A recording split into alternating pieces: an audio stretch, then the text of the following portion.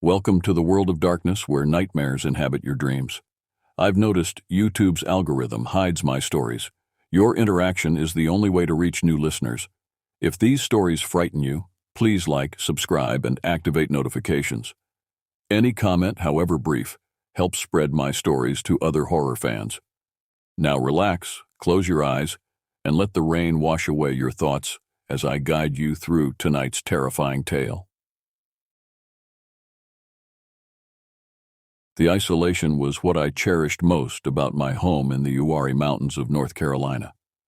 I purchased the 15-acre property in early 2019 after years of saving, seeking respite from city life and its constant demands.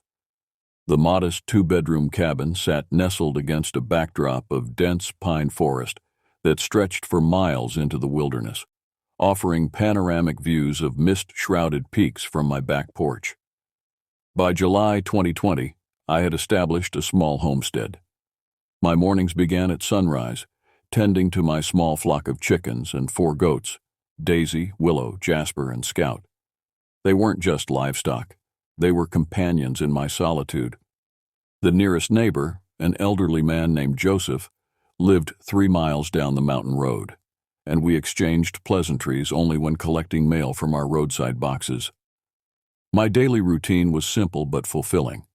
I'd rise with the sun, feed the animals, work remotely on my laptop until mid-afternoon, then spend evenings gardening or hiking nearby trails. Weekends were for maintenance, mending fences, chopping firewood, or preserving vegetables from my garden. The rhythmic predictability brought comfort after years of chaotic urban schedules. The property included a large clearing where my cabin stood, surrounded by the animal enclosures. Beyond that, the land sloped downward toward a ravine approximately 200 yards behind the house. The ravine cut through my property like a scar, dropping nearly 30 feet at its deepest point, with a small stream running through it during rainy seasons. I rarely ventured there after discovering the difficult terrain and dense undergrowth made passage challenging.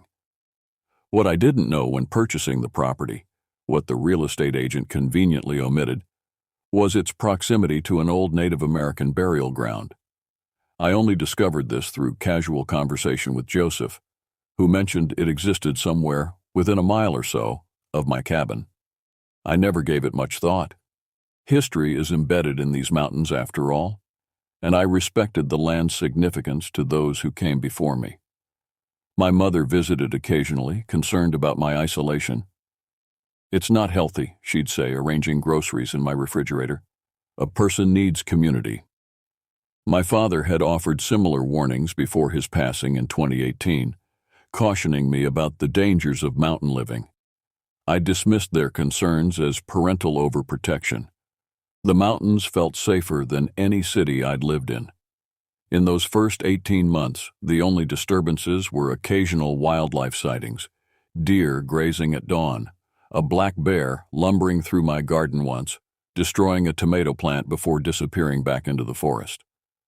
These encounters reminded me of my place in the natural order, a visitor in their domain, until that night in July when everything changed. The day began unremarkably. The weather forecast predicted thunderstorms, and dark clouds had been gathering since early afternoon. By evening, a steady drizzle tapped against my metal roof, creating a soothing backdrop as I finished dinner. The temperature had dropped unusually, prompting me to light the wood stove despite it being midsummer. I remember checking my phone. No service, as was common during storms. The isolation rarely bothered me, but that evening, a vague uneasiness settled over me as darkness fell. Perhaps it was the barometric pressure affecting my senses or some primitive instinct responding to the atmospheric change. At approximately 10:15 p.m., the rain intensified.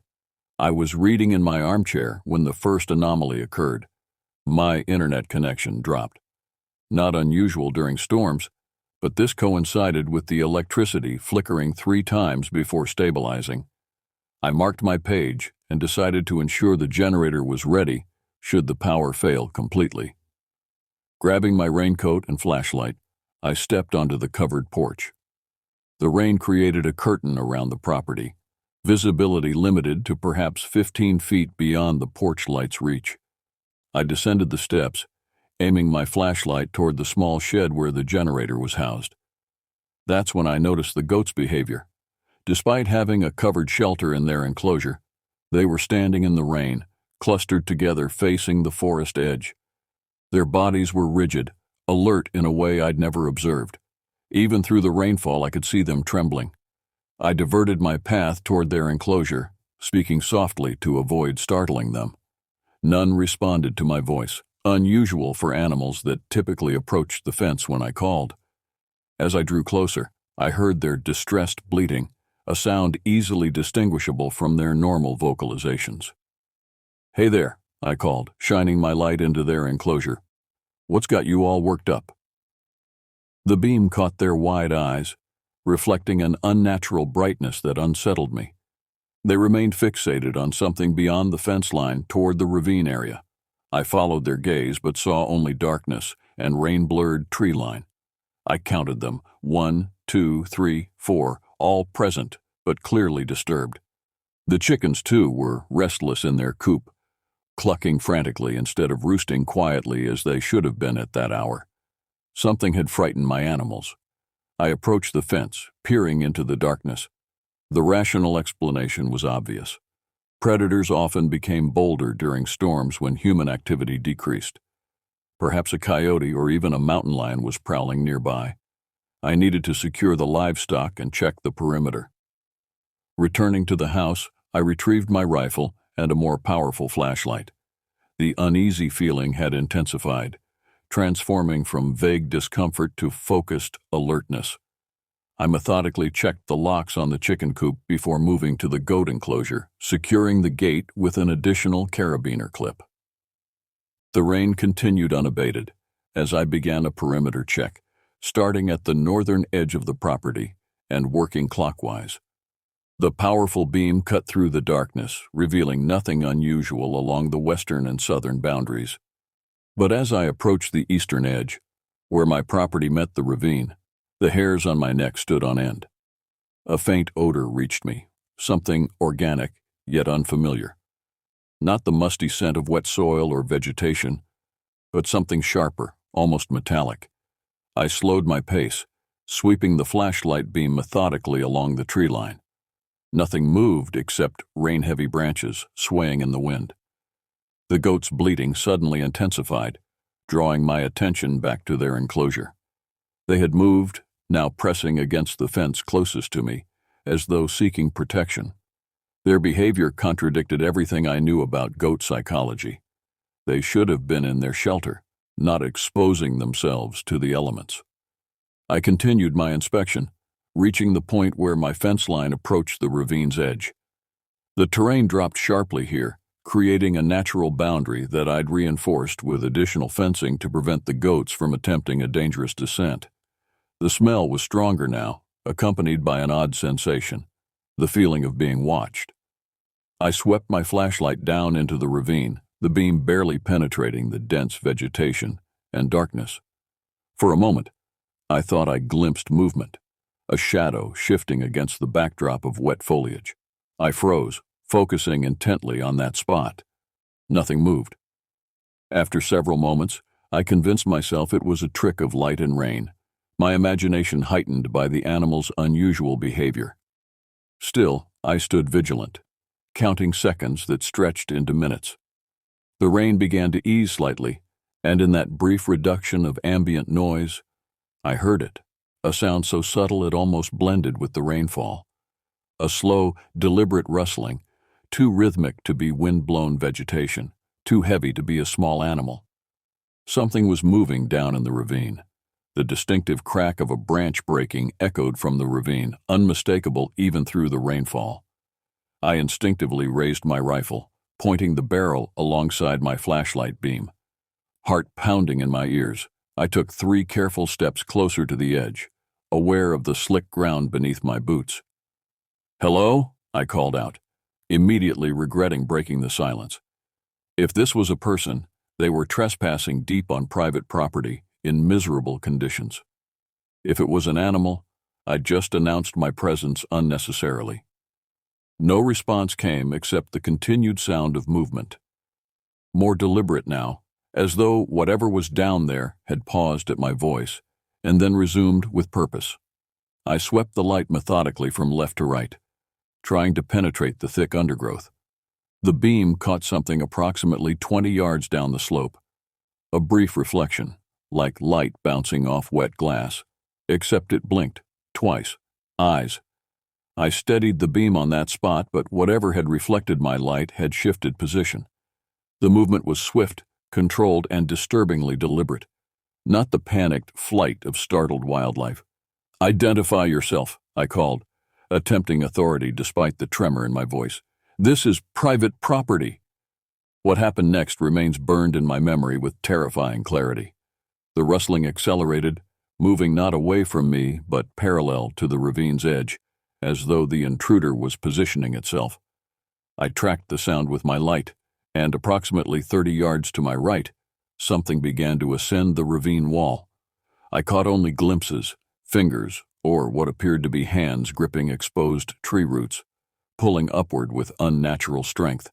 The movement was spider-like, using multiple points of contact to navigate the steep incline with disturbing efficiency.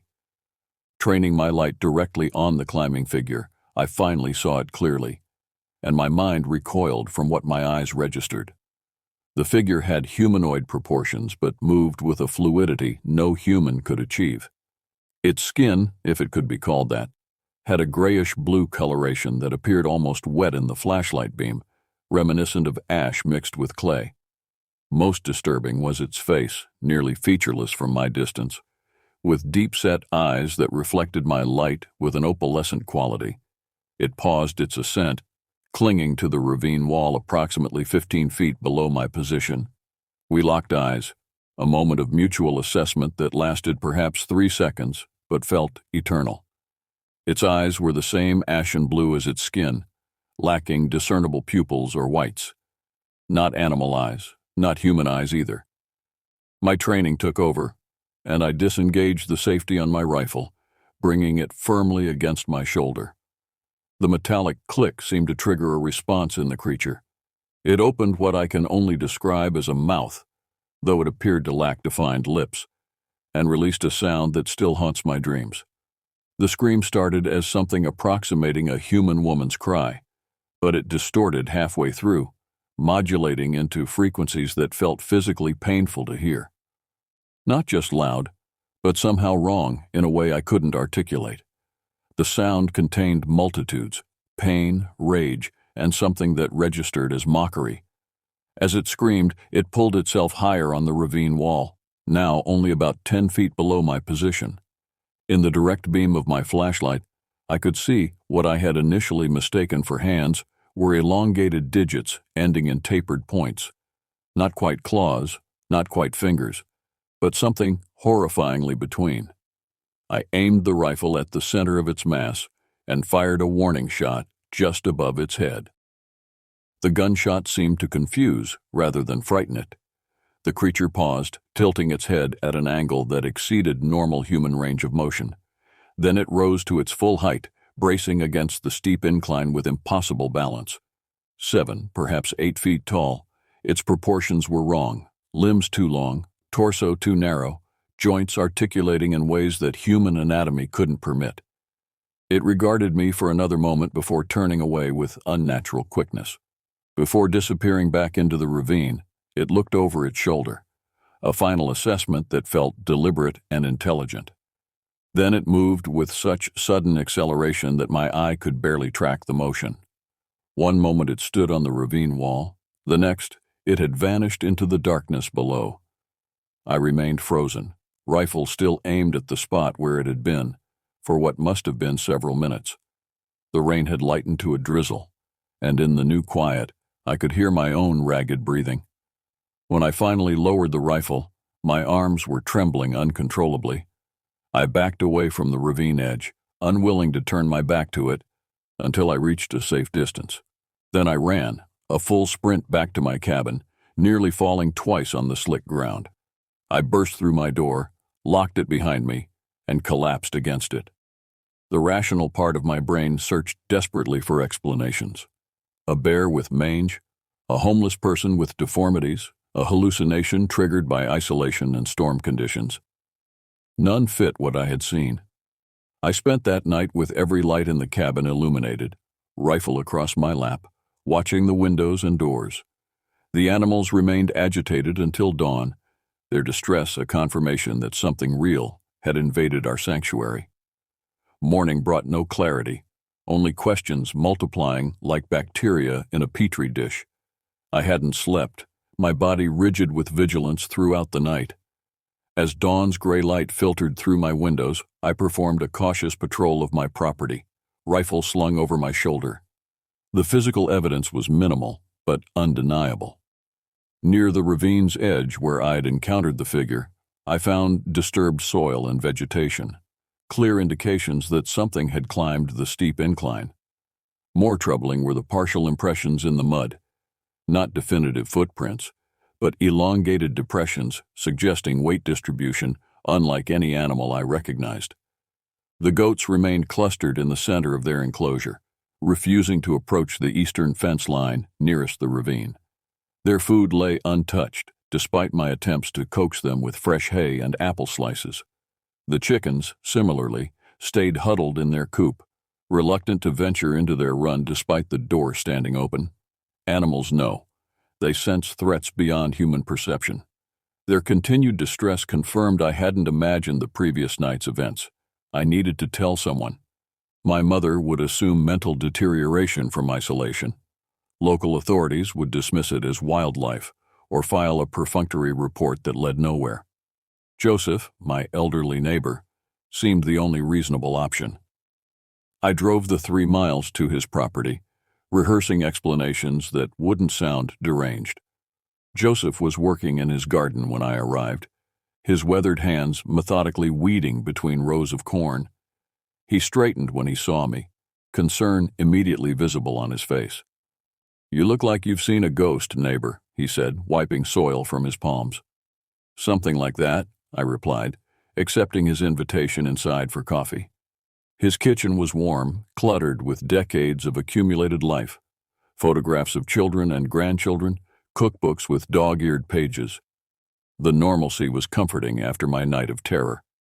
I explained what had happened, starting with the animal's behavior and ending with my encounter at the ravine. I omitted nothing, despite knowing how it must sound.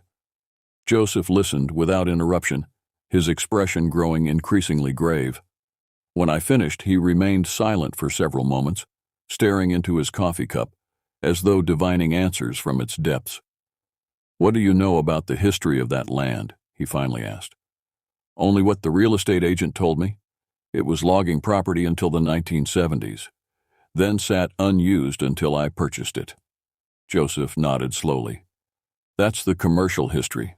There's older history." He rose from the table, disappearing into another room before returning with a leather-bound book.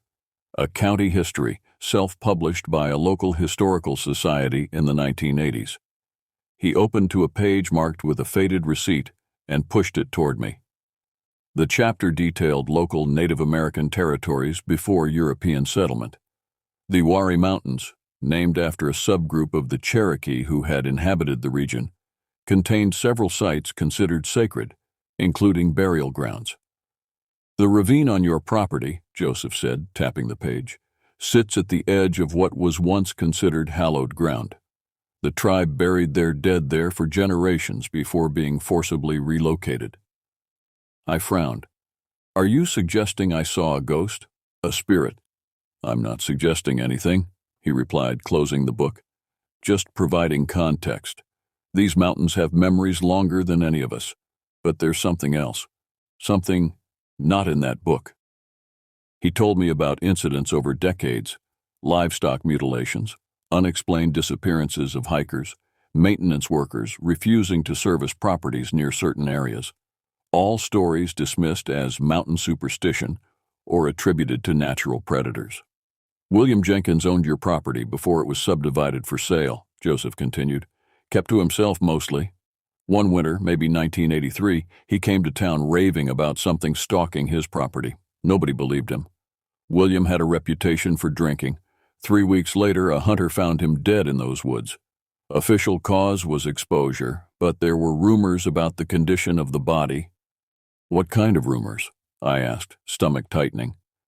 The kind people don't discuss openly, Joseph replied. Just that it wasn't exposure that killed him, and that whoever found him wouldn't talk about what they saw. I left Joseph's house with more questions than answers. He'd shared the information not to frighten me, but as a warning. These mountains contained secrets, and perhaps I had glimpsed one. On the drive home, I noticed dark clouds gathering again. Another storm approaching. The thought of spending another night alone with rain drumming on my roof, masking other sounds, was unbearable. I needed evidence, validation, something concrete to prove what I'd seen was real. Back at my property, I installed the trail cameras I'd purchased months earlier to track wildlife but never deployed. 4 cameras strategically positioned, one facing the goat enclosure, one covering the approach from the woods, and 2 aimed at different sections of the ravine edge. I reinforced doors and windows, moved my mattress to the living room away from ground-level windows, and prepared for nightfall. The storm arrived just before sunset, heavy clouds transforming dusk to darkness prematurely. As I checked the rifle for the dozenth time, a realization formed. Whatever I'd encountered wasn't leaving.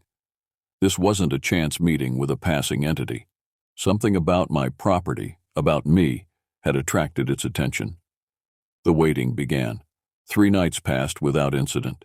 The animals gradually returned to normal behavior, though they still avoided the eastern fence line near the ravine. I checked the trail cameras daily, finding nothing beyond ordinary wildlife. Deer, raccoons, a fox slinking along the property edge. I began to question my experience. Perhaps stress and isolation had distorted my perception of a bear or other natural predator. Joseph's stories had merely fed into a temporary paranoia. The rational explanations I'd initially dismissed now seemed increasingly plausible. On the 4th night, I slept in my bedroom for the first time since the encounter. The restored normalcy felt like victory over irrational fear. Until 3:17 a.m., when I woke to the sound of scratching at my bedroom window. Not the random scratching of tree branches in wind. This was rhythmic, deliberate. 3 scratches, pause. 3 scratches, pause. My blood seemed to congeal in my veins as I lay motionless, eyes fixed on the window covered by blinds I'd thankfully closed before sleeping. The scratching continued for approximately 2 minutes, before stopping abruptly. I remained paralyzed, straining to hear any movement outside. Nothing. Eventually, I gathered enough courage to reach for the flashlight on my nightstand, but I couldn't bring myself to approach the window or open the blinds. I spent the remainder of the night in the hallway, away from any windows, rifle across my knees. Morning revealed 3 distinct parallel marks on my bedroom windowsill. Not deep gouges, but perfect vertical lines in the wood, spaced approximately 2 inches apart, as though drawn with precision tools, too perfect for animal claws, too deliberate for accidental damage. I photographed them with trembling hands, then checked the trail cameras with renewed urgency. The first 3 showed nothing unusual, but the 4th, positioned facing the ravine, had captured something at 3:09 a.m., minutes before the scratching began. The infrared image was grainy, the figure partially obscured by foliage, but undeniably present.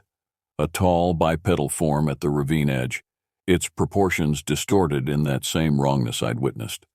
The camera had captured it looking directly at the lens, those reflective eyes creating 2 perfect orbs of light in the darkness. The timestamp on the next image read 3:10 a.m. The frame was empty. Whatever it was had moved faster than the camera's motion sensor could track. This was evidence, confirmation I wasn't losing my mind. Yet, having proof brought no comfort, only escalating fear. The creature had approached my house, had specifically targeted my bedroom window. The randomness of our first encounter was replaced by apparent intent. I drove to town immediately, checking into a small motel on the outskirts. I needed distance, perspective, and most importantly, witnesses, other humans whose presence might dilute whatever focused attention had settled on me. For 2 days I remained in town, researching obsessively on my laptop. I discovered others had reported similar encounters throughout the Appalachian region, descriptions that matched what I'd seen, though often dismissed as modern folklore or hoaxes. One account particularly resonated: a Forest Service worker in Tennessee who described an entity with skin like wet ash that moved with impossible speed through the trees. The worker had found similar scratches on his truck and cabin windows before relocating. His report included a detail that sent ice through my veins. The entity seemed most active during storms, using rainfall to mask its movements. The weather forecast showed thunderstorms approaching the mountains that night. I faced a decision: abandon my property or return and confront whatever was happening.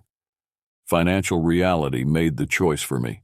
I couldn't afford to lose my investment or start over elsewhere.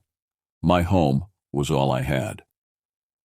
That evening I returned to my property with new supplies: additional motion-activated lights, a digital voice recorder, and a thermal imaging attachment for my phone. Expensive, but necessary if I wanted documented evidence. The goats' reaction to my return was troubling. Rather than their usual greeting, they backed away, watching me with the same wariness they'd shown toward the ravine. The chickens, too, scattered when I approached their coop. My animals no longer recognized me, or sensed something had changed about me. A scent, perhaps? Had proximity to the entity somehow marked me?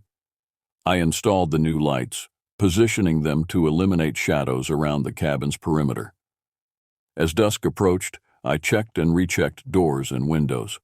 The storm arrived as predicted, wind driving rain against the cabin in sheets. At 11:42 p.m., all motion lights activated simultaneously. Power fluctuated, lights dimming before stabilizing. I positioned myself away from windows, monitoring the property through gaps in the blinds, thermal attachment ready. Movement registered at the property edge, heat signature indicating a large mass approaching from the ravine direction. The thermal image showed a bipedal form, but its heat pattern was wrong, cooler than the surrounding air rather than warmer, creating a negative impression against the rain-soaked landscape. It moved with that same unsettling fluidity toward the goat enclosure, pausing at the fence line. The animals pressed against the opposite side, as far from the figure as possible. For several minutes it simply stood there, as though studying their reactions. Then it turned toward my cabin. The direct intentionality of its movement eliminated any doubt about random animal behavior. This was purposeful. It approached the eastern wall of my cabin, moving between motion lights with precision that suggested awareness of their coverage areas. I activated the voice recorder as it reached the exterior wall adjacent to my living room. For several moments, silence except for rainfall and my controlled breathing. Then it began, a soft, rhythmic tapping on the wall. Not random or accidental. The pattern repeated exactly: 3 taps, pause, 2 taps, pause, 3 taps. A communication attempt? A form of psychological torment? I couldn't determine the intent, but the deliberate patterning indicated intelligence. The tapping continued for approximately 4 minutes before stopping. Through the thermal attachment, I watched the figure retreat to the property edge, then stand motionless, facing my cabin, watching, waiting, for what I couldn't fathom. But the scratching, the tapping, these were escalations from observation to interaction. And the pattern was clear. Each encounter brought it closer, each action more direct. It was testing boundaries, learning my responses, adapting, and I was running out of options. The following morning, I drove to Joseph's house with my evidence: the photographs, thermal images, and audio recording. He examined everything silently, his expression growing increasingly troubled. "You should leave," he said finally, returning my phone, "at least temporarily." "And go where? This is everything I have." Joseph sighed, rubbing his weathered face. "There's someone you should talk to. Retired professor who studied local folklore. Name's Robert Wilson. Lives about 40 minutes north in Beechwood." He wrote down an address and phone number. "Call first. Tell him I sent you, and tell him exactly what you've experienced. Don't minimize anything." Professor Wilson agreed to meet that afternoon. His home was modest, but surrounded by an impressive library that had clearly outgrown its designated space. Books stacked on every surface, filing cabinets lining hallways. Wilson was in his 70s, thin and stooped with age, but his eyes remained sharp behind wire-rimmed glasses. He examined my evidence with methodical thoroughness, occasionally making notes in a leather-bound journal. "What you're describing," he said finally, "aligns with regional accounts dating back to early settlement. The Cherokee had specific prohibitions against entering certain forest areas, particularly ravines and caves. They described entities they called the Hollow Ones, beings that existed between worlds, capable of mimicking human form, but fundamentally empty inside." He selected a book from a nearby shelf, opening to a page containing primitive artwork, a tall, elongated figure with featureless face and extended limbs. This image was documented in 1838 by a missionary working with the Cherokee before the forced relocation. The tribe attributed disappearances and livestock deaths to these entities. The missionary dismissed it as superstition until experiencing something himself, an encounter he described as a figure of ash and mist that approached his cabin during rainfall. Wilson closed the book carefully. Contemporary accounts share consistent elements. The entities appear most active during storms, demonstrate interest in human habitation, and show signs of intelligence, including mimicry and pattern recognition. "What do they want?" I asked. The question that had haunted me since the first encounter. Wilson's expression darkened. "According to traditional beliefs, they seek to understand humans through observation and eventual occupation." Occupation? The Cherokee believed these entities lacked something essential, a soul, spirit, whatever terminology you prefer. They observe humans to learn imitation, but ultimately seek to inhabit human spaces, human communities, potentially human bodies. Hence the name Hollow Ones, empty vessels seeking to be filled with borrowed humanity. The implication sent cold waves through my body. "Are you suggesting this thing wants to replace me?" "I'm sharing documented folklore," Wilson cautioned. "I make no claims about reality versus mythology, but the consistency of accounts across centuries suggests something tangible underlies these stories." He continued, explaining that reported encounters typically progressed through stages: observation from distance, approach during vulnerable periods, attempted communication through mimicry, and finally, direct interaction. "The final stage," Wilson said carefully, "involves invitation. According to the Cherokee, these entities cannot cross thresholds or fully interact with humans without some form of consent or invitation." "I've never invited it," I insisted. "Invitation can be subtle, responding to mimicry, acknowledging its presence, even speaking its name if you knew it." Wilson leaned forward. "What's critical is understanding you're already in the later stages of this progression. If the folklore holds any truth, your situation is precarious." He recommended protective measures, traditional methods including salt barriers at thresholds, maintaining constant light, and specific verbal rejections if direct contact occurred. More practical advice included installing security cameras with continuous recording and never remaining alone on the property. As I prepared to leave, Wilson placed a hand on my arm. "There's something else you should know. The burial ground near your property. Do you know its significance?" I shook my head. According to records, it wasn't just any burial ground. It contained specialized interments, individuals the tribe considered touched by outside forces, shamans who'd communed too deeply with other realms, individuals who'd exhibited unusual behaviors after certain forest encounters. The implication hung between us, unspoken but clear. My property bordered a containment site for those who'd experienced exactly what was happening to me. As I drove home through gathering darkness, Wilson's parting words echoed, "Whatever you do, don't engage it in conversation. Don't respond to mimicry. And most importantly, don't invite it inside, no matter what form the invitation might take." I returned to my property at dusk, the horizon bruised with another approaching storm. Following Wilson's advice, I lined doorways and windowsills with salt, feeling simultaneously foolish and desperate. I positioned new security cameras, continuous feed rather than motion-activated, and prepared for another night of vigilance. The storm arrived with unusual ferocity around 9 p.m., wind howling through the surrounding forest and driving rain horizontally against the cabin. Twice the power flickered but held. The animals remained unusually quiet despite the weather, their silence more unsettling than distress would have been. At 11:17 p.m., the security camera covering the ravine edge registered movement. The figure emerged from below, its form more visible than previous encounters, perhaps due to the continuous recording capturing its fluid movement in full. It ascended the ravine wall with that same unsettling efficiency, reaching the property edge within seconds. This time, it didn't approach the animal enclosures or circle the property. It moved directly toward the cabin with purposeful strides, its gait unnaturally smooth despite the rain-slicked terrain. The exterior lights illuminated it clearly for the first time. That ashen blue-gray skin, the elongated proportions, the face with features that seemed unfinished rather than absent. It stopped approximately 20 feet from my front porch, standing motionless in the downpour, not hiding, not attempting stealth. Deliberately visible, deliberately present. For 43 minutes, I checked the timestamp on the security feed.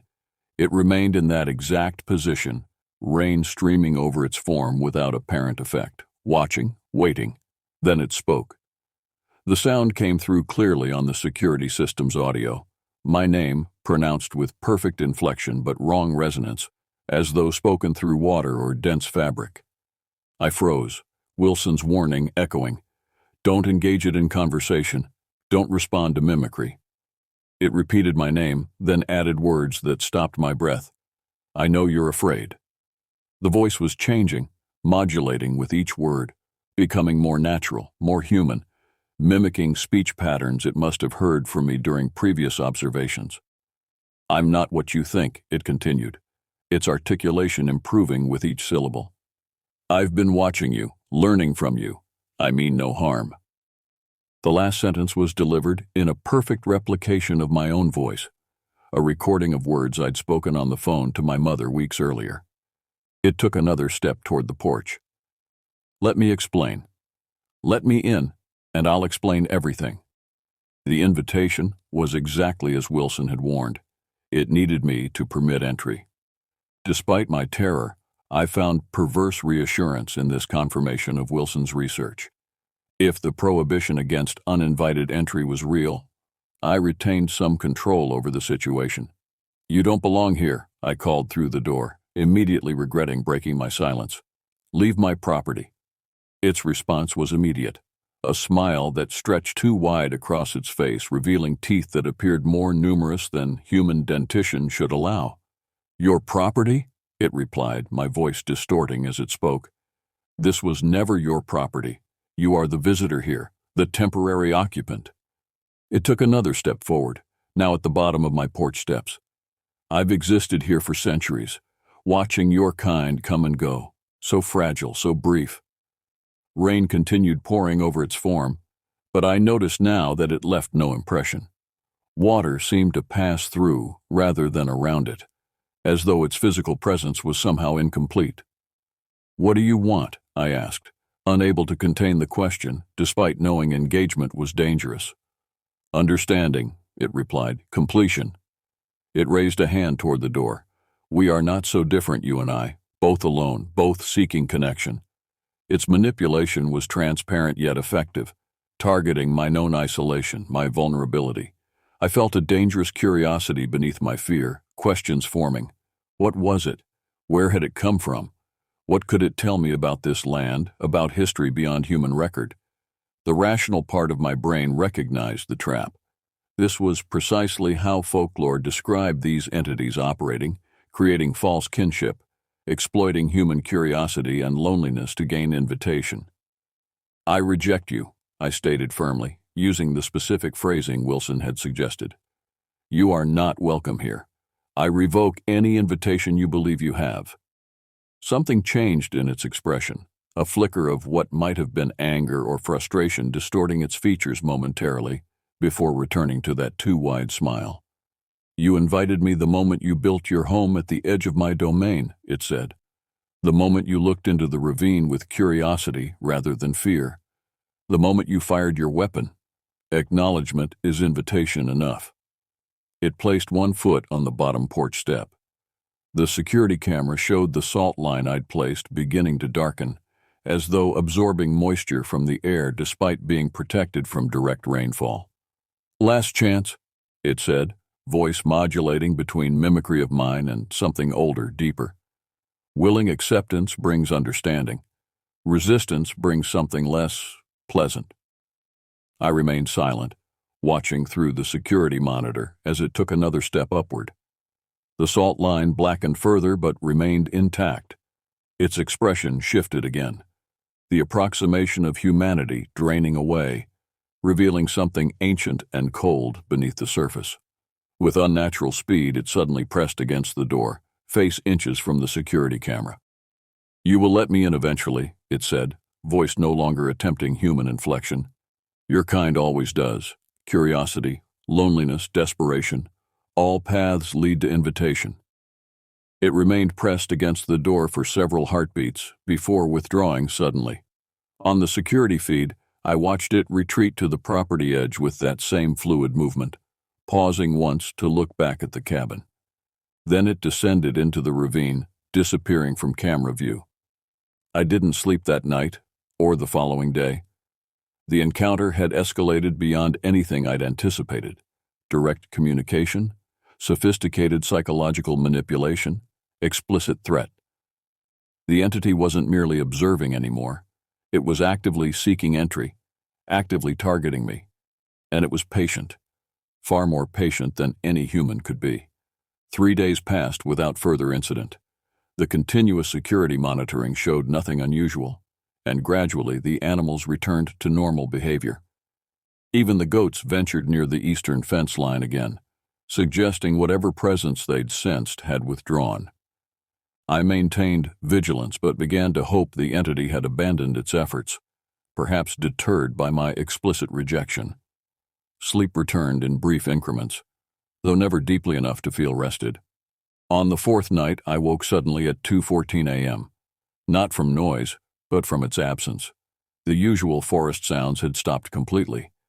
The silence was absolute, creating pressure against my eardrums like high altitude. Checking the security feed showed nothing unusual outside. The property remained empty, the ravine edge undisturbed. Yet the unnatural silence persisted as though the forest itself was holding its breath. Then I noticed something on the interior camera feed. A shadow where no shadow should be, moving across my kitchen wall. Not cast from outside, but manifesting within the house itself. Ice formed in my chest as I realized the implications. The entity hadn't withdrawn. It had changed tactics. I reached for my rifle, only to find it missing from its position beside my bed. Heart hammering, I moved silently to my bedroom door, peering through the crack into the hallway. The security feed on my phone showed nothing in the corridor, yet the house felt occupied in a way that transcended physical presence. A soft, rustling sound came from the kitchen, not footsteps, but something dragging across countertops. I had 2 options: remain hidden or confront whatever had breached my sanctuary. Survival instinct suggested the former, but deeper understanding prevailed. Hiding would only prolong inevitability. If the entity had found a way inside, retreat offered no real safety. I moved silently down the hallway, phone clutched in trembling fingers, recording everything. The kitchen doorway gaped ahead, darkness beyond broken only by the dim light of appliance displays. As I approached, a shape resolved within the darkness, not fully corporeal but denser than shadow. It moved with familiar fluidity, examining my living space with methodical curiosity. "How did you get in?" I asked, voice barely above whisper. It turned toward me, form solidifying as it moved into the dim light. More defined than before, yet still wrong. proportions exaggerated, features approximated rather than authentic. "You invited me," it replied, voice hollow yet precise, not with words, with thought, with curiosity, with attention. It gestured toward my research notes spread across the dining table. Wilson's information, my own observations, printouts of similar encounters from online sources. "To name something is to summon it," it continued. "To study something is to welcome it. Your mind opened the door, your body kept closed." Understanding dawned with horrifying clarity. My obsessive research, my constant thoughts about the entity, Wilson had warned that invitation could take subtle forms. My focused attention had created a connection that transcended physical barriers. "Then I withdraw that invitation," I stated firmly. "I reject your presence in my home, in my thoughts." It made a sound, not quite laughter, not quite sigh. Too late for that. Once granted, access cannot be revoked so easily. It moved closer, its form becoming more substantial with proximity. "But I haven't come to harm. I've come to offer exchange. Knowledge for knowledge, experience for experience." "What knowledge could you possibly want from me?" I asked, buying time as I edged toward the kitchen drawer containing a backup weapon. "How it feels," it replied simply. "Embodiment, limitation, mortality, the intensity that comes with brevity." It tilted its head, studying me.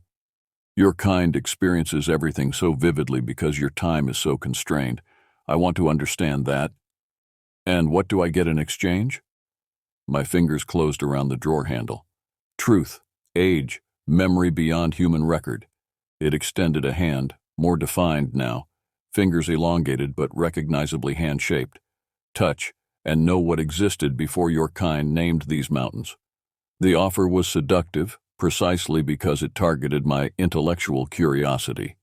The same trait that had brought me to this isolated property seeking understanding of a simpler life. The same trait that had compelled me to investigate rather than flee after our first encounter. My fingers tightened on the drawer handle, but I didn't pull it open. Something fundamental had shifted in my understanding. This confrontation couldn't be resolved with weapons or physical resistance. The entity had breached thresholds more significant than doors or windows. It had entered the realm of thought, of attention. "No," I said finally, straightening my posture. "I reject your offer. I withdraw my attention. I revoke the invitation of my curiosity." For the first time, uncertainty crossed its features, a ripple of something like confusion or concern. "You cannot simply—" "I can," I interrupted. "My attention is mine to give or withhold. My thoughts are under my control." With each statement, I focused on emptying my mind of curiosity about the entity, replacing fascination with deliberate disinterest. It moved closer, form fluctuating between solidity and shadow. "You've seen me. You cannot unsee." "I can choose what holds significance in my perception," I countered. "And I choose to find you insignificant." The effect was immediate and startling. Its form wavered, edges becoming less defined. The more I focused on genuine disinterest rather than fear or curiosity, the less substantial it appeared. Understanding bloomed, attention was its sustenance, curiosity its invitation, fear its foothold. By withdrawing these, I was effectively closing the door I had unknowingly opened. "This changes nothing," it said, voice less resonant now. "I remain, I wait. Curiosity always returns." "Perhaps," I acknowledged, "but not tonight, and not here." I turned my back on it, the most profound rejection possible, and walked deliberately from the kitchen. Behind me, I heard a sound like wind through dry leaves, then silence returned. The security feed showed nothing in the kitchen, nothing on the property. The forest sounds gradually resumed outside. Crickets first, then the distant call of a night bird. By morning, I had made my decision. The property would be sold, not out of fear, but out of respect for boundaries older than human settlement. Some places exist at intersections between worlds, and this land clearly marked such a threshold. I didn't belong there.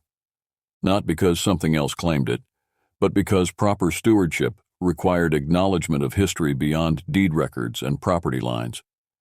Joseph helped me find a buyer, a developer planning to build vacation homes. I didn't warn them about what existed in the ravine. Perhaps I should have, but some knowledge must be earned through experience rather than transmitted through words. I relocated to coastal North Carolina, far from mountains and ravines.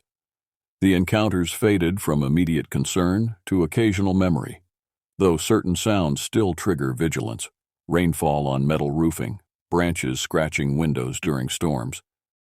Sometimes in dreams, I hear my name spoken in that hollow voice, feel attention focused on me from somewhere distant, yet connected.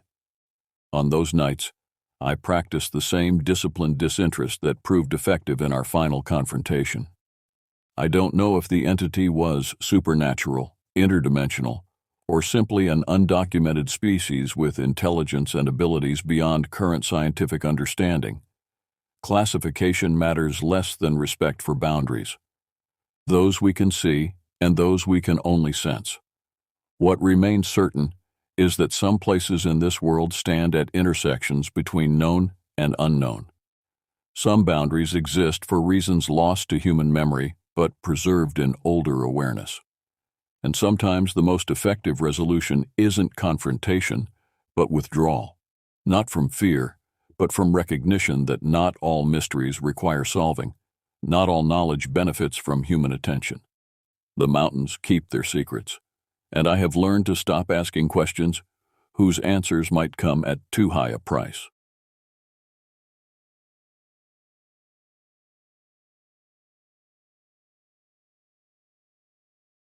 It was late May of 2021 when my husband Michael, our friend Bella, and I decided to embark on what we thought would be a refreshing wilderness adventure. After 18 months of pandemic restrictions, the wide-open spaces of Big Bend National Park in Texas seemed like the perfect escape from our claustrophobic urban existence in Austin. We weren't exactly seasoned outdoors people, but we weren't novices either. I had grown up on 8 acres of forested land in East Texas, where coyotes were frequent visitors. Michael had been a Boy Scout and had maintained his love for hiking well into adulthood. Bella was the most experienced among us, having spent several summers as a camp counselor and guide in the Appalachians. "I think we should really push ourselves this time," Bella suggested during our planning session at our kitchen table. "Big Bend offers primitive camping areas where we can truly disconnect." Michael nodded enthusiastically, while scrolling through pictures of the park's vast desert expanses and dramatic canyons. "Some of these remote sites look incredible. We could have the stars all to ourselves." I felt a slight hesitation. While I appreciated nature, I also respected its dangers. "Are we sure we're ready for primitive camping? That's pretty isolated if something goes wrong." "That's part of the appeal," Bella countered, her eyes bright with excitement. "When was the last time we did something that pushed us out of our comfort zones?" I couldn't argue with that logic. The pandemic had shrunk our worlds considerably, and the prospect of wide open spaces held tremendous appeal. Besides, we would be prepared. We had decent gear, would bring ample supplies, and between the three of us, possessed a reasonable amount of outdoor knowledge. "You're right," I conceded, warming to the idea. "Let's do it." We spent the next 3 weeks researching, purchasing additional equipment, and plotting our route. We settled on a primitive camping area called 9 Points Raw, a desolate location near the park entrance, approximately 25 miles from the visitor center and lodge, and about 40 miles from the Rio Grande village. In other words, we would be nowhere near civilization. As our departure date approached, I experienced occasional flashes of anxiety about the trip. Twice I dreamed of being lost in endless desert, searching for a campsite that kept moving just beyond the horizon. I dismissed these as pre-trip jitters and focused instead on the packing list I'd meticulously created. The night before our departure, as Michael slept soundly beside me, I found myself wide awake at 3 a.m. staring at the ceiling. A thought surfaced from some primal part of my brain. Asterisk. There are things in the wilderness that we don't understand. I pushed the thought away and eventually drifted into an uneasy slumber. We left Austin early on a Friday morning, the SUV packed tightly with our gear. The drive to Big Bend takes about 7 hours from Austin, not counting stops. As we moved southwest, the landscape gradually transformed from the hill country's gentle slopes to increasingly arid terrain. By the time we passed through Marathon, the last town before the park, the scenery had become decidedly desert-like. Sparse vegetation, exposed rock formations, and vast stretches of apparent nothingness. "It's so empty out here," Michael commented, voicing what we were all thinking. "Makes you feel small." Bella, who was driving at this point, nodded. "That's the beauty of it. We forget how much space there actually is in the world when we're cramped in cities." "Or how insignificant we are," I added, feeling a strange mixture of awe and unease as I gazed at the harsh landscape. The desert didn't care if we existed. It would remain long after we were gone. We reached the park entrance around 3:30 p.m. After checking in at the ranger station and obtaining our permits, we received a brief orientation about park rules, wildlife awareness, and emergency protocols. The ranger, a weathered woman in her 50s named Ranger Martinez, studied our permit with a slight frown. "9 points raw? That's quite isolated," she remarked. "You folks have primitive camping experience?" "We do," Bella assured her confidently. "Good. Just remember, cell service is non-existent out there, and the nearest help is a good hour away by vehicle." She handed us a map with our camping area circled. "Stay aware of your surroundings, especially at night. We've had more wildlife activity than usual this season." "What kind of wildlife?" I asked. "The usual desert creatures, coyotes, javelinas, the occasional mountain lion. Nothing to worry about if you take proper precautions." She paused. "Also, temperatures drop significantly at night this time of year. Be prepared for that." We thanked her for the information and headed back to our vehicle. As we drove deeper into the park, the landscape became increasingly dramatic. Towering mesas, undulating hills streaked with layers of mineral deposits, and the occasional burst of desert flora, adding splashes of muted color to the predominantly tan and rust-colored panorama. "It's beautiful," I said, "but somehow forbidding." "That's what makes it exciting," Michael replied, eyes scanning the horizon. "It's one of the few places left that hasn't been tamed." We reached the turnoff for 9 points raw just after 4 p.m.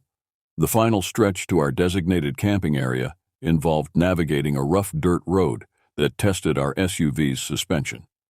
When we finally arrived, the isolation was immediately apparent. The nearest other campsite must have been miles away. We were truly alone. Our camping spot was situated on a flat expanse of desert, with scattered creosote bushes and ocotillo plants providing minimal texture to the otherwise barren surroundings. In the distance, rugged hills rose dramatically against the intensely blue sky. The silence was profound, an absence of sound so complete it seemed to press against my eardrums. "Well," Bella said, breaking the silence, "this is exactly what we wanted." We set to work immediately, knowing we had limited daylight remaining. Michael and I assembled our tent while Bella organized our cooking gear. By 5:30 p.m., our camp was established, tent secured, supplies organized, and a small designated cooking area prepared. As the sun began its descent, the temperature started to drop, and the quality of light transformed. The desert took on golden hues, with long shadows stretching across the ground. It was breathtakingly beautiful, yet as darkness approached, I couldn't shake a growing sense of vulnerability. Out here, we were exposed in a way that felt both liberating and deeply unsettling. After setting up camp, we sat in our folding chairs, eating the sandwiches we'd prepared before leaving Austin. The approaching sunset painted the landscape in dramatic oranges and purples, creating an almost otherworldly atmosphere. "What's the plan for tomorrow?" Michael asked, opening a can of beer. Bella pulled out her map. "I was thinking we could hike toward Grapevine Hills in the morning while it's still cool. It's about a 6-mile round trip from here." As they discussed potential routes, my attention drifted to the darkening horizon. The vastness of the park was beginning to register in a visceral way. hundreds of thousands of acres of wilderness surrounding us, most of it rarely touched by human feet. "What about tonight?" I asked, turning back to the conversation.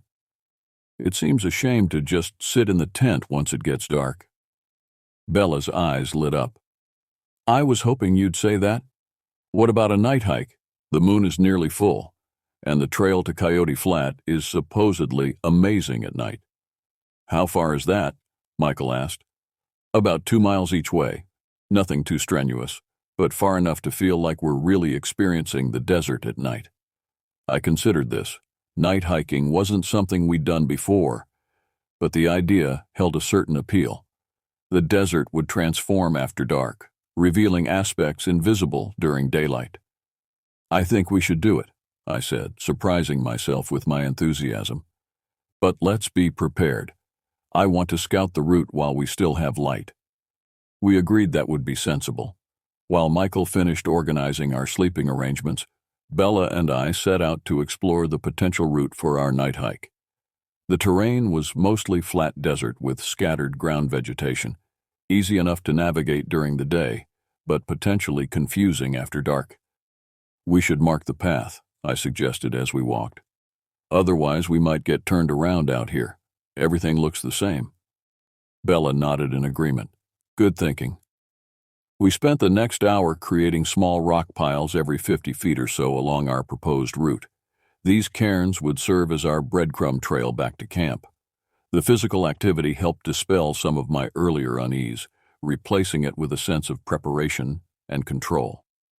"This should work well," Bella said, as we placed the final marker about a mile from camp.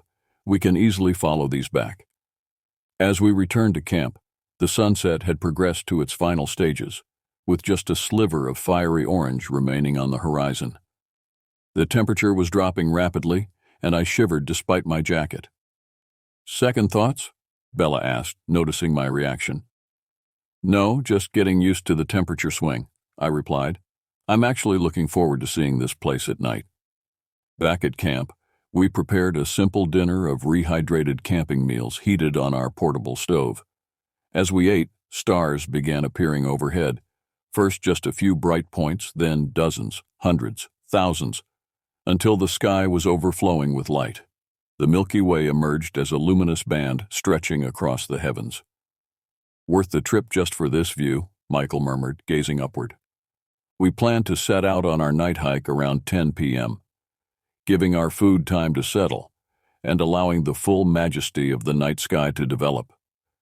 As we waited, we sipped hot chocolate and shared stories of previous outdoor adventures, though none compared to the isolation we were currently experiencing. At 9:45 p.m., we gathered our equipment for the hike: headlamps, water bottles, a small first aid kit, and walking sticks. Despite the bright moonlight, I insisted we each carry backup flashlights and extra batteries. "Ready for an adventure?" Bella asked, securing her headlamp. I nodded, feeling a mixture of excitement and apprehension. Ready as I'll ever be. We set out from our campsite at precisely 10 p.m., our headlamps cutting bright swaths through the darkness. Despite the moonlight, which bathed the landscape in silver, the desert at night felt fundamentally different from its daytime incarnation. Shadows pooled in unexpected places, and familiar objects took on strange, almost threatening forms. The first 10 minutes of our hike proceeded uneventfully. Our spirits were high as we followed the trail of rock cairns I had placed earlier. The desert air was crisp and clean, carrying the subtle scent of creosote and dust. Above us, the night sky displayed its full glory, stars so numerous and bright that they seemed almost within reaching distance. "This is incredible," Michael whispered, his voice unconsciously hushed by the vastness surrounding us. "I've never seen the stars so clearly." "It's because we're so far from light pollution," Bella explained. "Plus, the desert air has less moisture to distort the light."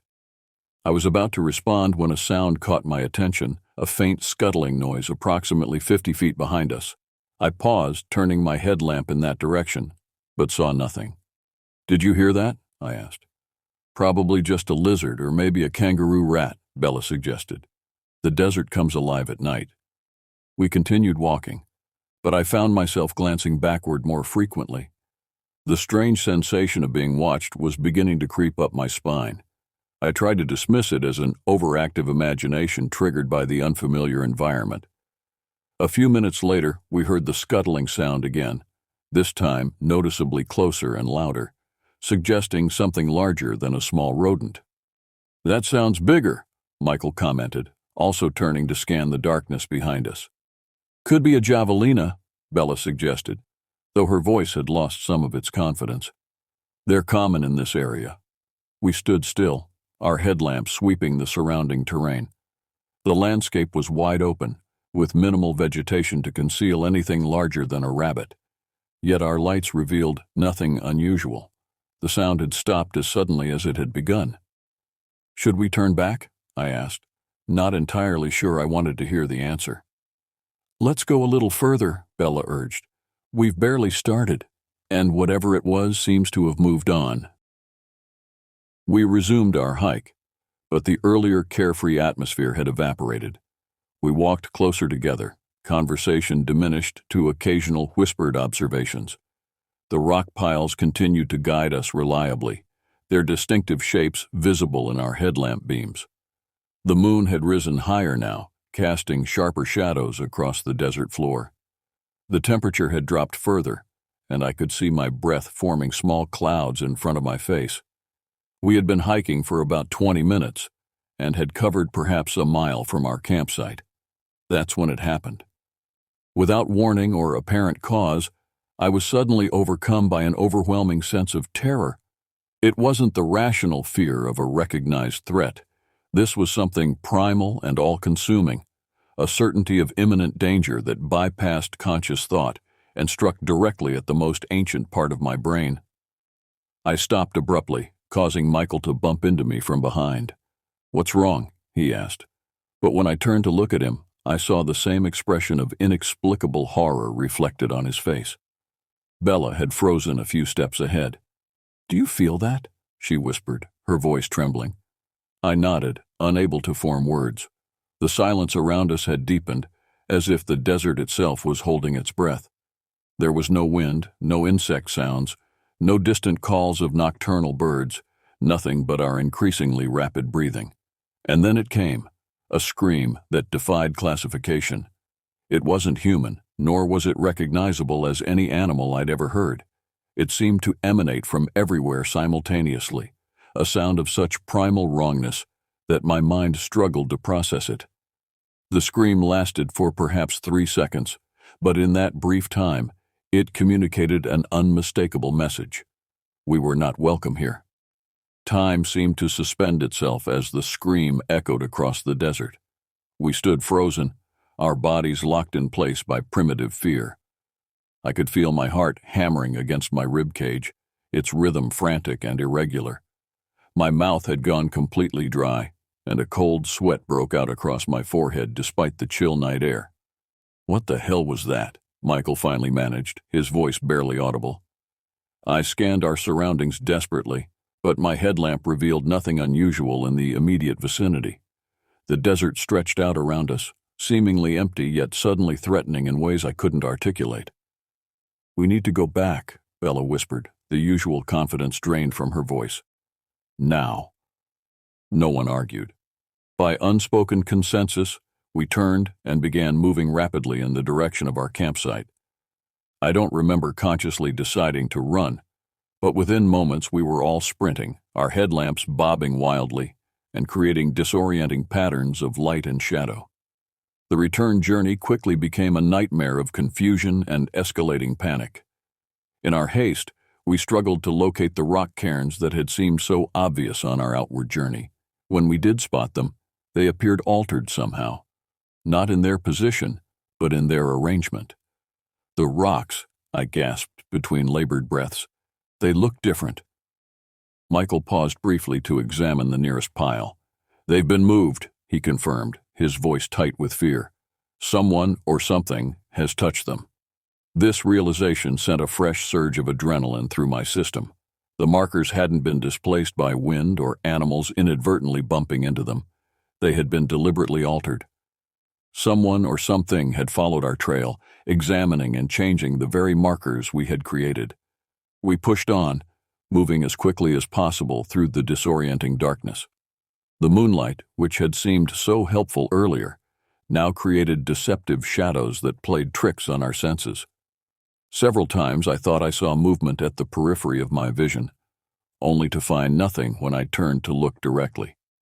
After what felt like an eternity, but was probably only 10 or 15 minutes, we reached a distinctive large boulder that I recognized from our outward journey.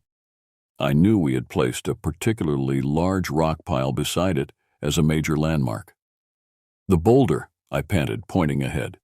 "That means we're on the right track. The camp should be about half a mile beyond it."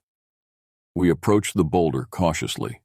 The rock pile was still there, but it had been completely dismantled and reassembled in a different configuration, the stones arranged in a pattern that seemed almost deliberate but indecipherable. "Who could have done this?" Bella whispered, staring at the altered cairn. "Not who," Michael corrected, his voice strained. "What?" A new sound reached us then, a soft, rhythmic scraping that seemed to come from multiple directions simultaneously. It reminded me of footsteps, but not quite human, lighter, more numerous, yet purposeful in their cadence. "Run," I urged, no longer caring about maintaining my composure. "Just run." We abandoned any pretense of careful navigation and simply fled, propelled by pure animal instinct. Somehow, whether by luck or some subconscious recognition of the terrain, we managed to stay on roughly the correct course. After a desperate sprint that left my lungs burning and legs trembling, the outline of our tent emerged from the darkness ahead. We reached our campsite and collapsed beside the tent, gasping for breath. The scraping sounds had ceased, or perhaps we had simply outrun them. For several minutes, none of us spoke, focusing instead on recovering from our flight and listening intently for any indication that we had been followed. "What do we do now?" Bella finally asked, her voice barely above a whisper. It was a good question. Despite our terror, we were still miles from any help, with no cell service and no vehicle access to our remote campsite until morning. "We should leave," I said firmly. "Pack up and hike to the road if necessary." Michael glanced at his watch. "It's nearly midnight. Hiking out now, in the dark, after what just happened." He didn't need to finish the thought. Whatever had been out there could still be between us and safety. "Then we fortify the camp and wait until dawn," Bella suggested, visibly trying to regain her composure.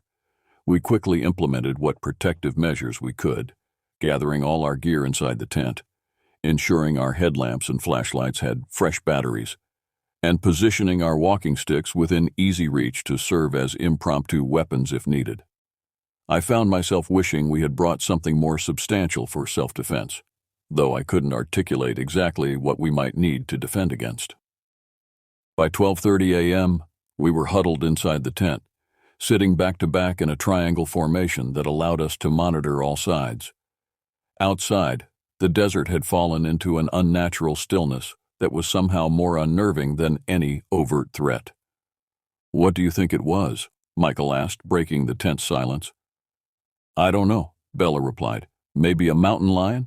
They can make some pretty disturbing sounds." But we all knew this explanation was inadequate. Mountain lions don't rearrange rock piles or produce sounds that defy natural classification. "Whatever it was," I said, "it seemed intelligent the way it followed us, altered our markers." I couldn't bring myself to complete the thought. At approximately 1:15 a.m., the sounds began again, subtle at first, just a faint scraping at the perimeter of our campsite.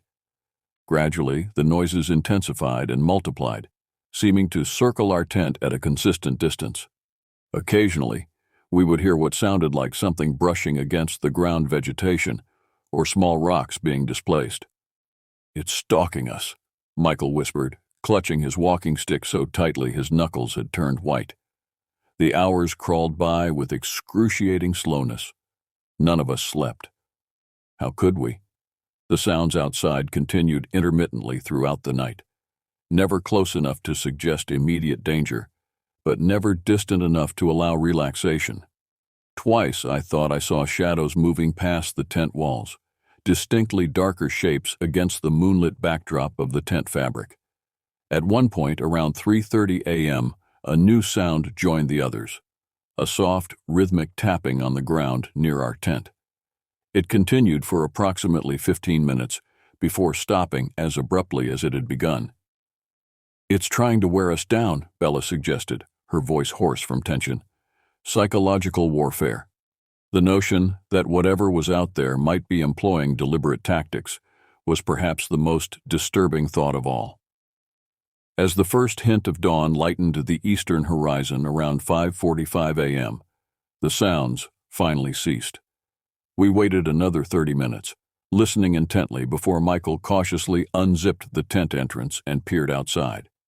"It's clear," he reported, though none of us felt particularly relieved.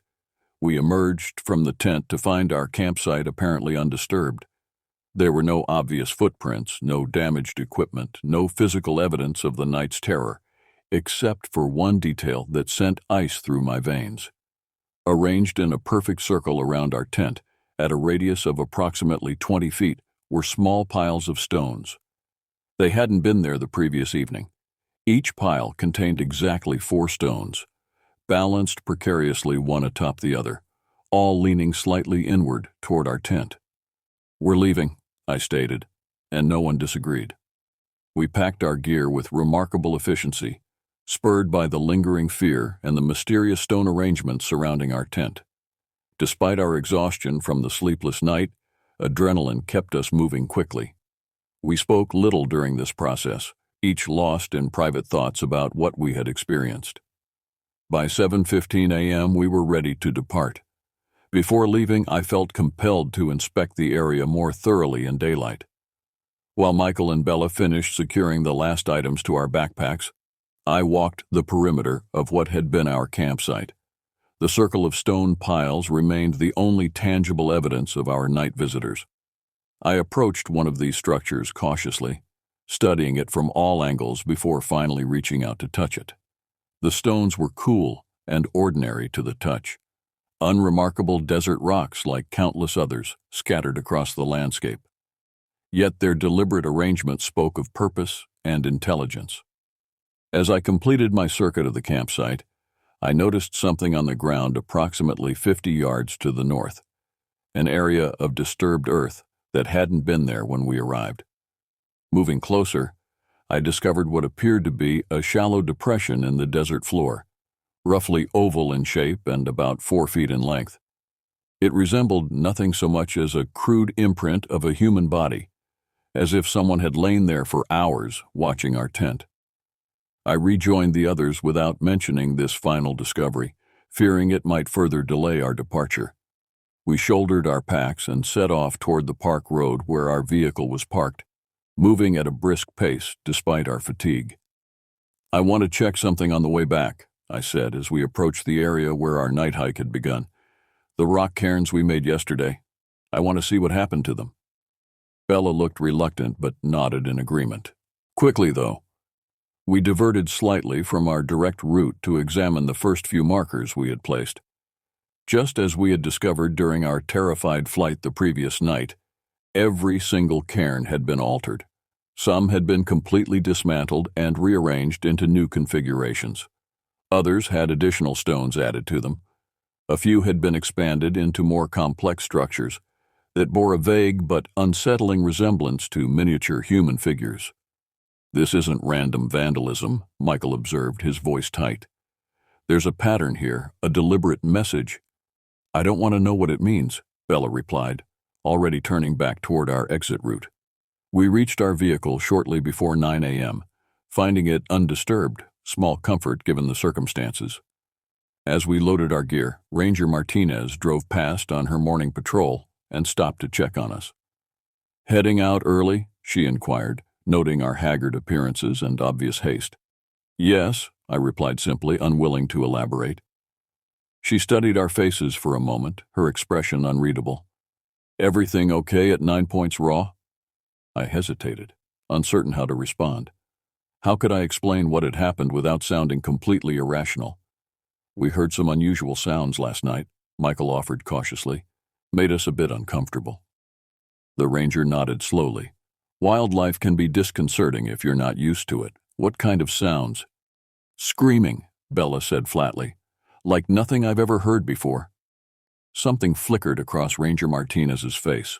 Recognition, concern, or perhaps resignation. 9 Points Raw has a reputation for being acoustically unusual. Sound carries strangely out there, bounces off the rock formations in unexpected ways. Her explanation was reasonable, scientific even, yet it failed to account for the rearranged markers, the stone circle around our tent, or the overwhelming sense of malevolent presence we had experienced. "We're going to try one of the developed campgrounds for the rest of our stay," I said, changing the subject. "Good idea for first-timers," she agreed, seemingly relieved by the shift in conversation. "Rio Grande Village has some nice spots available. Stop by the visitor center on your way. They'll get you sorted." As she drove away, I couldn't shake the feeling that her explanation had been too ready, too practiced, as if she had offered similar rationalizations to other shaken campers before us. We spent the remaining 2 days of our trip at Rio Grande Village, a developed campground with amenities, park staff, and, most importantly, other people. The contrast with 9 Points Raw couldn't have been more stark. Here, the desert seemed benign, even welcoming, its beauty unmarred by the inexplicable dread we had experienced. None of us spoke much about what had happened. During daylight hours, surrounded by the mundane activities of ordinary camping, cooking meals, reading books, taking guided hikes with rangers, it was almost possible to convince ourselves that we had overreacted to normal wilderness sounds and shadows. Almost. But each night, as darkness fell, the memories returned with surprising intensity. We stayed close to our campsite after sunset, declining invitations from neighboring campers to join their stargazing expeditions. When the wind rustled the tent fabric or distant coyotes called to one another, I found myself tensing instinctively, straining to distinguish natural sounds from whatever we had heard at 9 Points Raw. On our final morning in Big Bend, as we prepared for the drive back to Austin, Michael finally broached the subject we had been avoiding. "We should talk about what happened," he said quietly, as Bella went to return our campsite permit to the ranger station. I nodded, having reached the same conclusion. "What do you think it was?" Michael considered the question carefully before responding. "I don't know. Nothing natural. I'm pretty certain of that." "But not supernatural either," I insisted, needing to establish some boundaries around the experience. "Whatever it was exists in this world, follows physical laws." "Agreed. But that doesn't mean it's something science has cataloged or explained yet." He paused, choosing his next words with care. "The desert is ancient. Humans are relatively new here. Maybe there are residents that prefer to remain undisturbed."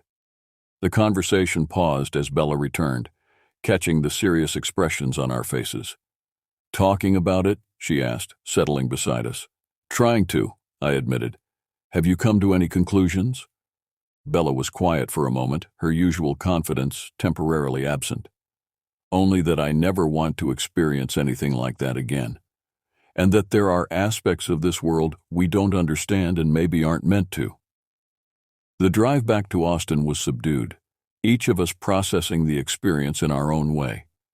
As civilization gradually reappeared around us, first isolated ranches, then small towns, finally the outskirts of the city, I felt a peculiar mixture of relief and loss. The desert had frightened me profoundly, yet it had also shown me something rare in our modern world: genuine mystery, an encounter with the truly unknown. 3 years have passed since our trip to Big Bend. We still go camping occasionally, but always in developed areas, never in primitive sites. Michael and I have researched desert phenomena extensively, looking for rational explanations for what we experienced: unusual acoustics, rare atmospheric conditions, undocumented wildlife. Nothing we've found fully accounts for the events of that night. Bella moved to Colorado last year. Before leaving, she confessed that she still has nightmares about the screaming sound and the circle of stones. "I think about what might have happened if we'd stayed out there just a little longer," she told me, "if we hadn't run when we did. As for me, I've developed an unlikely fascination with desert ecosystems and their inhabitants, both known and unknown. I've read anthropological accounts of indigenous beliefs about desert spirits and guardians. I've studied the psychology of fear in isolated environments. I've even corresponded with a professor of acoustic engineering about sound propagation in desert topographies. None of it has provided satisfactory answers. Perhaps there aren't any, at least none that would fit neatly into our understanding of the world. What I know with certainty is this: for one night in the vastness of Big Bend National Park, something acknowledged our presence. Something followed our trail, examined our markers, surrounded our shelter, and let us know, in no uncertain terms, that we were trespassing. And sometimes, on particularly quiet nights when the wind is still, I find myself listening, not just hearing, but truly listening, to the darkness beyond my window, wondering if that inhuman scream might somehow reach all the way to my safe urban home, carried on currents of air from the ancient, watching wilderness.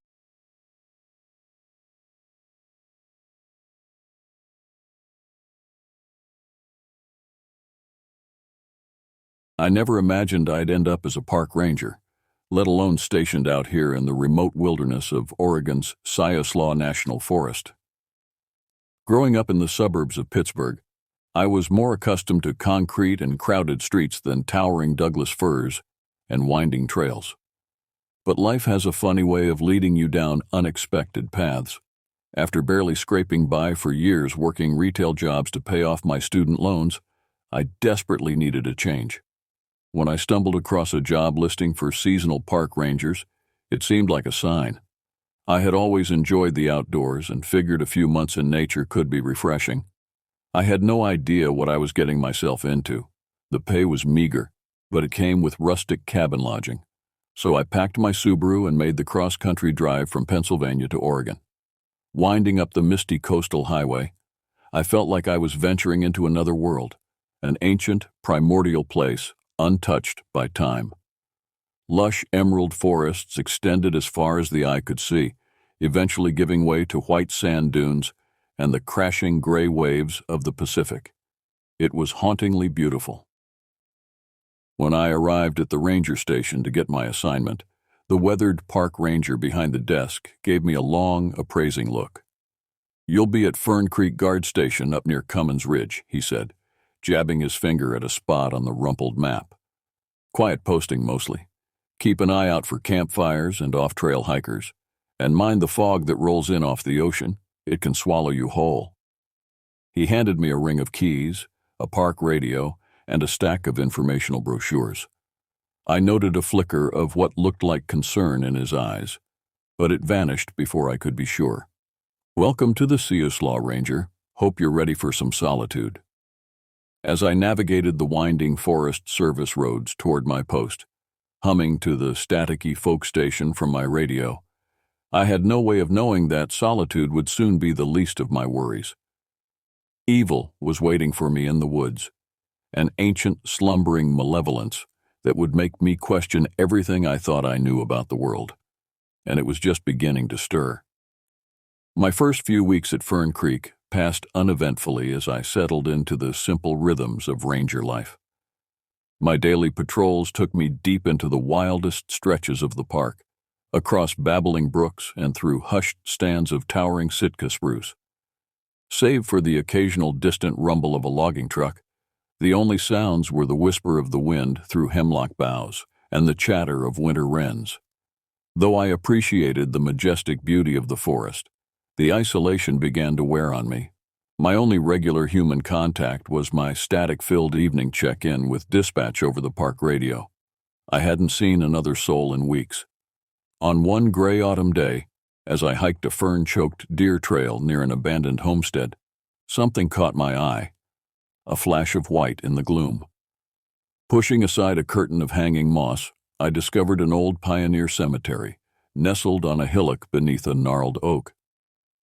Half a dozen lichen-covered headstones jutted from the spongy soil at odd angles, like a mouthful of crooked teeth.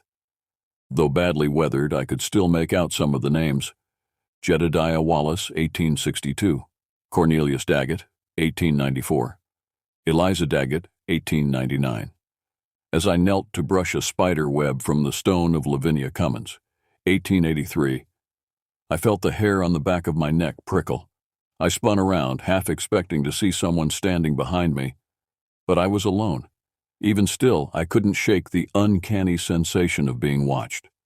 The forest had fallen unnaturally silent. Not even a whisper of wind stirred the leaves. It felt as if the trees themselves were holding their breath. Unnerved, I hurried back to the trail, but as I turned to leave, I noticed a scrap of faded fabric caught on a splinter of the old cemetery gate. I carefully worked it free and held it up. It appeared to be a fragment of a time-stained calico dress. For some inexplicable reason, the delicate pattern of yellow flowers filled me with a deep, instinctive dread.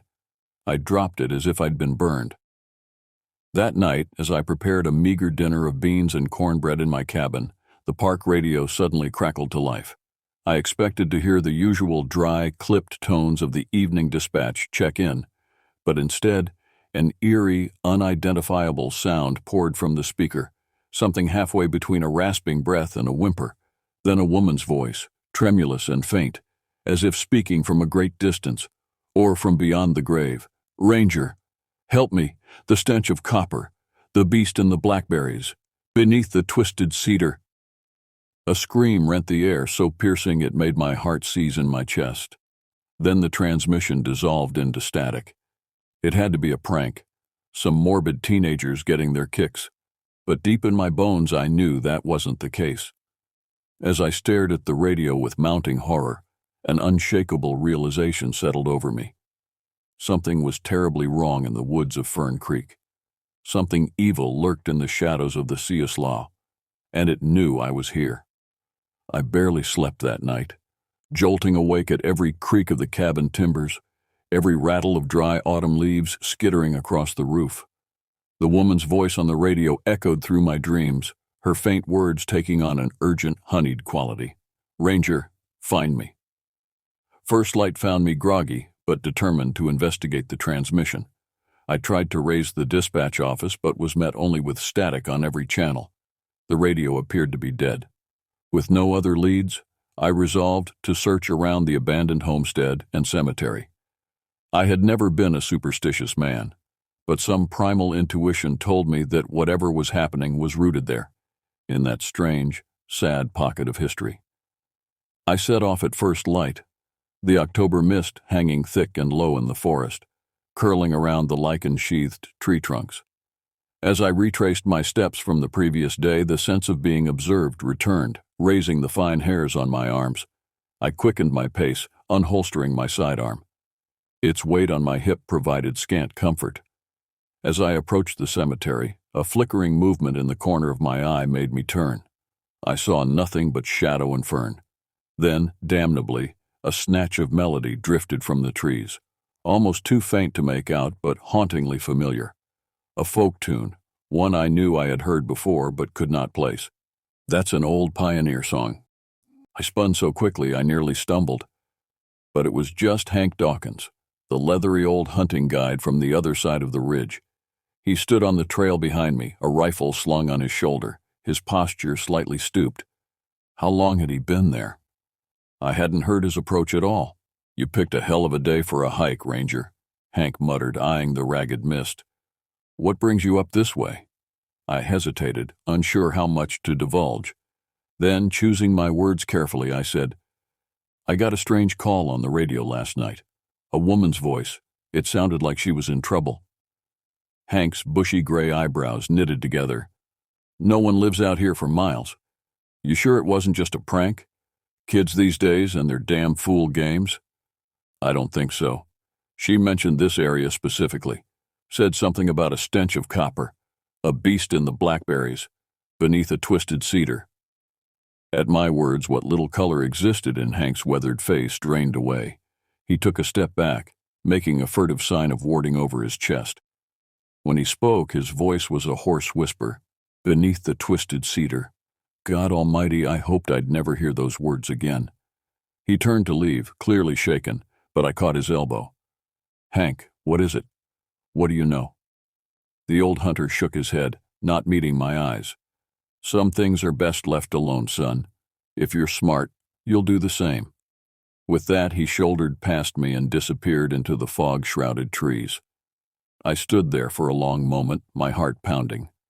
Hank's cryptic words had done nothing to ease my anxiety. If anything, I was more unsettled than before. What was he keeping from me? I glanced back at the lonely graveyard on the hill and the mist-wreathed ruins of the homestead beyond. The same feeling of dread from the day before crept over me, as if the landscape itself was a coiled rattlesnake, poised to strike. With growing trepidation, I steeled myself and pressed on into the clammy forest. I told myself I was being foolish, that the voice on the radio had a rational explanation. But despite the first warm rays of sun beginning to lift the mist, I couldn't escape the gnawing knowledge, deep in my marrow, that I was walking into something utterly beyond my understanding. Something monstrous. Little did I know my long, slow descent into terror was only beginning. Before the week was out, I would come to learn the true meaning of fear, and it would change me forever. Though I spent hours scouring the woods around the homestead for any sign of the distressed woman, I found nothing. No trace of a struggle, no clues to corroborate her existence. The forest kept its secrets. As I trudged back to my cabin, defeated, doubts began to bubble up. Could it truly have been a prank after all? The product of too much isolation and an overactive imagination? I almost convinced myself that must be the case. Almost. But that night, the nightmare began in earnest. I was yanked from a restless sleep by the harsh buzz of my radio, the sudden racket in the close dark nearly stopping my heart. Groggy and disoriented, I groped for the handset, wondering what could possibly warrant a call at such an ungodly hour. But when I brought it to my ear, the voice on the other end sent a fresh bolt of icy adrenaline through my veins. It was her, the same woman from the night before. Only now her voice had lost its tremulous edge and taken on an insistent fever pitch of desperation. Why didn't you come? I waited for you beneath the twisted cedar, where the copper weeps and the beast crouches in the blackberries. You must come, before the frost moon wanes. A burst of static swallowed her next words, and I jammed down the talk button, my hands shaking. Who is this? How are you transmitting on this frequency? No response but a hiss of white noise. I'm a park ranger. Tell me where you are. I'll get help. For a few heartbeats that stretched like eons, there was only silence. Then, to my horror, peals of laughter erupted from the speaker, a jagged, shrieking cachinnation so chilling it turned my blood to ice water. It sounded like the mirth of the gravelly insane, or the damned. Foolish boy. Help? I don't need help. It's far too late for that. The woman's voice was different now, the vulnerable note replaced with a malevolent purr, sweet and languid as poisoned honey. With mounting dread, I recognized the tune she hummed, the same one Hank had called an old pioneer song. But it's not too late for you. Not yet. Lavinia is waiting, Ranger. Come dance with me beneath the twisted cedar. One last dance before the dark harvest. The radio died with a pop and a curl of smoke. In the sudden ringing silence, I realized I was drenched in icy sweat, my heart galloping painfully against my ribs. Lavinia, the name from the crumbling gravestone. Dear God, what was happening? I didn't sleep a wink the rest of that night. I sat awake until dawn, clutching my rifle, jumping at every nightbird's cry, every opossum rustling in the dry leaves. But despite my vigilance, I couldn't shake the feeling that something was out there in the dark, watching me, waiting. When the first pale fingers of sunlight finally crept through the trees, I knew I couldn't stay in Fern Creek a moment longer. Prank or not, the radio calls had served their purpose. I was more disturbed than I had ever been in my life. I needed help, be it from local law enforcement or my own superiors. But most of all, I needed to get out of these godforsaken woods.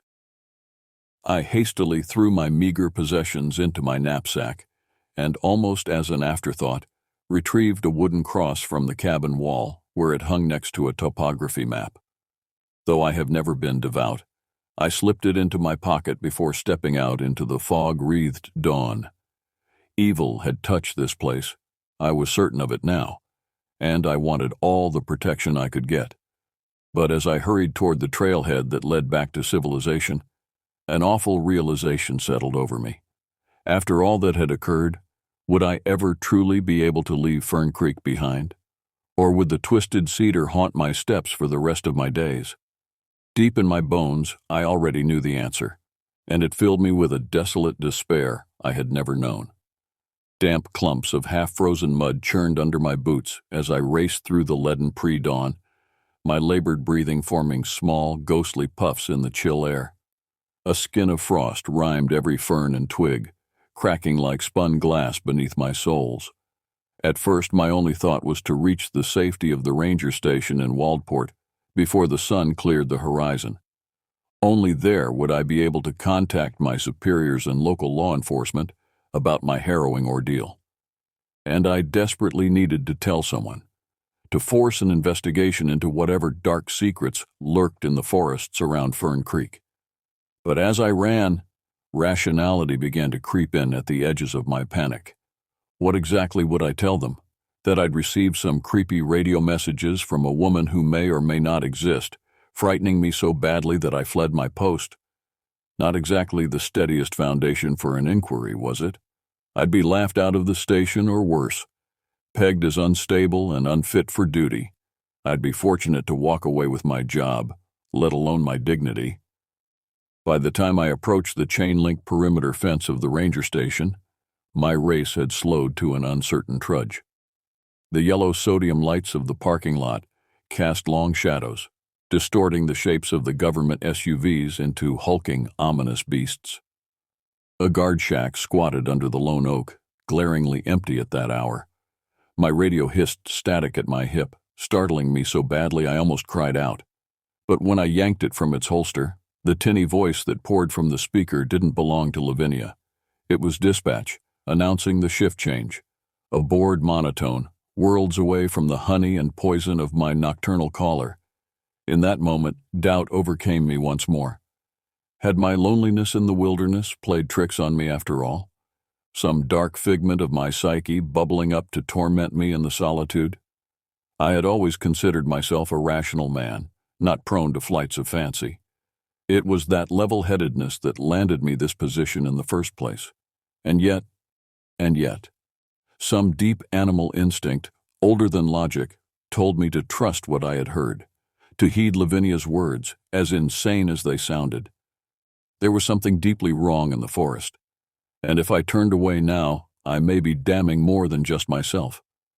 I stood paralyzed for a long moment, at a crossroads, and knowing the decision I made would change the course of my life irrevocably.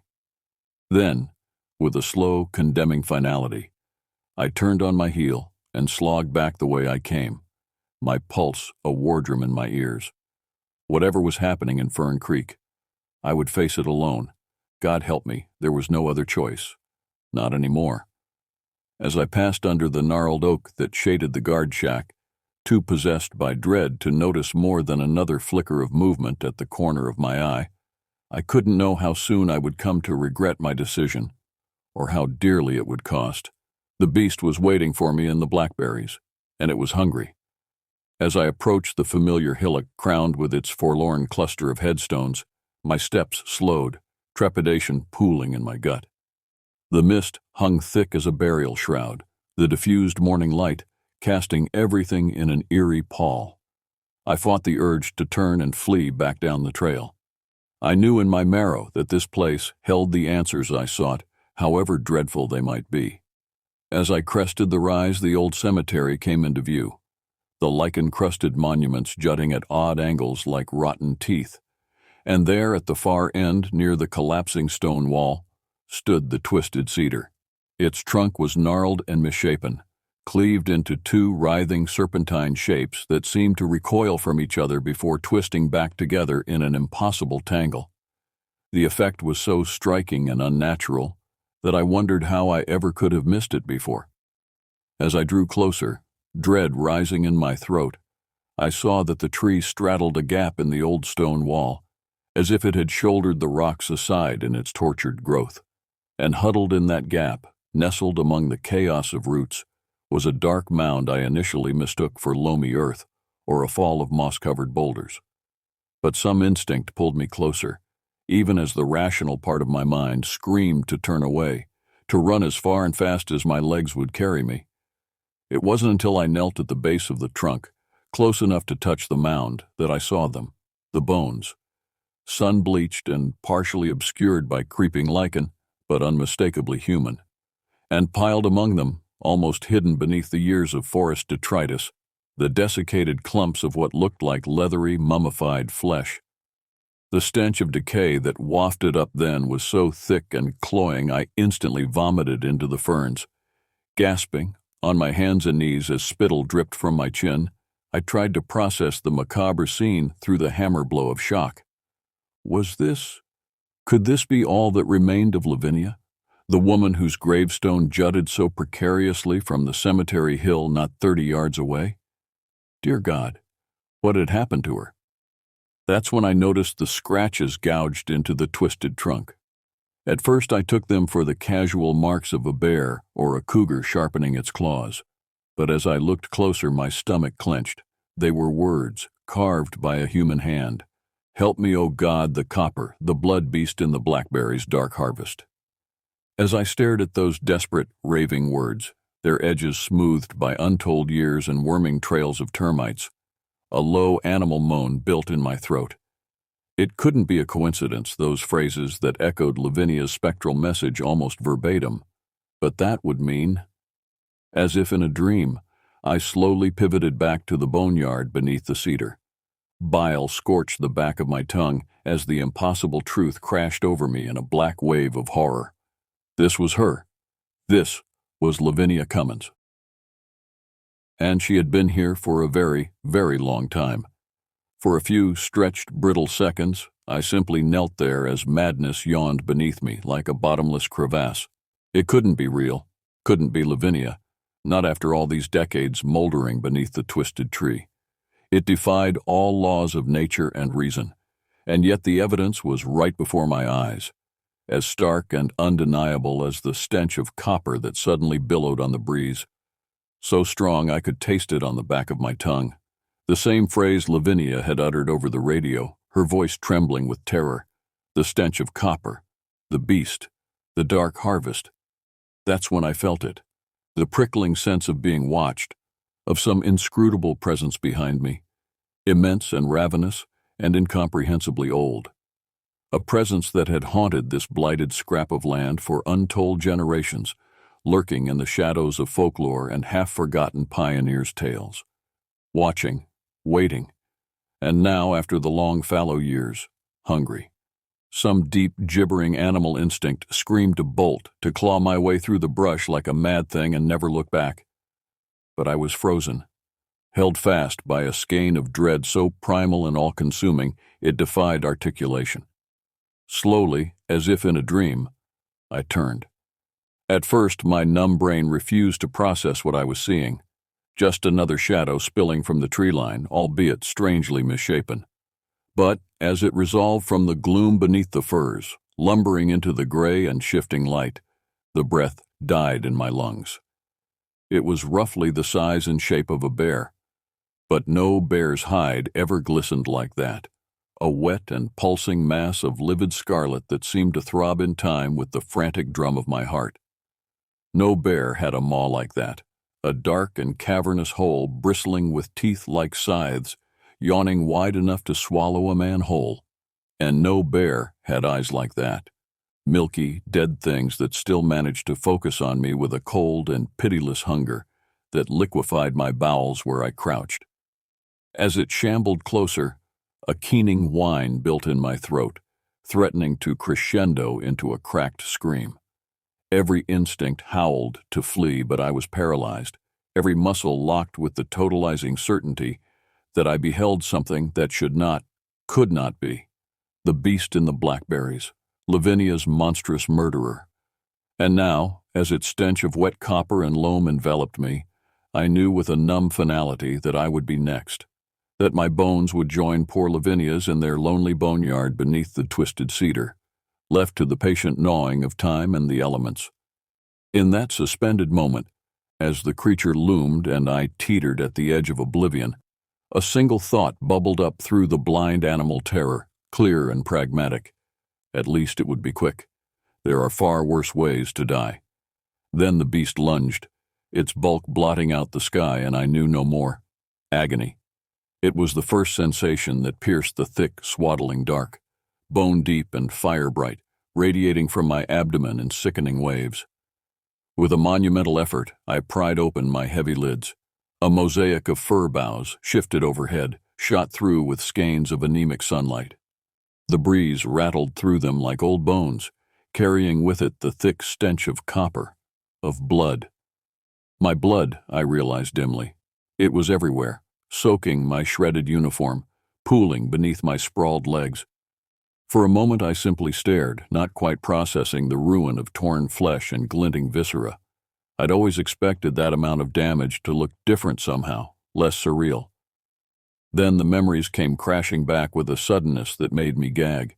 The abandoned cemetery, the grim pile of bones beneath the twisted cedar, and the thing that had burst from the tree line, that lumbering, impossible shape glistening red and bristling with impossible teeth.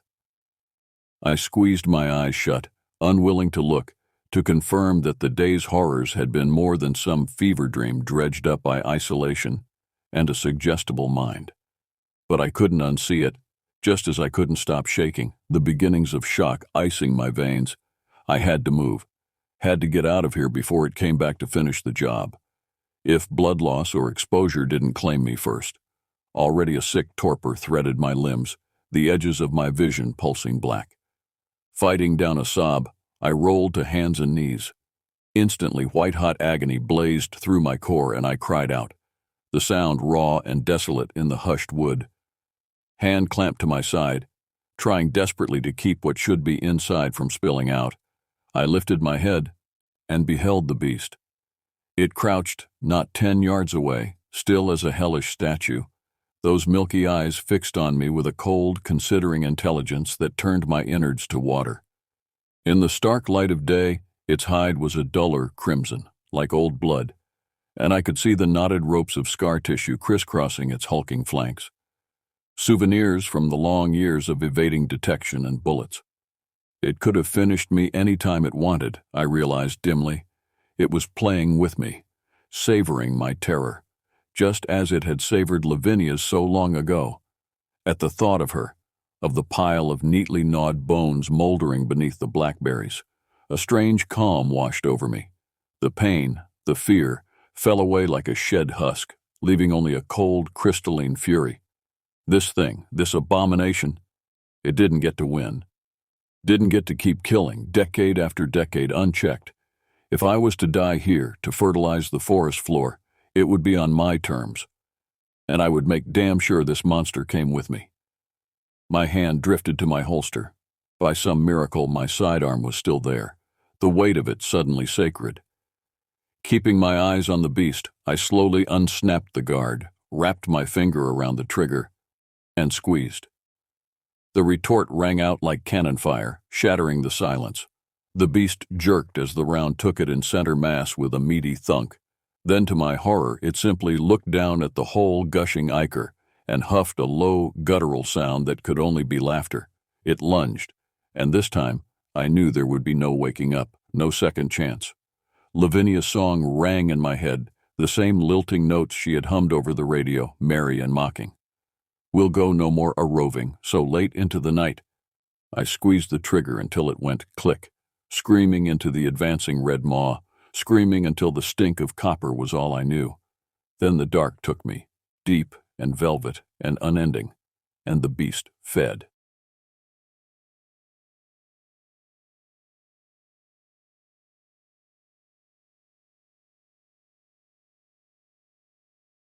The church retreat was supposed to be a respite from the bitter winter of 2018. I hadn't planned on going initially. Group religious activities weren't typically my scene, but my mother insisted it would do me good to connect with people my age in a spiritual setting. So there I was, Jeremy Wilson, 22 years old, trudging through ankle-deep snow toward a weathered cabin in the remote forests of Pennsylvania. The retreat center was modest at best. A sprawling main cabin housed 20 small rooms arranged around a central living area and kitchen. 2 bathrooms served all 40 retreat attendees, an arrangement that would prove inconvenient as the weekend progressed. The walls were log cabin style, but poorly insulated. Every gust of wind whispered through the cracks, creating an incessant, mournful sound that filled the silence at night. As I unpacked my meager belongings in the cramped room, the door swung open with a creak. A tall, lanky guy with wire-rimmed glasses and disheveled brown hair stood in the doorway. "You must be my roommate," he said, extending his hand. "Victor Reeves." I shook his hand. "Jeremy Wilson."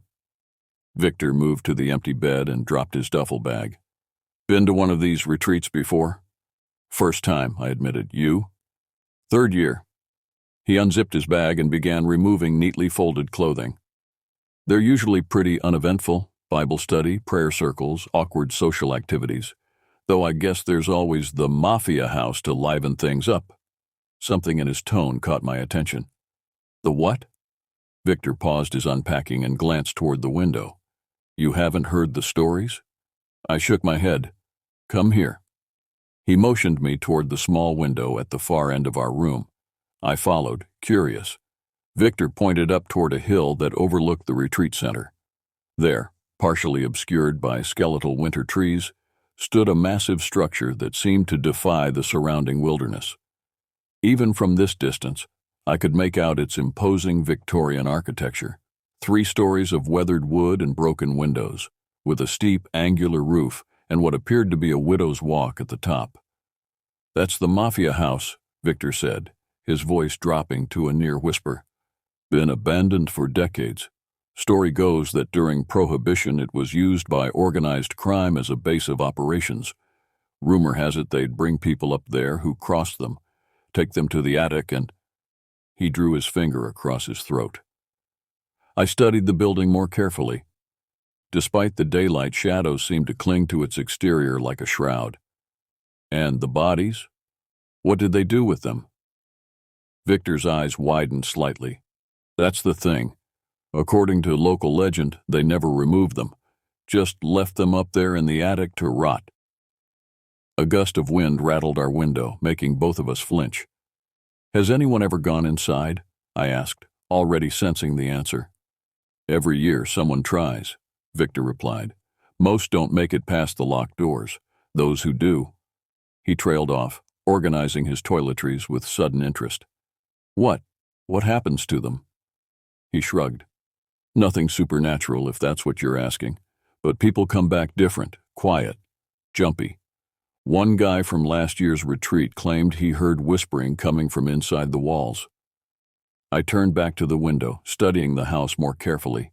Even from this distance, something about it seemed wrong, like it didn't quite belong in this reality. Its angles appeared subtly distorted, its shadows too deep for the overcast afternoon light. "I want to see it," I said finally. Victor laughed nervously. "Yeah, everyone does at first." The sound of a bell interrupted our conversation. Dinner was ready. As we headed to the main hall, I couldn't help glancing back at the ominous structure on the hill, now barely visible in the fading winter light. Something about its presence called to me, a dark fascination I couldn't explain. The communal dinner was a chaotic affair of lukewarm casseroles and forced conversation. I found myself seated at a table with Victor and 3 other guys near my age. Greg Stone was short and stocky, with a booming laugh that seemed at odds with the reverent atmosphere the retreat leaders were trying to foster. Ben Winters was quieter, bird-like in his mannerisms, eyes constantly darting around the room as if assessing threats. Jack Hudson was the athlete of the group, clearly uncomfortable in this setting, but making an effort for what I assumed were similar parental pressures to my own.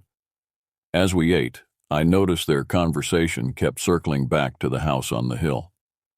My cousin's friend went in there back in '09, Greg was saying between bites of undercooked pasta. Said he found old newspapers from the 1920s scattered everywhere. Headlines about missing persons. That's nothing, Jack countered. My brother's roommate in college grew up around here. He said they used to dare each other to spend the night in that place. Only one kid ever made it until morning. Claimed he heard footsteps pacing all night long in rooms that were empty. Did anyone ever find any remains? I asked, thinking back to Victor's comment about bodies in the attic. The table fell silent for a moment. Ben leaned forward, lowering his voice. A few years back, some local kids broke in through a basement window. They were just looking for a place to drink, but they found something in the attic. Something that made them run all the way back to town without stopping. What was it? I pressed. Ben glanced around nervously. They wouldn't say exactly, but one of them had to be institutionalized afterward. Kept talking about the hanging man who blinks. A chill worked its way up my spine. Not from fear of the supernatural. I didn't believe in ghosts. But from the tangible sense of history and violence that seemed to emanate from the place. Real horrors committed by real people were far more disturbing than any fabricated paranormal tale.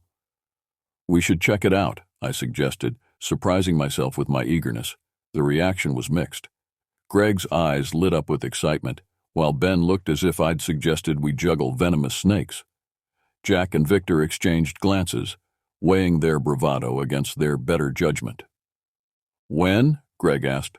Why not tomorrow night? I suggested. After the evening prayer service. Everyone will be occupied with that social bonfire thing. I'm in, Greg declared immediately. Jack nodded slowly. Yeah, all right. Could be interesting. Ben fidgeted with his napkin. I don't know, guys.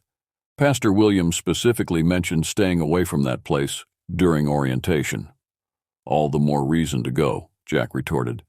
They wouldn't make such a big deal about it if there wasn't something worth seeing. Victor remained silent, studying me with an expression I couldn't quite read. As dinner concluded and we dispersed for evening activities, an older retreat attendee named William Porter approached our group.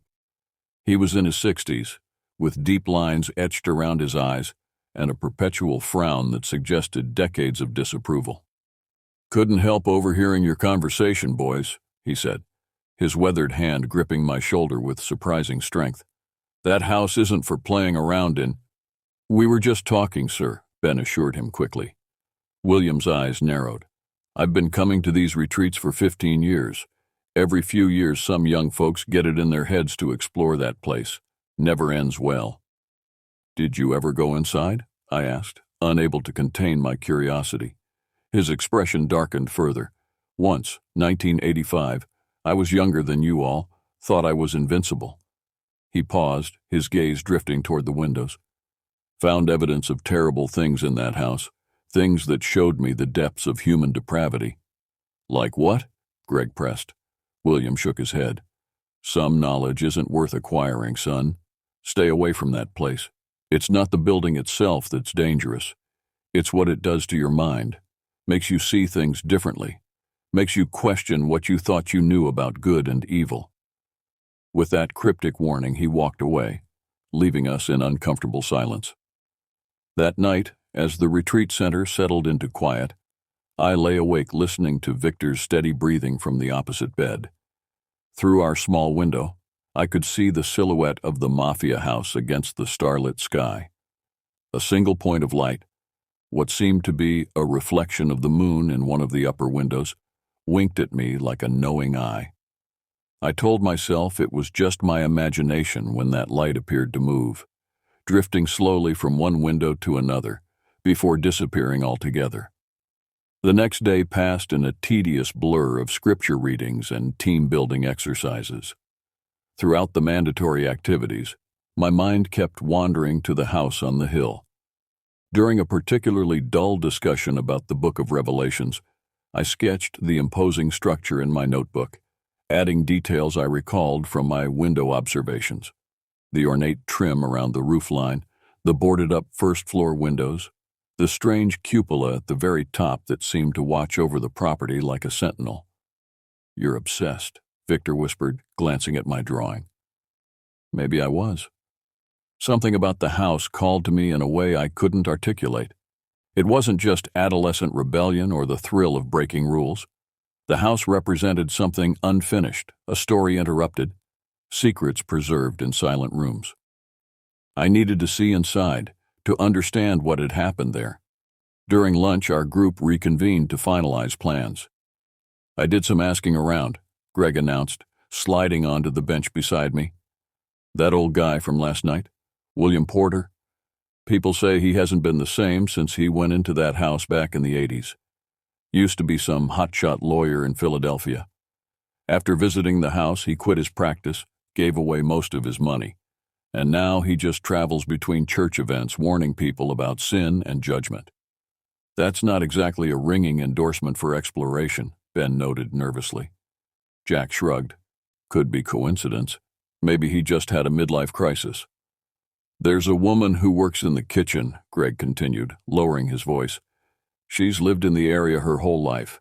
Says the house belonged to a family named Russo in the 1920s. They were supposedly connected to bootlegging operations during Prohibition. The story goes that the family patriarch, Anthony Russo, disappeared in 1928 along with 4 of his associates. His wife claimed they went on a business trip, but they were never seen again. So the mafia didn't own it? I asked, confused. Not exactly, Greg explained. The Russos were the mafia, or at least connected to them. After Anthony disappeared, his brother took over the house. That's when things supposedly got dark. Local people started disappearing. There were rumors about torture, about bodies buried on the property or hidden in the walls. In the walls? Victor repeated skeptically. Greg nodded. The kitchen lady says the house was raided by federal agents in 1932. They never found any bodies, but they did discover a room in the attic with chains bolted to the walls and floor drains installed. The house was abandoned after that, but no one would buy it because of its reputation. I absorbed this information, the house becoming more intriguing with each revelation. This wasn't just teenage folklore or religious superstition. There was actual history here, dark and tangible. We'll need flashlights, I said decisively. Good ones. The power's obviously been off for decades. I've got 2 high-beam LED lights, Jack offered. Battery-powered, no need for outlets. What about the doors? They're probably locked, Ben said. Victor cleared his throat. There's supposedly a cellar entrance around back. Might be our best bet. Our planning was interrupted by Pastor Williams announcing afternoon activities. As we dispersed, Jack pulled me aside. You're really into this, aren't you? He observed. I hesitated before answering. I can't explain it. I just feel like I need to see inside that place. Jack studied me for a moment. Just be careful. Places like that, they have weight to them, history. Sometimes that weight can press down on you until you can't breathe. His words stayed with me through the afternoon's activities, through dinner, and into the evening service. As Pastor Williams droned on about finding light in darkness, I found myself staring out the window at the darkening sky, knowing that in just a few hours we would be stepping into that very darkness he warned against. After the service, as most of the retreat attendees gathered around a bonfire for hot chocolate and worship songs, our group of 5 slipped away toward the path leading up the hill. The night was clear and cold, our breath forming clouds in the freezing air. Jack distributed flashlights to me and Greg, while Ben and Victor shared a third light between them. We should stay together, Ben suggested, his voice trembling slightly. No splitting up, no matter what. We all nodded in agreement, though I suspected our pact would be tested before the night was through. The path to the house was poorly maintained, overgrown with thorny bushes that scratched at our jeans and jackets. As we climbed, I noticed the sounds of the retreat, singing, laughter, crackling fire, growing fainter until they were swallowed by the pressing silence of the forest. When we finally emerged from the tree line, the Mafia house loomed before us in all its decaying grandeur. Up close, its deterioration was more apparent, peeling paint, rotting wood, missing shingles. Yet there was something undeniably majestic about its design, a testament to wealth and power long since faded. We circled the perimeter cautiously, testing windows and doors, finding each one either boarded shut or locked from within. The front entrance, once grand with its double doors and ornate glass panels, was secured with heavy chains and a rusted padlock. "This is pointless," Ben muttered after our third attempt at entry. "Place is sealed tight. Maybe we should head back." "Wait," Victor called from around the side of the house. "I think I found something." We hurried to join him at a small, slanted door at ground level, clearly an entrance to the cellar or basement. Unlike the other access points, this door appeared to have been tampered with recently. The padlock that once secured it hung broken on a corroded hasp. "Someone's been here," Jack observed. "Recently?" I asked, examining the broken lock. "Hard to tell," Victor replied. "Could have been weeks ago, could have been years."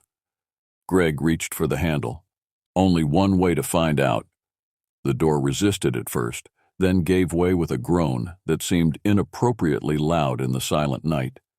Stale air rushed out, carrying the unmistakable odor of mold, rot, and something else. Something metallic and vaguely familiar that I couldn't immediately place. Our flashlight beams cut through the darkness, revealing concrete stairs descending into absolute blackness. The beam seemed weak against that darkness, as if the very air in the basement absorbed light.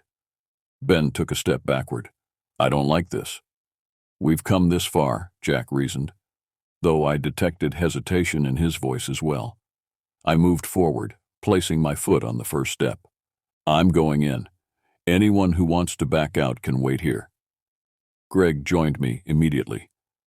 After a moment's hesitation, Jack followed. Victor and Ben exchanged glances. Then Victor stepped forward, while Ben remained at the entrance, shifting nervously from foot to foot. I'll keep watch," Ben offered weakly. "Make sure no one from the retreat follows us." None of us called him on the transparent excuse. With a final glance back at the retreat center twinkling in the distance, I descended into the darkness of the Mafia house, unaware that I was crossing a threshold from which I would never fully return. The basement stairs creaked ominously beneath our weight, each step threatening to collapse after decades of neglect. Our flashlight beams bounced wildly off the concrete walls, creating a disorienting strobe effect that made it difficult to process what we were seeing. The air grew thicker as we descended, heavy with dust and that peculiar metallic smell I still couldn't identify. "Watch your step," I cautioned, noticing the uneven ground at the bottom of the stairs. We had entered a large open area that appeared to have once served as a laundry and storage space. An ancient boiler dominated one wall, its rusted pipes sprawling across the ceiling like metal veins. Shelves lined the perimeter, sagging under the weight of decaying cardboard boxes and glass jars, filled with unidentifiable contents that had long since turned to sludge.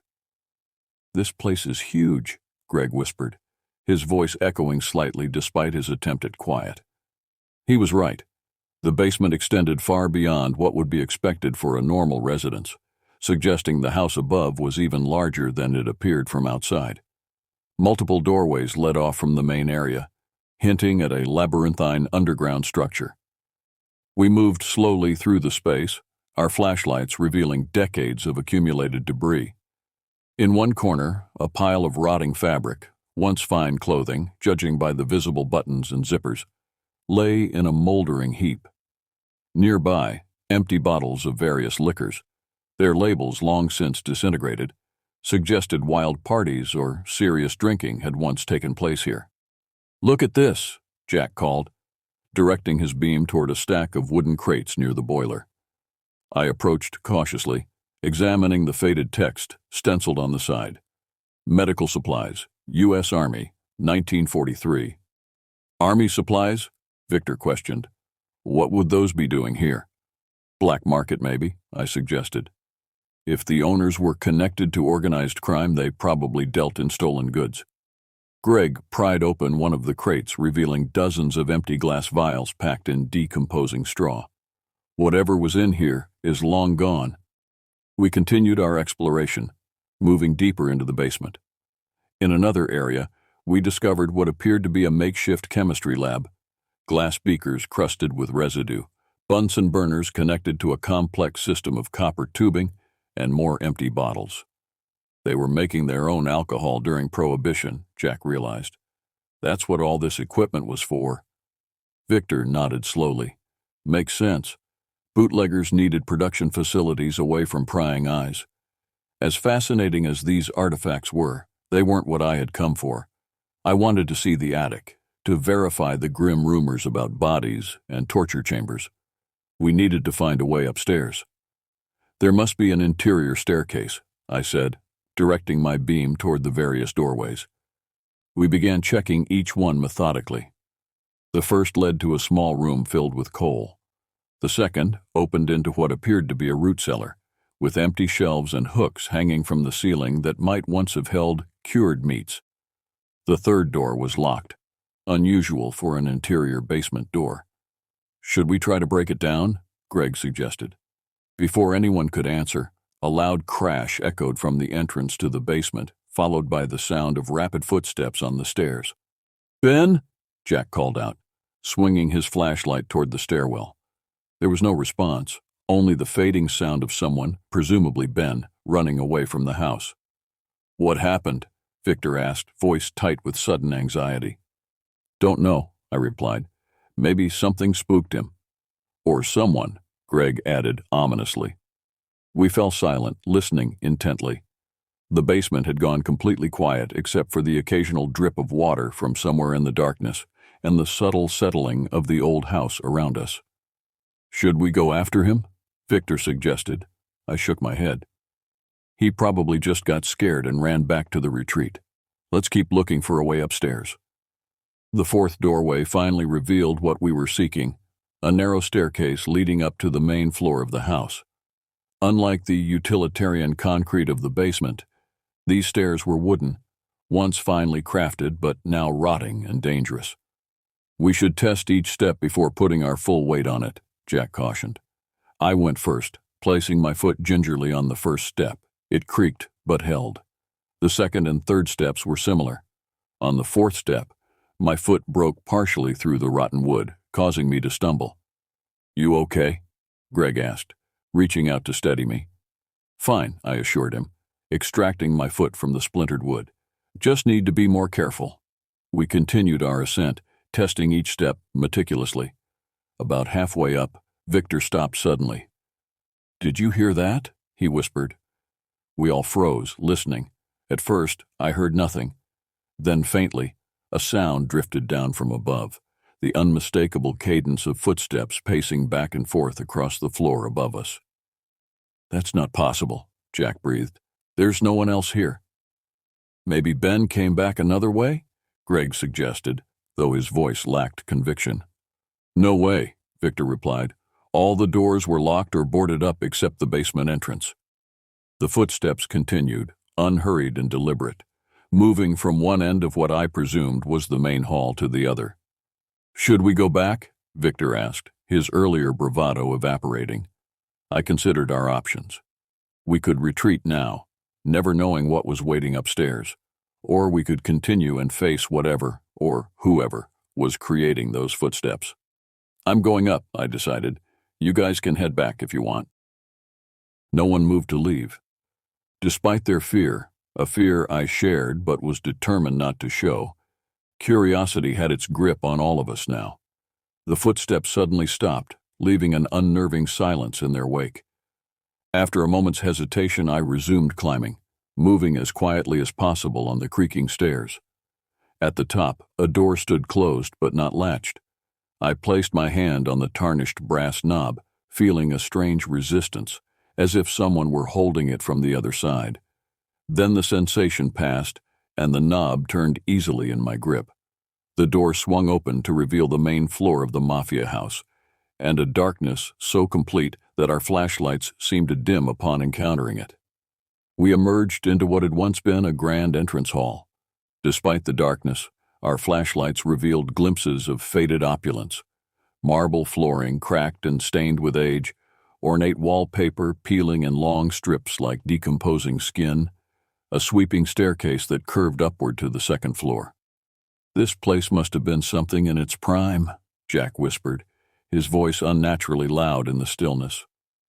We moved cautiously through the hall, our footsteps echoing despite our attempts at stealth.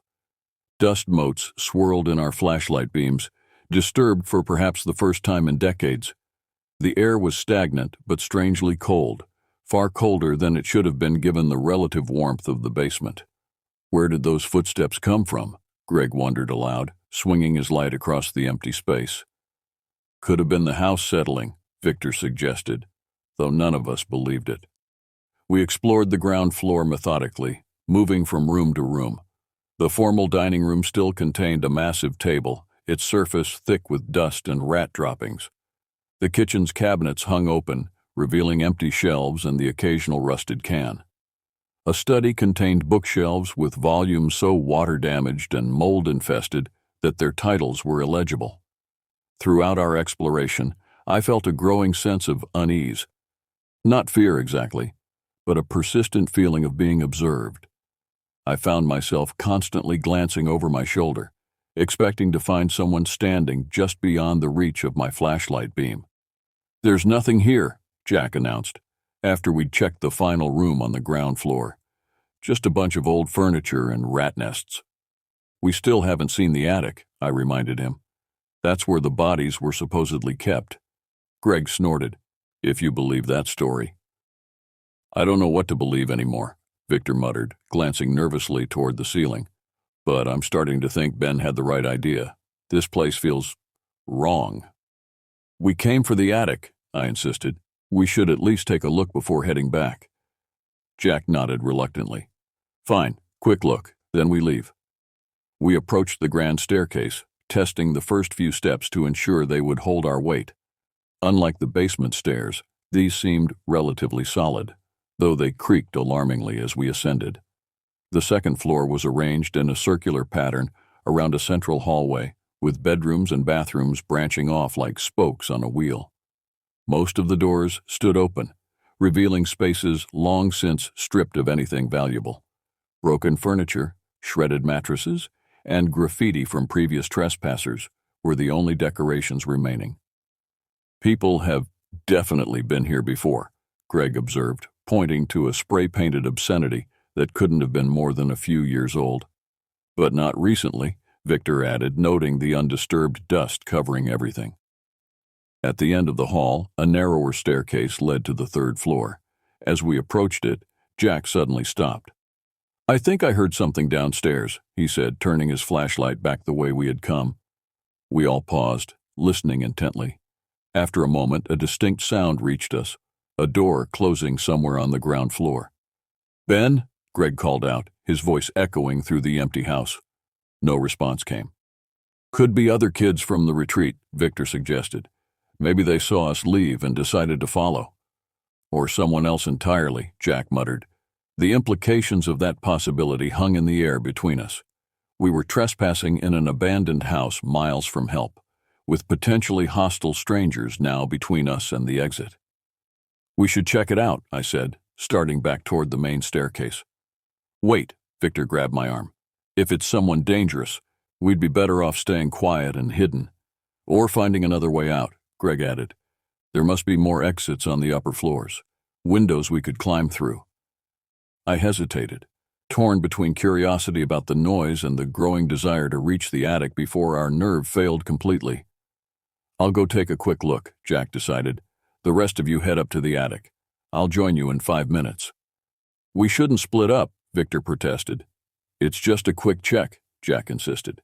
"If I'm not back in 5 minutes, assume something's wrong and find another way out."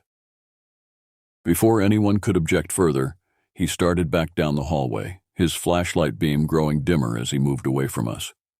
"This is a bad idea," Victor said, watching Jack disappear around a corner. "He'll be fine," I assured him, though I shared his concern. "Let's keep going. The attic must be close." We continued up the narrow staircase to the third floor. Unlike the ornate lower levels, this area was plainly functional. Servants' quarters, judging by the small, cell-like rooms that lined the central corridor. At the end of the hall, Another, even narrower staircase led upward. "That must go to the attic," I said, moving toward it. Greg checked his watch. "Jack's been gone 3 minutes already. We'll just take a quick look in the attic, then head back down to find him," I promised. As we approached the attic stairs, Victor suddenly stopped. "I can't do this. Something doesn't feel right about this place." I could see genuine fear in his eyes, illuminated by the reflected glow of Greg's flashlight. "Go back and find Jack," I suggested. "I'll check out the attic quickly and meet you both downstairs." "I don't think we should separate further," Greg argued. 3 minutes, I insisted. "I'll be up and down in 3 minutes, just a quick look to see if there's any truth to the rumors." Greg and Victor exchanged glances, clearly uncomfortable with the plan but unwilling to force me to abandon my quest. 3 minutes, Greg repeated firmly. "Then we're all getting out of here." I nodded in agreement, then turned toward the attic stairs. As I placed my foot on the first step, a loud crash echoed from somewhere on the ground floor, followed by what sounded like a shout quickly cut off. "Jack?" Greg called out, moving toward the main staircase. Victor grabbed his arm. "Don't. Something's wrong." "We need to help him," Greg insisted, pulling free of Victor's grip. "Wait," I urged. "Let me check the attic first. There might be another way out through there." "No time," Greg replied, already moving down the hall. "Jack could be hurt." Victor looked at me pleadingly. "We should stay together."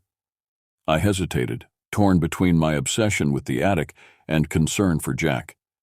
In that moment of indecision, Greg disappeared down the stairwell, his footsteps fading rapidly. "Damn it," Victor muttered. "Now what?" I made my decision. "You go after Greg. I'll check the attic quickly and meet you both at the retreat center." "Jeremy, this is insane," Victor protested. "We need to stick together." 3 minutes, I repeated. "I've come too far to turn back now." Before he could argue further, I started up the attic stairs, taking them 2 at a time. Behind me, I heard Victor curse, then his footsteps receded as he followed Greg downstairs. I was alone now, climbing the final staircase to the infamous attic of the Mafia house. My heart pounded in my chest, partly from exertion but mostly from fear and anticipation. What would I find? Would there be any truth to the macabre rumors? The staircase ended at a heavy wooden door, its surface scarred with deep gouges, as if someone, or something, had tried desperately to claw their way out. I placed my hand on the tarnished knob, surprised to find it ice cold to the touch. Taking a deep breath, I turned the knob and pushed. The door swung open with unexpected ease, revealing the attic beyond and the horrors it contained. My flashlight beam cut through the darkness, revealing an expansive attic space that stretched the entire length of the house. Dust particles danced in the light, disturbed by the sudden intrusion of fresh air. The ceiling sloped dramatically on either side, following the roofline, with exposed beams and rafters creating a skeletal framework overhead. Unlike the relatively empty rooms below, the attic was crowded with objects: furniture draped in yellowed sheets, stacks of moldering boxes, trunks with rusted latches, picture frames turned to face the walls. It resembled a museum of forgotten things, preserved in dust and darkness for decades. I moved forward cautiously, sweeping my light methodically across the space. The floor creaked beneath my feet, each board seemingly ready to give way after years of neglect. The air was noticeably colder here than in the rest of the house, so cold I could see my breath forming small clouds with each exhalation. As I ventured deeper into the attic, my beam fell upon something that made me stop short. Chains bolted to one of the support beams, ending in manacles large enough to encircle human wrists. Beside them, dark stains discolored the wooden floor, stains I instinctively knew were blood, decades old but never cleaned. The rumors were true then. This place had indeed been used for something sinister. I continued my exploration, moving toward the far end of the attic where several large objects stood covered by sheets. Along the way, I passed more evidence of the attic's grim purpose: a drain installed in the floor, more chains attached to various points, and what appeared to be a large metal table with restraints at each corner. When I reached the covered objects, I hesitated, suddenly unsure if I wanted to see what lay beneath. In the distance, I thought I heard shouting from the lower floors. Greg or Victor calling for Jack, perhaps. I should go back, rejoin my friends, escape this house while we still could. Yet something compelled me to continue, a morbid curiosity I couldn't suppress. I reached out and grasped one of the sheets, its fabric brittle with age, and pulled. The sheet disintegrated in my hands, releasing a cloud of dust that momentarily blinded me. As it settled, my flashlight revealed what had been hidden. Not bodies or torture devices, as I had feared, but rows of glass display cases, their contents still perfectly preserved. I leaned closer, directing my beam through the dusty glass. Inside the first case were newspaper clippings, photographs, and what appeared to be personal effects: wallets, watches, jewelry. Each grouping seemed to represent a different person, with a name card placed prominently at the front of the display. "Trophies," I whispered, the word escaping involuntarily as understanding dawned. These weren't random collections. They were mementos of victims, carefully catalogued and displayed like exhibits in a private museum of atrocities. I moved from case to case, my horror growing with each new display. Some contained items as innocuous as hairbrushes or spectacles. Others held more disturbing artifacts: bloody clothing, extracted teeth, locks of hair. One case in particular caught my attention. Unlike the others, which were arranged chronologically from the 1920s through the early 1930s, this one was dated 1985, the year William Porter had mentioned visiting the house. Inside was a man's tie, a pocket watch, and a wallet containing identification for someone named Richard Campbell. Not William Porter. Who was Richard Campbell, and why was his memorabilia displayed here decades after the house had supposedly been abandoned? A noise behind me broke my concentration, a soft scraping sound, like something being dragged across the floor. I whirled around, my flashlight beam dancing wildly across the attic. For a moment, I thought I saw movement in the shadows beyond the light's reach, a darker patch of blackness shifting between the covered furniture. "Hello?" I called out, immediately regretting breaking the silence. "Greg? Victor?" No response came, but the scraping sound stopped abruptly. I began moving toward the attic door, suddenly aware that I had lost track of time. How long had I been up here? Had it been 3 minutes as promised, or much longer? As I neared the exit, my light fell upon one final display case I hadn't noticed before. Unlike the others, this one stood alone, positioned prominently near the door, as if to ensure it would be seen by anyone leaving the attic. Inside was a collection of objects I recognized with dawning horror: a wristwatch identical to the one Jack wore, a class ring that matched Greg's, a wire-rimmed pair of glasses that could only belong to Victor, and a wallet that looked exactly like Ben's. And there, in the center of the display, was my own driver's license, removed from my back pocket without my knowledge. The name card at the front of the display read, "Retreat Visitors, 2018. I stumbled backward, nearly falling over a covered piece of furniture. This wasn't possible. Someone was playing an elaborate, cruel joke. My friends must have somehow reached the attic before me, planted these items to scare me. Yet even as I formulated this explanation, I knew it couldn't be true. No one had passed me on the stairs. No one had had time to create such a perfect replica of the other display cases, complete with the aged glass and antique wood. The room suddenly felt much colder, the darkness beyond my flashlight beam much deeper. I turned to run for the door, only to find my path blocked by a figure standing in the shadows, a tall, thin silhouette that remained frustratingly indistinct despite my light shining directly at it. "Who's there?" I demanded, my voice cracking with fear. The figure didn't respond, but it shifted slightly, seeming to grow taller, its proportions subtly wrong in ways I couldn't articulate. I backed away, searching desperately for another exit. There had to be windows, a door to the roof, some escape route.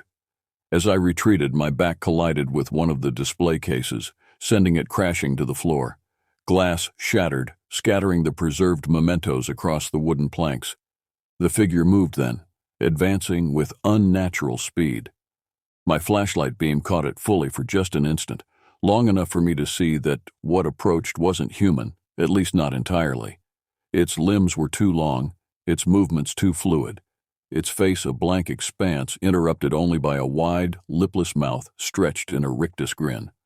I ran, abandoning all pretense of courage. I stumbled through the darkness, knocking over furniture and display cases in my panic.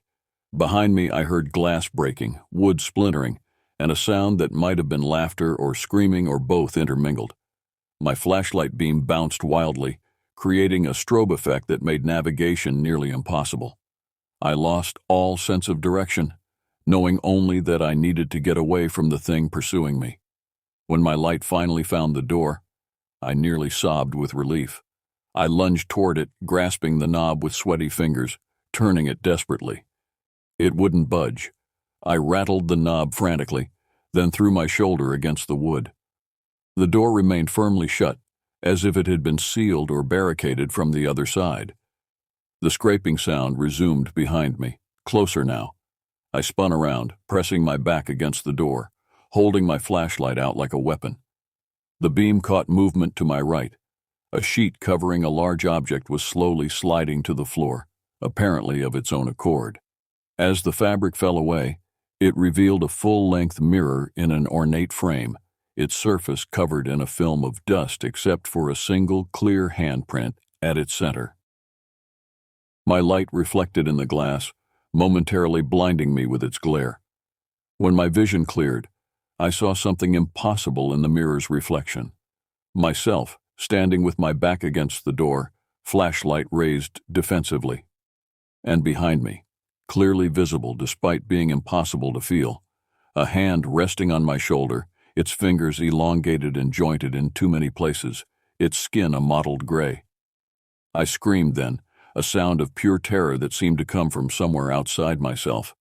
I launched away from the door, away from the mirror, flailing wildly with my flashlight as if it could somehow protect me from what I'd seen. In my panic, I failed to watch where I was going. My foot caught on something, a fallen display case perhaps, or an intentional obstacle, and I pitched forward into darkness. My flashlight flew from my hand, its beam spinning crazily across the attic before going out completely as it shattered against something solid. I hit the floor hard, the impact knocking the wind from my lungs.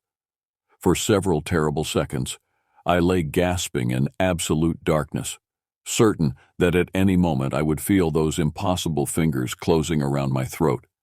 Instead, I heard a click, and light flooded the attic. Not the narrow beam of a flashlight, but the harsh glare of overhead bulbs that shouldn't have worked in an abandoned house with no electricity. I blinked against the sudden brightness, raising my hand to shield my eyes. As my vision adjusted, I found myself looking up at a circle of faces staring down at me with expressions ranging from concern to amusement. My friends, all of them. Ben, who had supposedly run back to the retreat. Jack, who we'd heard shouting downstairs. Greg and Victor, who had gone to find him. "You okay, man?" Greg asked, extending a hand to help me up. I scrambled backward, refusing his assistance. "What is this? What's happening?" They exchanged glances I couldn't interpret. "It's just a prank, Jeremy," Victor explained, looking vaguely guilty. "We wanted to give you a proper retreat initiation." "A prank?" I repeated incredulously. "The display cases? The thing I saw?" Ben looked confused. "Display cases? We just set up a few jump scares with fishing line and some old sheets. Nothing elaborate." I got to my feet shakily, looking around the now illuminated attic. There were no display cases, no chained manacles, no bloodstains on the floor. Just an empty, dusty space with a few pieces of broken furniture and the sheets my friends had apparently rigged for their prank. "But I saw," I began, then stopped, uncertain how to explain what I'd experienced. "You saw what you expected to see," Jack said with a shrug. "We've been planning this for days. We knew you'd be the perfect target. So eager to explore the haunted house." "The electricity?" I asked, gesturing toward the functioning lights. "Generator," Greg explained. "We set it up yesterday while you were at the prayer session. The house isn't actually that far from the retreat center. Easy enough to run some extension cords." It was all so rational, so mundane. A simple prank played on the new guy, elaborated in my mind because of the stories I'd heard and the atmosphere of the house. Yet as my friends led me downstairs, laughing now about how terrified I'd looked, how I'd screamed like a child, I couldn't shake the memory of what I'd seen in that mirror, the hand that couldn't possibly have been there, the display case with our personal items, the case dated 1985 with Richard Campbell's effects. And I couldn't explain why. As we exited the house and made our way back to the retreat center, I counted our group repeatedly, unable to shake the feeling that there were 6 of us now instead of 5. The remainder of the retreat passed in a blur of forced participation and sleepless nights. I went through the motions, attending prayer services, joining discussion groups, feigning interest in team-building activities. But my mind remained trapped in that attic, replaying what I had seen over and over again. My friends seemed to think the incident was over, a successful prank that would make for a good story back home. They didn't understand why I remained withdrawn, why I flinched at shadows or stared too long at reflective surfaces. They attributed my behavior to embarrassment or lingering fear from their harmless joke. On our final morning, as we packed our bags and prepared to depart, Victor approached me in our room. "You're still upset about the prank," he observed, watching me methodically fold my clothes into precise rectangles. I didn't look up. "No, I'm fine. Look, it was Greg's idea. He does this every year to newcomers. Last year, they convinced some kid that the retreat leader was possessed." I nodded absently, continuing to pack. Victor sighed. "Jeremy, it was just some sheets on fishing line, a few recorded sound effects on Jack's phone, and Ben hiding to make those footsteps. Nothing supernatural." "I know," I said, though I didn't. "Not really." "Then what's bothering you? You've been like a ghost yourself since that night." I finally looked up at him, studying his face for any sign that he knew more than he was admitting. "Did you guys set up display cases in the attic? Glass cases with items from people?" Victor's brow furrowed in confusion. "No, there was nothing like that. Just empty space and some old furniture." "And the mirror, did you put that there?" "What mirror?" I returned to my packing, not bothering to explain further. Either Victor was continuing the deception, or what I had seen in the attic was something beyond their prank, something only I had experienced. As we boarded the bus that would take us back to civilization, I found myself seated next to William Porter, the older man who had warned us about the house. He regarded me with knowing eyes as I settled beside him. "You went to the house," he said. Not a question. I nodded, not trusting myself to speak. "And you saw something the others didn't." Again I nodded. William sighed deeply, his gaze drifting to the window where the Mafia house was just visible on its hill, silhouetted against the morning sky. "I told you what happened to me in 1985, he said quietly. "What I didn't tell you is that I wasn't alone when I went into that house. 5 of us went in. Only 4 came out." My breath caught in my throat. "Richard Campbell," I whispered. William's head snapped toward me, his eyes wide with shock. "How do you know that name?" "I saw a display case, with his things, his watch, his wallet." The color drained from William's face. "That's not possible. We searched that house for days. The police searched it. Richard was never found, nor any of his belongings. What happened to him?" William's hands trembled slightly as he clasped them in his lap. "We don't know. We were exploring the attic. Richard wandered off to look at something while the rest of us were checking another room. When we came back, he was gone, just gone. No sounds of struggle, no signs of where he went. It was as if the house had swallowed him whole." I thought of the 6th presence I had sensed as we left the house, the feeling of being watched that persisted even now. "The house keeps them somehow," William continued, his voice dropping to a whisper. "It takes people, not everyone who enters, just certain ones, people it chooses." "Why? For what purpose?" He shook his head. I've spent decades researching that place, trying to understand what happened. The official history, the Prohibition-era gangsters, the raids, the rumors of torture, that's all true enough. But there's something older about that house, something in the land it was built on. The bus engine started, vibrating beneath us as we prepared to leave the retreat center behind. "Be careful in the coming days," William warned, his eyes holding mine intently. "The house, its influence doesn't end when you leave. It follows, it waits, it watches from reflections, from shadows." "What should I do?" I asked, trying to keep the desperation from my voice. "Never go back there. Never speak of what you saw to anyone who wouldn't believe you. And—" He hesitated, seemingly uncertain whether to continue. "And check behind you when you think you're alone. Count the shadows in a room and make sure they match the number of light sources. Look away from mirrors before your reflection moves independently of you." The bus lurched forward, beginning its journey down the mountain. I glanced out the window for one last glimpse of the Mafia house. As we rounded a bend in the road, I thought I saw something in one of the attic windows. A pale face pressed against the glass, watching our departure with empty eyes.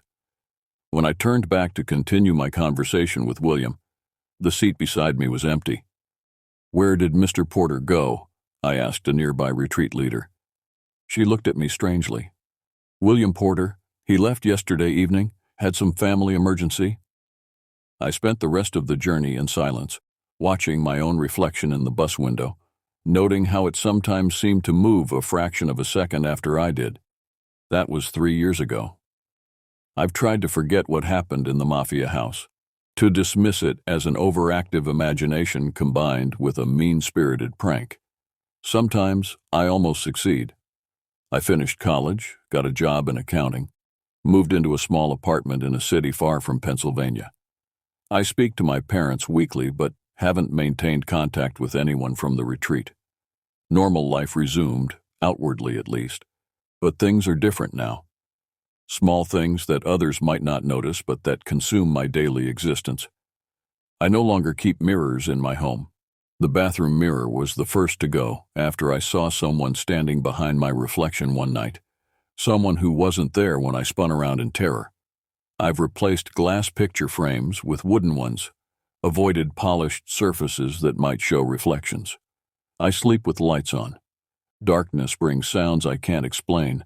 Soft footsteps crossing my bedroom floor, the scrape of something being dragged across hardwood, whispers too faint to make out, but distinctly human in their cadence. I check my driver's license daily to ensure it's still in my wallet, still where it belongs instead of in a dusty display case in an abandoned attic.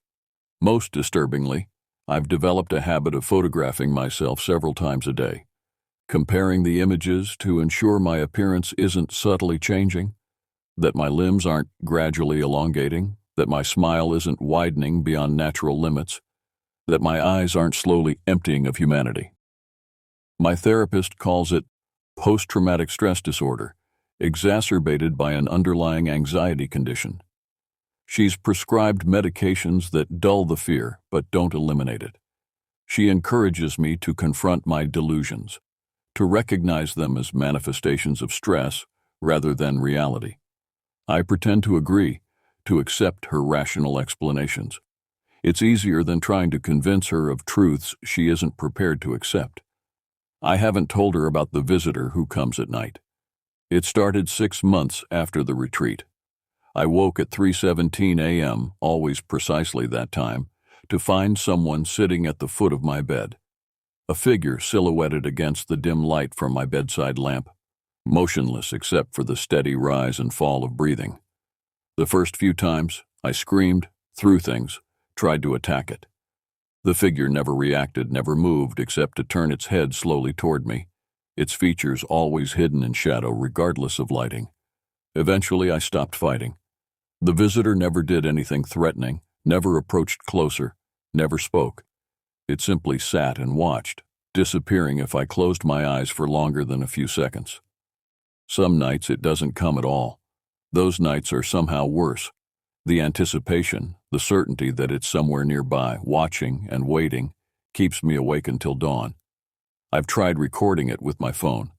The videos show nothing, just an empty space at the foot of my bed despite what my eyes clearly see. When I mentioned this to my therapist, her concern visibly deepened, and my medication dosage was increased. Last week, something changed. The visitor came as usual at 3:17 a.m., but instead of sitting silently, it spoke. A single word, whispered in a voice that sounded like dry leaves rustling against pavement. Soon. Since then, I've felt a growing pressure, a sense of approaching culmination. The shadows in my apartment seem deeper, the silence between sounds more pregnant with possibility. Objects move when I'm not looking, nothing dramatic, just small adjustments in position that make me question my sanity. Yesterday, I found a small display case on my kitchen table, an antique glass box with a wooden frame, exactly like those I saw in the attic.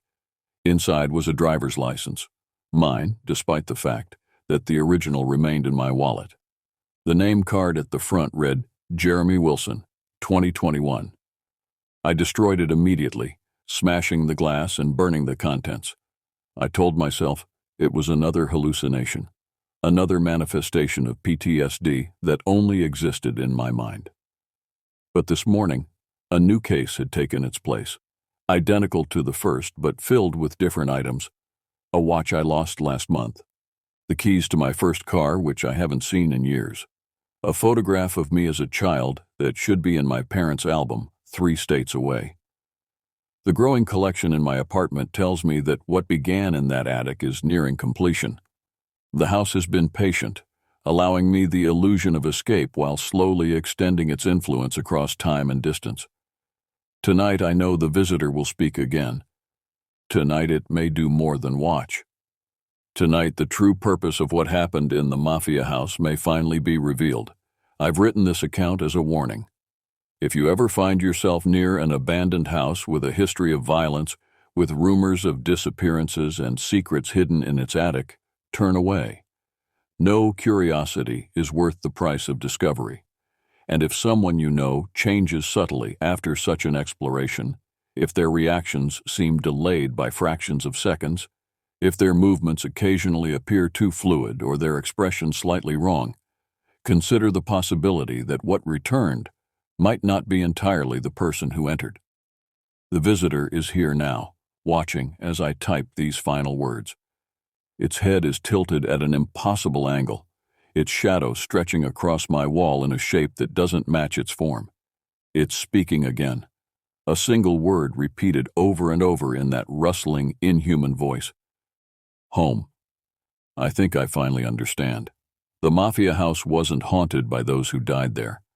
It was haunted by those who never left, by those who were transformed rather than killed. And now it wants me to return, to complete whatever process began that night in the attic.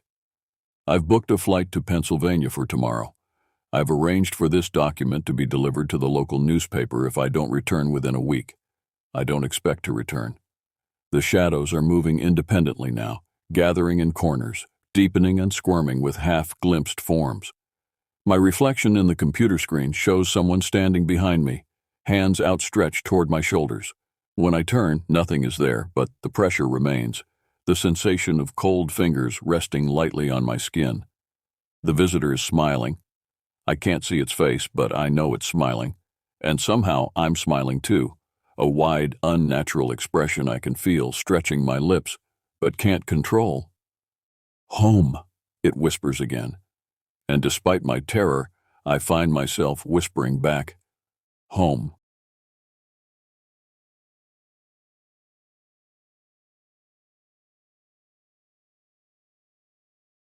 I never should have taken this job as a park ranger out here in the remote wilderness of the Upper Peninsula of Michigan, but I needed the money badly. Ever since my hours got cut at the auto plant back in Detroit, I've been barely scraping by. My unemployment ran out and the bills were piling up. I've always loved the outdoors, so when I saw the posting for a backcountry ranger position monitoring trails and campgrounds in the Ottawa National Forest, I jumped at the opportunity. The pay wasn't great, but it included rustic cabin housing, and I figured I could live simply out here. I packed up my meager belongings in my beat-up old Chevy pickup and made the 8-hour drive north. The dense hardwood forest was a burst of fiery autumn colors as I arrived in early October to start my new post. My ranger station and living quarters were in a small, simple log cabin. It had a wood stove for heat, a propane-powered light and stove, and an old crank-powered radio for emergency communication, but no electricity or running water. An outhouse stood in back, and I had to haul water from a stream about a quarter-mile away. It would be an adjustment from city life, but I looked forward to the solitude and living in tune with nature. The head ranger, an old-timer named Earl, gave me a brief orientation my first day. Your job is to patrol the trails and help any lost or injured hikers. Hunting season will be starting soon, so make sure the hunters stick to designated areas and have proper permits. Keep an eye out for campfires during fire bans and any illegal activity. And be careful out there. The woods can be a dangerous place if you don't respect them. I nodded, eager to get started. I had always felt at peace, surrounded by nature. The next morning, I strapped on my hiking boots, packed a bag with some trail mix, jerky, water, matches, a knife, and first aid kit, and set off down the trail. Dappled sunlight filtered through the golden leaves.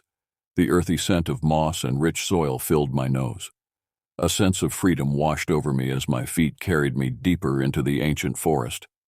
My daily routine fell into an easy rhythm as I roamed miles of trails each day, watching for signs of trouble and assisting hikers in need.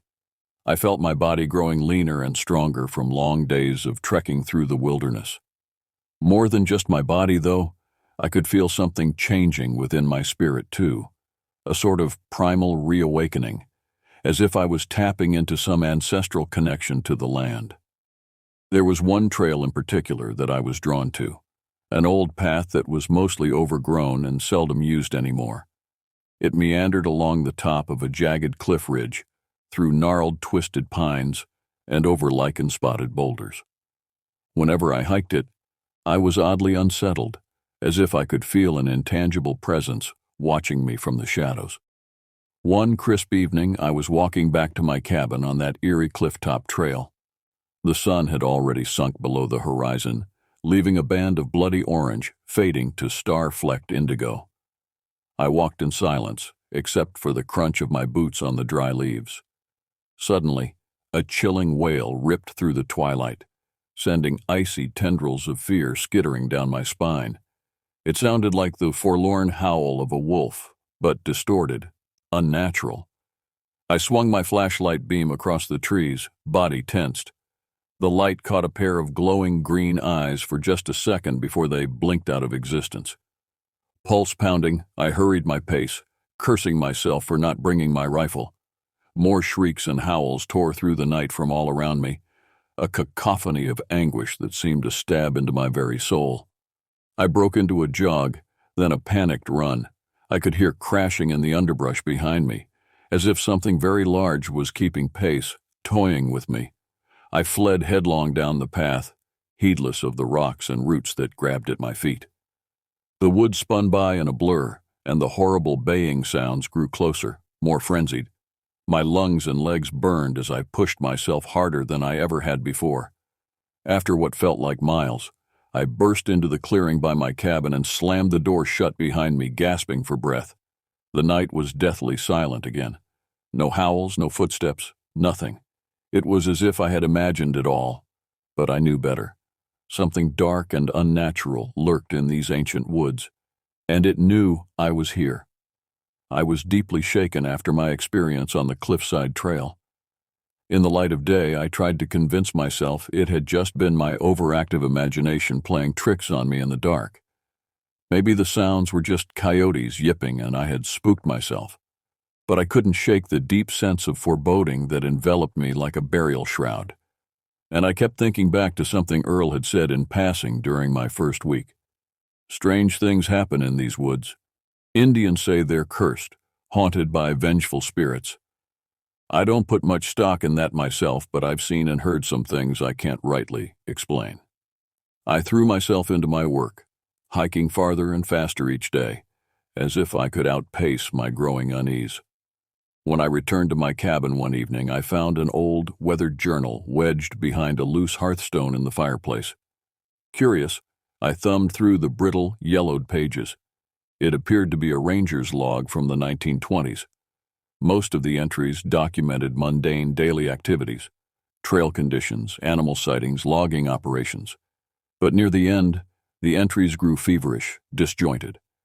The writer described unnerving phenomena: eerie green lights floating through the trees at night, pulsing like sickly heartbeats, inhuman shrieks and whispers on the wind, hikers disappearing without a trace.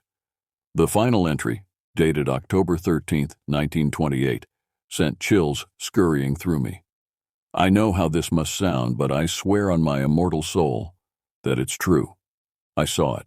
I don't know what hellish abomination birthed it, but it was no animal of God's creation. It walked upright like a man, but no man was ever so twisted and misshapen. Pale, corpse-white skin, emaciated limbs, a skeletal face with glowing green eyes full of endless malice. When it opened its mouth, I heard the agonized screams of the damned. "It is coming for me. I am undone. God help me." The writing disintegrated into an illegible scrawl. A cold sweat prickled my skin, and a wave of nausea crested over me. What if the old journal was true? What if some nightmarish creature really did stalk these woods? I hardly slept at all that night, starting at every nocturnal sound, gripping my rifle tight. Over the next week, I began finding strange, unsettling things on my hikes. Trees that appeared to have been shredded by gigantic claws, piles of animal bones picked clean, the putrid stench of rotting flesh with no carcass to be found. A sense of being watched haunted my every step. I no longer felt at peace in the forest. The shadows seemed to conceal unholy secrets. Then the disappearances started. First, a pair of hunters failed to return to their truck. Search parties found only a few scattered scraps of torn, bloodied clothing. Next, a family of campers vanished from their tent, leaving everything behind as if they had been abducted from their sleeping bags. Hysteria gripped the nearby town. Rumors swirled of a deranged serial killer hiding in the vast wilderness. But I knew the grim truth. No human hand had taken those people. They had fallen prey to an evil far older and hungrier, an insatiable presence that had haunted this blighted land for centuries. And it grew bolder and more ravenous by the day. I feared I would be next. There was nowhere to hide. With each passing day, the feeling of dread grew heavier, a sickness of my soul. I knew in my bones that the grim fate that befell the other forest victims awaited me as well.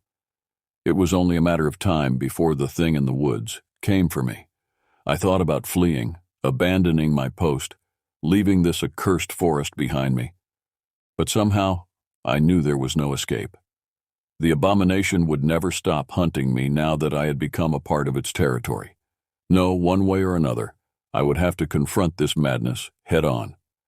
Desperate for answers, I turned to the only person I thought might be able to help, an old Native American man named John Redbird, who lived alone on the very edge of the national forest boundaries. He was an Army veteran who had returned to his ancestral homeland after the war. Locals considered him an eccentric recluse, but there were rumors he knew the secret history of the area and communed with spirits. I followed an overgrown path to his rustic hand-built cabin deep in the woods. Smoke curled from the stone chimney, and wind chimes made of bones and feathers hung from the eaves, clattering in the breeze.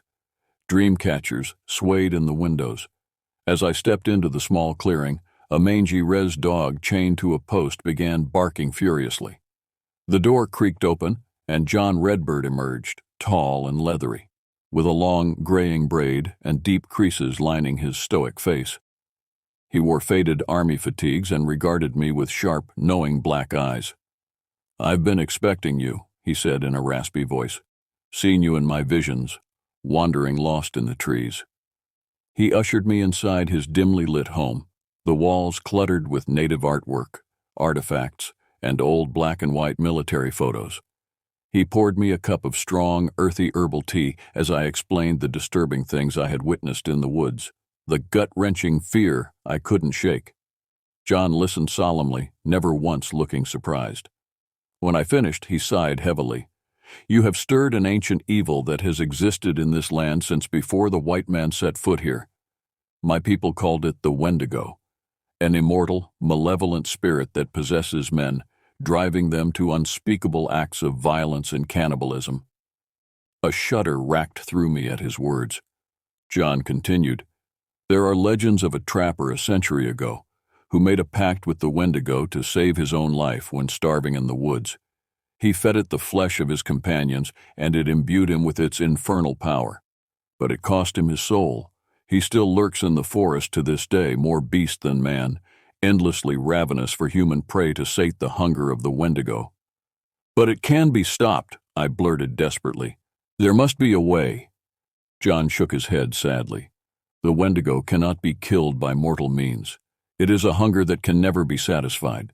The more it consumes, the stronger it grows. I will pray to the Creator for the protection of your spirit. But I fear your fate is already sealed, Ranger. I am sorry." I stumbled out of John's cabin in a daze of terror and despair. An icy drizzle had begun to patter down from the steel-wool sky, turning the ground to churned mud. My future stretched before me like a yawning black abyss. How could I possibly confront a demonic entity that had preyed on humans for generations? I was just one broken man, lost and alone in this blighted forest. As I slogged back to my station, I could feel its malevolent presence out there in the gloom, watching, waiting. The Wendigo was coming for me, an eternally famished maw that would never stop until it had devoured me body and soul. In that moment, I knew with grim certainty that I would never leave this forest alive. The shadows would claim me, as they had so many others. It was only a matter of time. The next morning dawned cold and colorless, the ashen sky pressing down like the lid of a coffin. I went about my ranger duties in a fog of bleak anxiety, my senses frayed taut for any sign of the deranged entity stalking me. The dark trees felt suffocating, hostile, as if the very forest itself had become an extension of the Wendigo's insatiable malice. Around midday, the radio at the ranger station crackled to life. It was the sheriff, his gravelly voice tight with urgency. "We got another missing persons case. A pair of hikers failed to show up at the visitor center this morning like they were supposed to. Last known location was the trailhead off County Road 44 near Skunk Creek." My blood ran cold. That was only a mile from my current position.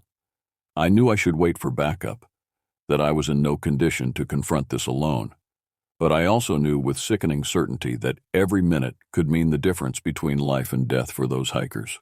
And after all, this was my job, the sacred duty I had sworn to uphold, protect the innocent in this vast wilderness, even at the cost of my own life.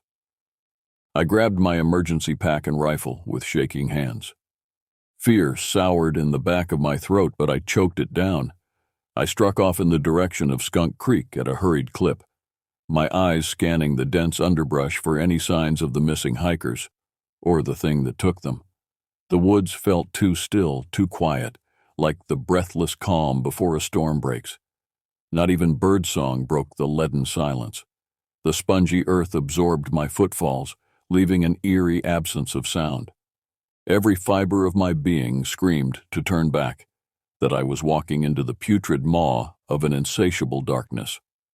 After a tense half-hour navigating the overgrown deer path along the creek bed, a glint of color caught my eye. My heart seized as I realized it was a backpack, its bright nylon shredded and smeared with dried blood. It had to belong to one of the vanished hikers. I approached it cautiously, my rifle at the ready. Suddenly, an agonized, animalistic shriek ripped through the forest, so loud it felt like the trees themselves were screaming. I whirled around wildly, trying to pinpoint the source. Another wail echoed from the opposite direction, then another and another, until it sounded like a whole chorus of tortured voices. They gibbered and howled, resonating from everywhere and nowhere all at once. That's when I saw it, striding out from the shadowed grove of pines, the naked, emaciated figure of a man, as gaunt and pale as a living skeleton. No, not a man, but the grotesque parody of one. Its limbs were too long, bending at unnatural angles, its face a hollow death mask with glowing green pits for eyes. Viscous slobber streamed from its yawning, ember-filled mouth as it fixed its hellish gaze upon me. My mind went blank with stark, primal terror, my conscious thoughts subsumed by the screaming static of pure fear. The rifle clattered from my nerveless fingers as I turned to run, knowing it was futile, that no mortal legs could outpace the ravenous hunger of the Wendigo. An instant later, its skeletal cold fingers clamped around my ankle, sending me crashing face first to the damp forest floor. Fallen leaves filled my gasping mouth. It grabbed a fistful of my hair, yanking my head back painfully to make me meet its infernal eyes. Its fetid breath washed over me, reeking of rotting flesh and sulphurous decay. Its obsidian teeth dripped blood and shreds of meat. "Your flesh, I claim it," the abomination gurgled in a voice like maggoty ooze. "Your screams, I drink them. Now you belong to me, Ranger. Now you feed my eternal hunger." The Wendigo dragged me deeper into the darkening woods as I thrashed and struggled uselessly. Its unclean laughter echoed in my head, filling every crevice of my consciousness, drowning me in unimaginable horror. But even greater than the terror of its touch was the hideous knowledge that my torment was only beginning. Soon my soul would join the agonized spirit shrieking in the darkness, trapped forever in the Wendigo's insatiable belly. I had failed, and this forest of shadows would feast on my suffering for all eternity. Time lost all meaning as the cruel entity that had once been human hauled me through the dense underbrush, my body thrashing against rocks and roots, thorns tearing at my skin. The frigid fog curled around us like a death shroud. After an interminable journey that might have lasted hours or days, we reached a small clearing dominated by the ruins of a cabin slowly being reclaimed by the forest. The roof had long since collapsed, leaving only splintered beams clawing at the sky. The stone walls were mottled with moss and lichen. It looked like a place where dark acts had transpired, pain soaked into its very bones. The Wendigo dragged me inside and flung me to the dirt floor. I scrambled backwards until I hit the crumbling rear wall, trembling uncontrollably. In the jade light filtering through the choked windows, I could see the remains of the Wendigo's past victims scattered about. A tattered backpack here, a gnawed femur there. The sickly sweet stench of rot hung heavy in the dank air.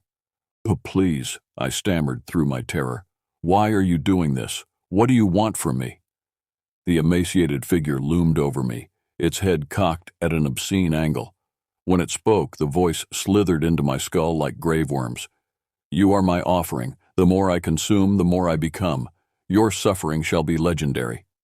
It grabbed my wrist in an iron grip, hauling me up until I was face to face with its grotesque visage. Its impossibly long black tongue snaked out, licking the blood and tears from my face with searing, agonizing strokes. I shuddered in revulsion, bile scorching my throat.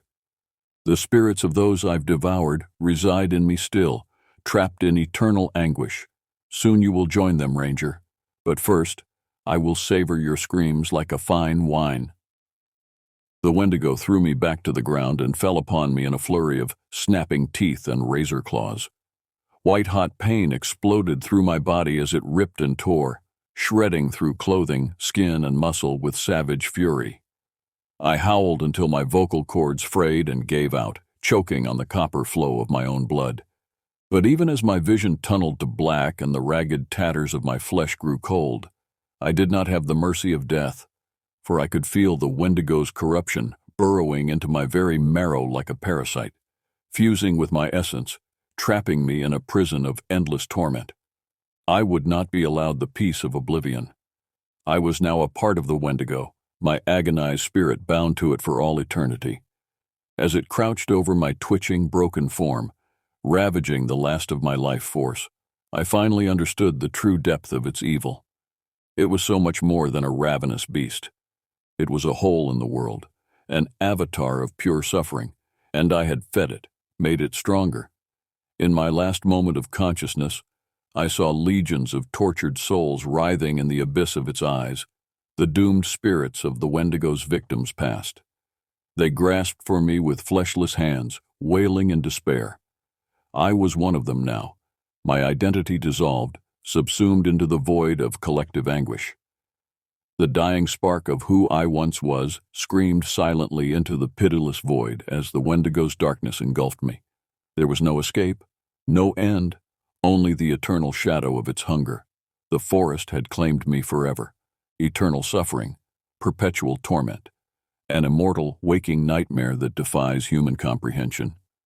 I drift in the void, my individual identity flayed away, dissolved into the screaming collective of ravaged souls that are the Wendigo's essence. We are a singular consciousness born of pure anguish, our spiritual matter forged in the fires of the beast's unending hunger. I feel them all, the doomed camper wailing for his butchered children, the hiker weeping pus from empty eye sockets, the lumberjack choking on his own pulverized bones. Their pain is my pain, and all of it feeds the insatiable shadow that enslaved us. The Wendigo wears our flesh like an obscene cloak as it stalks the forest, hunting, always hunting. I see through its hellish green eyes, feel the warm blood slicking its maw, as it sinks rotting teeth into each new victim. But far worse, I revel in it, because it is our only respite from the ceaseless agony of our captivity. Those brief moments of release as another soul joins our ranks, as we swallow their delicious suffering. We are an abomination, an obscenity against nature and God. But even if I still had my drowned voice to scream, there is no one left to hear. We belong to the Wendigo now, mind, body, and spirit. This is our eternity. Beware those who wander too deep into the woods, for you may not like what wanders back out wearing your skin. The Wendigo is always hungry, and the shadows between the trees hold only the promise of forever pain. Statement of Earl Hansen, Lead Forest Ranger, Ottawa National Forest. It's been 3 weeks now since Ranger Narrator went missing. Intensive multi-agency searches of his patrol area have turned up no sign of him. The only trace was his abandoned pack and rifle near that old Skunk Creek trailhead. Damnedest thing, his disappearance.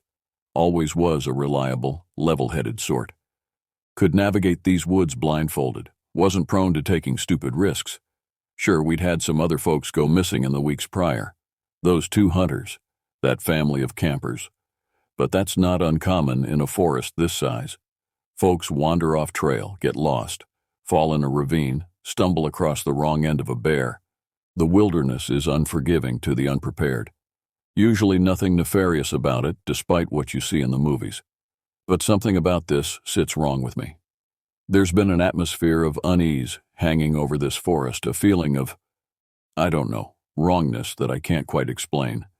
The old-timers would call it a disturbance in the natural order. It's got folks on edge. And now one of our own vanishing without a trace? Let's just say I've got a real bad feeling gnawing at my guts. Narrator was a good man, but he had his demons. I know he'd been struggling financially before taking this post. He kept to himself mostly, but there was a melancholy about him, a sort of haunted quality behind the eyes, like he had the weight of the world crushing down on him. I can't help but wonder if maybe this job, the isolation, it got to be too much. If maybe he walked off into the forest to grapple with it directly, and the forest won. But I've been a ranger for over 3 decades, and there are things I've seen in that time that I just can't explain. Things that have made me question the rational order of the natural world. I've heard stories passed down about these woods, old native legends of dark forces that hunger for human suffering. Things that ain't animal or man, but something outside our reckoning. The elders called them Wendigo. Now I've always been a practical man, not given to superstitious flights of fancy. But I've learned to respect that there are powers in this world beyond our ken. And I fear that maybe Narrator ran afoul of something he wasn't prepared to confront, something old and evil. These dark thoughts keep me up nights, I won't lie. Because if I'm right, if the legends are true, then that means Narrator is still out there, trapped in torment beyond human endurance, his soul shackled to an endless living nightmare. No man deserves such a fate. I've failed him, failed in my duty as his commanding officer and as his friend. The guilt eats at me like a cancer. All I can do now is keep searching, keep hoping, no matter how futile it may be. I'll comb every square inch of this forest till my dying day if I have to. He deserves that much. Statement ends. Here concludes the tale of Ranger narrator and his grim fate, lost forever to the insatiable shadows that hunger within Ottawa National Forest. Let this stand as a warning to respect the power and mysteries of the untamed wilderness, for it holds secrets beyond our understanding, horrors beyond our darkest imaginings. For while we foolishly believe ourselves to be separate from nature, to have conquered and subdued it, the raw primal forces of the world have not forgotten us. And in the lonely, mist-shrouded depths of the ancient trees, things far older and hungrier than humanity wait patiently to reclaim what once was theirs. We are, all of us, only prey, and the forest is always ravenous.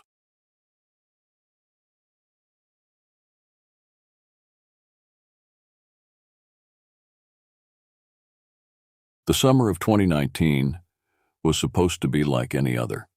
Instead, it became the season that would haunt my dreams for years to come. I was 15 when my parents decided I would benefit from a return to Whispering Pines Equestrian Camp, a place I had visited for the past 4 summers. Their reasoning was simple. I needed structure and fresh air, not endless days playing video games in our basement. "You'll thank us later," Mom said as she packed my duffel bag, stuffing in the worn riding boots I'd outgrown emotionally, if not physically. "Besides, you've always loved Whispering Pines." She wasn't wrong. I had loved it, past tense, but something about returning that year felt different. A reluctance I couldn't articulate settled into my bones as we drove down the winding road toward the camp entrance. The tall pines that gave the place its name seemed to bend toward our car, their shadows longer and darker than I remembered. Whispering Pines sat nestled in a valley, surrounded by dense forest and rolling hills about 3 hours from the nearest major city. The main lodge was a sprawling timber structure built in the 1950s, with smaller cabins scattered throughout the property. The horse stables were my favorite part. Clean, well-maintained barns that housed 30 horses of various breeds and temperaments. As our car pulled through the wooden archway marking the entrance, I noticed the camp sign had weathered considerably since last summer. The once bright paint was peeling, and one of the carved pine trees had split down the middle. "Looks like they need to do some maintenance," Dad commented, eyeing the sign. The camp director, Mrs. Winters, greeted us with the same enthusiastic wave she'd given for years. Her silver hair was pulled back in a tight bun, and despite her 60-something years, she moved with the energy of someone half her age. "Welcome back," she called, clipboard in hand. "We've got you in Pinecrest Cabin this year. You're one of our senior campers now, so you'll be helping with the younger ones occasionally." I nodded, trying to match her enthusiasm, and failing miserably. The air felt heavy, almost oppressive, despite the clear blue sky overhead. As my parents drove away, I couldn't shake the sensation of being watched. I turned slowly, scanning the tree line, but saw nothing except the gentle sway of pine needles in the afternoon breeze. Pinecrest Cabin was one of the older structures, positioned at the edge of the clearing, closer to the forest than I would have preferred. The wooden walls had darkened with age, and the roof was partially covered with a blue tarp where leaks had been hastily repaired. Inside, the floorboards creaked with every step, and the scent of mildew hung in the air despite the open windows. 3 cots lined each wall, though only 4 would be occupied according to the roster taped to the door. I claimed the bed farthest from the entrance, setting my duffel on the worn mattress. Within the hour, my cabin mates arrived. 2 younger girls, Bonnie and Cassidy, both around 11, claimed beds opposite mine, chattering excitedly about which horses they hoped to ride. The 4th camper was a quiet girl named Rita, closer to my age, who offered a small wave before settling onto the remaining bed. "Have you been here before?" Rita asked. carefully arranging her belongings in the small trunk beside her cot. 4 years, I replied. You? First time. She glanced toward the window, her expression unreadable. My parents thought it would be good for my anxiety, being around animals, nature, all that. Something in her tone made me pause. You don't seem convinced. Rita shrugged. I don't know. Something feels off about this place. Maybe it's just me. I wanted to tell her I felt it too, that strange sensation of wrongness that had settled over me the moment we'd arrived. But instead, I just nodded and continued unpacking. No point in scaring her on the first day. That night, during the welcome campfire, I found myself studying the other campers and counselors. There were about 50 of us in total, mostly girls between 10 and 16, with a handful of male campers among the older groups. The counselors were college-aged, enthusiastic, but clearly tired from preparation week. As Mrs. Winters went through the camp rules and schedule, I felt my attention drifting toward the darkness beyond our circle of light. The fire cast long shadows that seemed to move independently of their sources, stretching toward the woods like grasping fingers. For a moment, just a brief, terrifying moment, I thought I saw something move between the trees. A figure, unnaturally tall and thin, weaving between the pines. I blinked, and it was gone, leaving me to wonder if it had been there at all. Morning brought temporary relief from the uneasiness that had plagued me since arrival. Sunlight filtered through the cabin windows, casting warm patterns across the wooden floor. I had slept fitfully, waking several times to unfamiliar sounds. The rustling of leaves, distant snaps of twigs, and once, what sounded like scratching along the cabin wall. Breakfast was served in the main lodge, a chaotic affair of pancakes and excited chatter as campers discussed their activity preferences. I picked at my food, unable to shake the feeling of dread that had settled in my stomach overnight. You're assigned to Snowfall, Mrs. Winters informed me as she handed out the horse assignments. She's new this year, but the staff thinks she'll be a good match for your experience level. I felt a twinge of disappointment. I'd hoped to be paired with Misty, the dapple-gray mare I'd ridden the previous summer. What happened to Misty? Mrs. Winters' smile faltered slightly. She became difficult to handle this spring. We relocated her to a therapy program more suited to her needs. Something about her hesitation made me wonder if there was more to the story, but I didn't press further. The stables were a 10-minute walk from the main camp area, a sprawling wooden structure with 2 long rows of stalls. The familiar sense of hay, leather, and horses greeted me as I entered, bringing a momentary comfort that quickly dissipated when I reached Snowfall's stall. The white Arabian mare was beautiful, with delicate features and alert eyes. But unlike the other horses, who were calmly eating or dozing in their stalls, Snowfall stood rigidly in the center of her space, ears pricked forward, muscles tensed as if ready to bolt. She's still adjusting, explained Reggie, the head wrangler, a man in his early 30s with sun-weathered skin and calloused hands. Gentle introduction is key. Just spend today getting to know each other. I nodded, carefully entering the stall with a curry comb in hand. Snowfall's eyes tracked my every movement, her nostrils flaring as she assessed me. Hey there, beautiful, I murmured, extending my hand slowly. We're going to be friends, okay? After several minutes, Snowfall allowed me to approach, tentatively accepting my touch. As I brushed her coat, I spoke softly, telling her about previous summers at camp, about school, about nothing in particular. The rhythm of grooming calmed both of us, and I began to think Mrs. Winters had made a good match after all. Until I heard it, a faint but distinct tapping sound coming from the barn wall behind us. Tap, tap, tap. Snowfall heard it too. Her ears swiveled backward and tension returned to her body. The tapping continued, slow and deliberate, moving along the wall as if someone or something was walking the perimeter of the barn, dragging fingers along the wooden planks. Tap, tap, tap, pause, tap, tap, tap. Reggie, I called out, my voice embarrassingly unsteady. Is someone working on the barn? No answer came. I realized that while I'd been focused on grooming Snowfall, the other campers and staff had departed for a demonstration in the riding ring. We were alone. The tapping stopped directly behind Snowfall's stall, replaced by what sounded like soft, labored breathing. Snowfall's reaction was immediate and terrifying. She reared up, nearly striking me with her hooves, then backed against the far wall of the stall, eyes rolling to show the whites.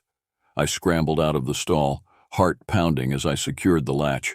The breathing sound ceased, followed by a heavy silence that seemed more threatening than any noise. Gathering my courage, I walked slowly around the exterior of the barn, expecting to find another camper playing a prank. There was no one there. No footprints in the soft dirt around the barn, no evidence that anyone had been circling the structure. Yet when I returned to Snowfall, she remained agitated, refusing to calm despite my best efforts. That night at dinner, I asked casually if anyone else had been at the stables during morning activities. Everyone was at the riding demonstration, Rita confirmed, picking at her mashed potatoes. Why? I hesitated, unwilling to sound foolish. No reason. Just thought I heard someone. Rita studied me for a moment, then leaned closer. I heard something too last night, outside our cabin, like someone pacing back and forth. Probably a deer, offered Bonnie confidently. They come right up to the cabin sometimes. Maybe, Rita said, but her expression suggested she believed otherwise. That night I lay awake long after the others had fallen asleep, listening to the sounds of the forest. The usual symphony of crickets and occasional hoots of owls should have been comforting, familiar. Instead, I found myself straining to hear anything abnormal, any indication that whatever had disturbed Snowfall was now prowling around our cabin. Just as exhaustion began to pull me toward sleep, I heard it, a soft, rhythmic sound just outside our window. Tap, tap, tap. Days at Whispering Pines followed a predictable pattern: breakfast at 7:30, morning riding lessons until lunch, afternoon activities ranging from swimming to crafts, dinner at 6 o'clock, and evening programs until the 9:30 lights out. This structure should have been reassuring, but as the first week progressed, small disruptions began to accumulate like shadows lengthening at dusk. Snowfall remained skittish, though she gradually accepted me as her rider. During our third morning together, as I led her from the stall to the tacking area, she suddenly halted, refusing to move forward despite gentle encouragement. "Come on, girl," I urged, tugging lightly on her lead rope. "What's wrong?" Her gaze was fixed on the dark corner of the barn, where the tack room connected to the main structure. Though I saw nothing unusual, her fear was palpable, communicated through her trembling muscles and rapid breathing. After several minutes of coaxing, Snowfall finally moved forward, though she gave the corner a wide berth. As we passed, I felt a noticeable temperature drop, as if walking through a pocket of winter air despite the summer heat. Later that day, during the afternoon swim session at the small lake that bordered the western edge of camp, I overheard two counselors talking in hushed tones. "Third time this week," one was saying, a tall woman named Irene who supervised the waterfront. "Mrs. Winters says it's just vandals, but I don't know." "The perimeter fence is intact," replied the other, a younger counselor, whose name I couldn't recall. "And those markings don't look like typical graffiti." They noticed me floating nearby and immediately changed the subject, switching to an overly cheerful discussion of the upcoming talent show. Their abrupt transition only heightened my curiosity and concern. That evening, I volunteered to help the kitchen staff with cleanup after dinner, hoping to glean more information from the adult conversations. As I stacked plates, the cook, a sturdy woman in her 50s everyone called Aunt Judy, was discussing maintenance issues with the groundskeeper. "Another door found open this morning," the groundskeeper said, shaking his head. "Storage shed near the north trail. I know I locked it yesterday." "Animals can't work latches," Aunt Judy replied, lowering her voice. "And those scratches on the inside—" "Kids playing pranks," he interrupted firmly, noticing me nearby. "Nothing to worry about." But I had heard enough to add to my growing sense of unease. Something was happening at Whispering Pines, something the staff was trying to minimize or conceal from campers. That night, as we prepared for bed in our cabin, Cassidy complained about losing her favorite hair ribbon. "I left it right on my trunk," she insisted, searching through her belongings for the third time, the blue one my grandmother gave me.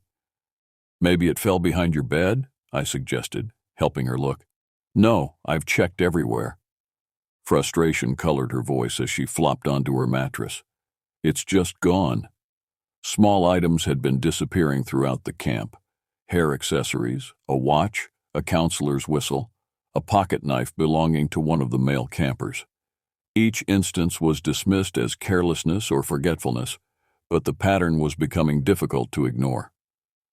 As the night deepened and my cabin mates fell asleep, I found myself once again listening to the sounds outside. The usual forest noises seemed muted, as if the wildlife was deliberately quieter than normal. In that unnatural silence, I thought I heard soft footsteps circling our cabin. Not the heavy tread of a human, but something lighter, almost delicate, like fingertips walking across the ground.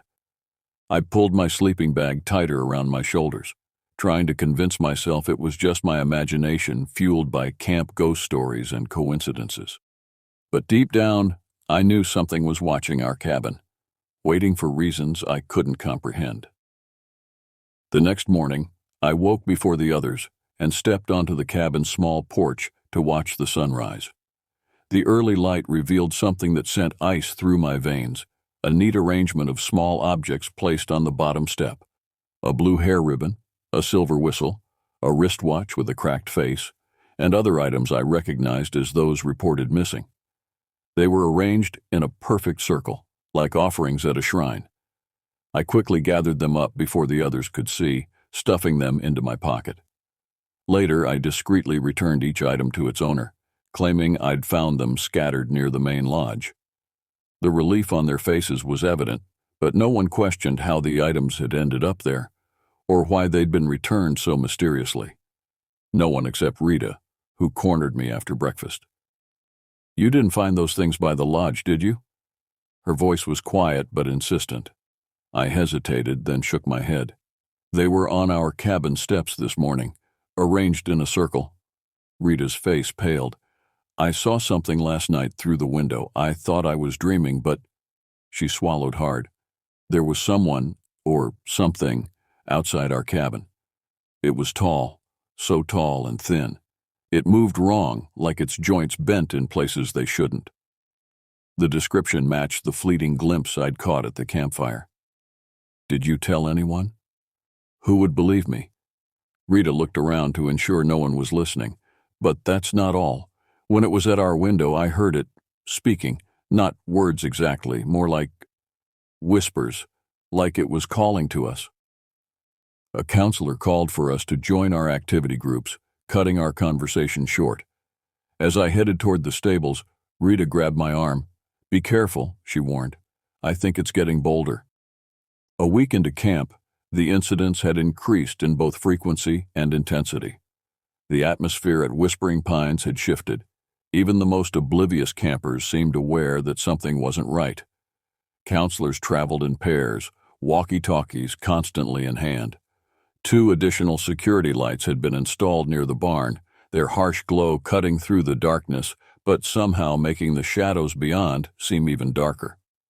During Thursday's evening activity, a nature identification walk, our group discovered strange markings on several trees along the trail. Long, vertical scratches ran up the trunks, too high and too uniform to be from any local wildlife. "Mountain lion," declared our guide unconvincingly, hurrying us past. "Let's move along, everyone." I lingered, studying the marks. They weren't random animal claws, but deliberate patterns. 3 parallel lines repeated at consistent intervals up the trunk, as if something had been climbing or marking territory. That night I struggled to fall asleep despite the exhaustion weighing on my limbs. Rita's breathing was uneven in the bed beside mine. She was awake too, though we didn't speak. Across the room, Bonnie and Cassidy slept peacefully, their young faces relaxed in the dim glow of the nightlight we'd started keeping on. Just past midnight, according to the watch I now kept under my pillow, I heard it, the unmistakable sound of footsteps on our cabin porch. Not the random scurrying of an animal, but deliberate, measured steps. Tap, pause, tap, pause. The door handle turned slowly, metal scraping against metal. I'd made sure to lock it before bed, an extra precaution I'd started taking without explaining to my cabin mates. The handle jiggled, testing the lock, then stopped. For a moment, silence resumed, and I almost convinced myself I'd imagined the sounds. Then came a new noise, soft scratching along the cabin wall, moving toward the window near my bed. Rita's sharp intake of breath told me she heard it too. The scratching circled the entire cabin, a methodical perimeter check. When it reached the window by my bed, it stopped. Against every instinct screaming for me to hide under the covers, I turned my head toward the glass. A face stared back at me. In the dim light, I could make out only the barest features.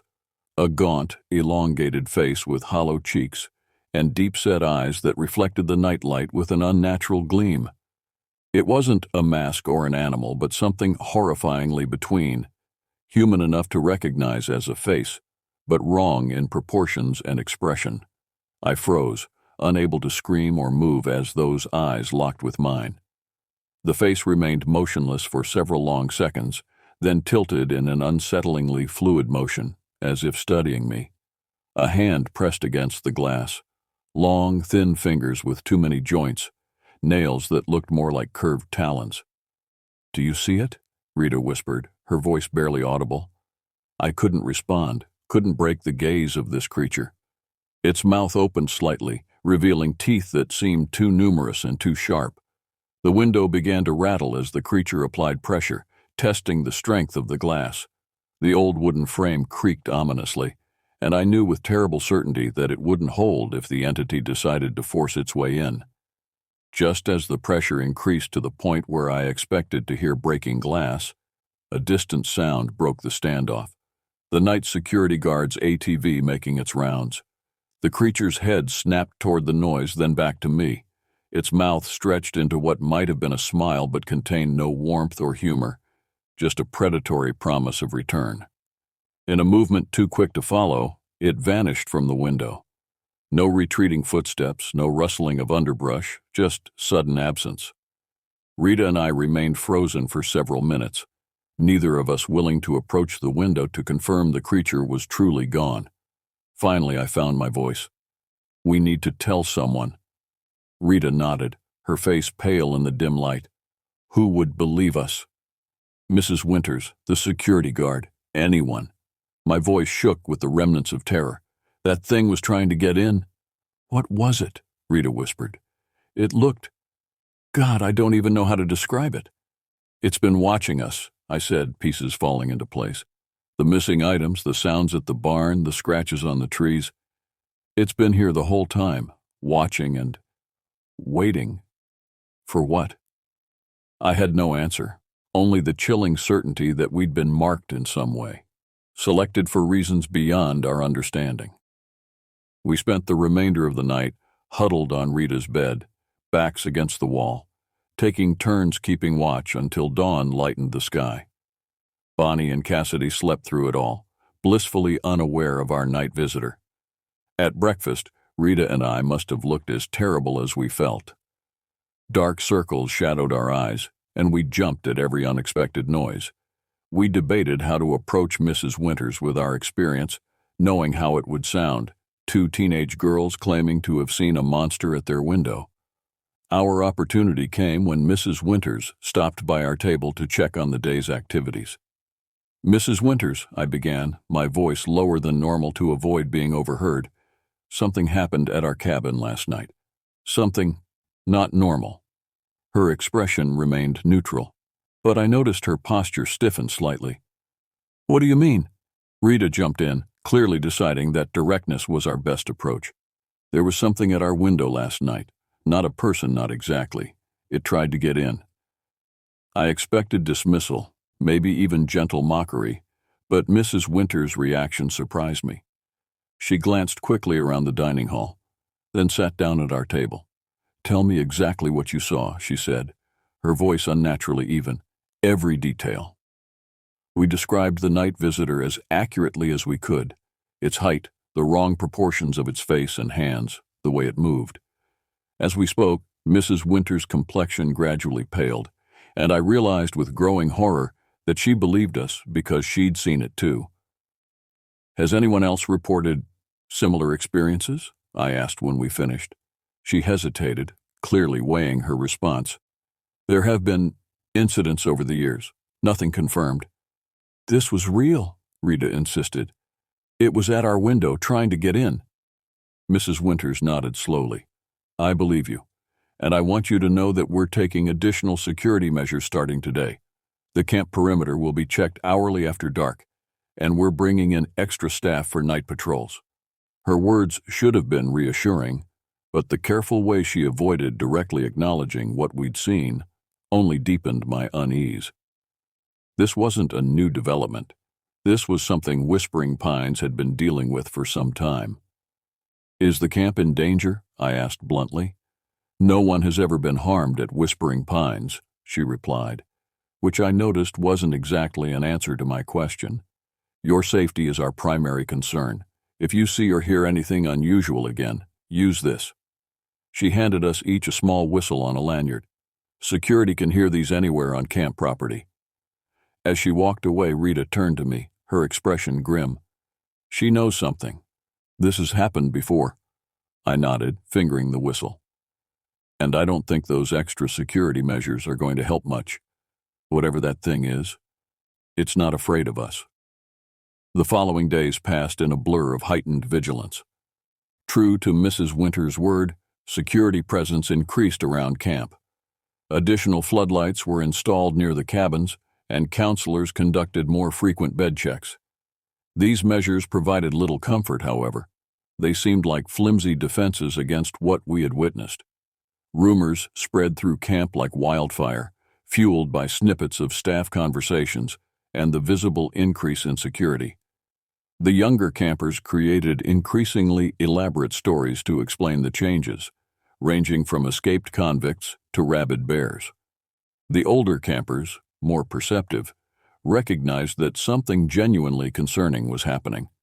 Rita and I kept to ourselves, speaking in hushed tones when we were alone, comparing notes on unusual occurrences. We'd taken to sleeping in shifts, one keeping watch while the other rested. The constant vigilance was exhausting, but the alternative, being caught unaware if our visitor returned, was unthinkable. On the 5th night after our encounter, something changed in the atmosphere of the camp. The air felt thicker, charged with a strange electricity that made the hairs on my arms stand on end. Even the counselors seemed on edge, checking their walkie-talkies more frequently and hustling campers back to cabins immediately after the evening program. "Something's happening tonight," Rita whispered as we prepared for bed. "I can feel it." I nodded, unable to articulate the sense of foreboding that had settled in my chest. "We should be ready." Bonnie and Cassidy picked up on our anxiety, asking questions we couldn't or wouldn't answer truthfully. "Why do you guys keep looking out the windows?" Cassidy asked, brushing her hair before bed. "Just checking the weather," I lied. "Looks like it might rain." "Are you scared of something?" Bonnie's direct question caught me off guard. Rita intervened smoothly. "We're just being cautious. You know, camp safety and all that." Eventually, the younger girls settled into their beds, falling asleep with the enviable ease of children who haven't yet learned to fear the darkness. Rita took the first watch as I tried to rest, though sleep remained elusive. Just after midnight, the electricity went out. The nightlight that had been our constant companion suddenly died, plunging the cabin into darkness, broken only by moonlight filtering through the windows. Outside, the security floodlights had also failed, returning the camp to its natural nighttime state. "Power outage," Rita whispered, moving to sit beside me on my bed. "The storm must have—" "There is no storm," I interrupted, listening to the perfectly still night outside. No wind, no rain, no thunder, just absolute silence, as if the forest itself was holding its breath. The walkie-talkie that Mrs. Winters had given us crackled to life, startling us both. "Attention all cabins," came a staticky voice, the head counselor trying to sound calm but failing to hide the tension underneath. "We're experiencing a camp-wide power outage. Please remain in your cabins. Counselors will be checking in shortly with flashlights. I repeat, remain in your cabins." "They cut the power," Rita said, her voice barely audible. "It wanted the lights out." The realization hit me with sickening certainty. This wasn't an accident or weather event. This was deliberate, a calculated move by something intelligent enough to understand our defenses and find a way to neutralize them. I grabbed the flashlight from under my pillow, relieved when it cast a beam of light across the cabin. The sudden illumination sent shadows dancing across the walls, momentarily mimicking movement where there was none. Should we wake them? Rita nodded toward Bonnie and Cassidy, still sleeping peacefully. Not yet, I decided. No point in scaring them if... A soft tapping at the window cut me off mid-sentence. 3 slow, deliberate taps, followed by silence. Rita's hand found mine in the darkness, squeezing so tight it hurt. Neither of us moved toward the window.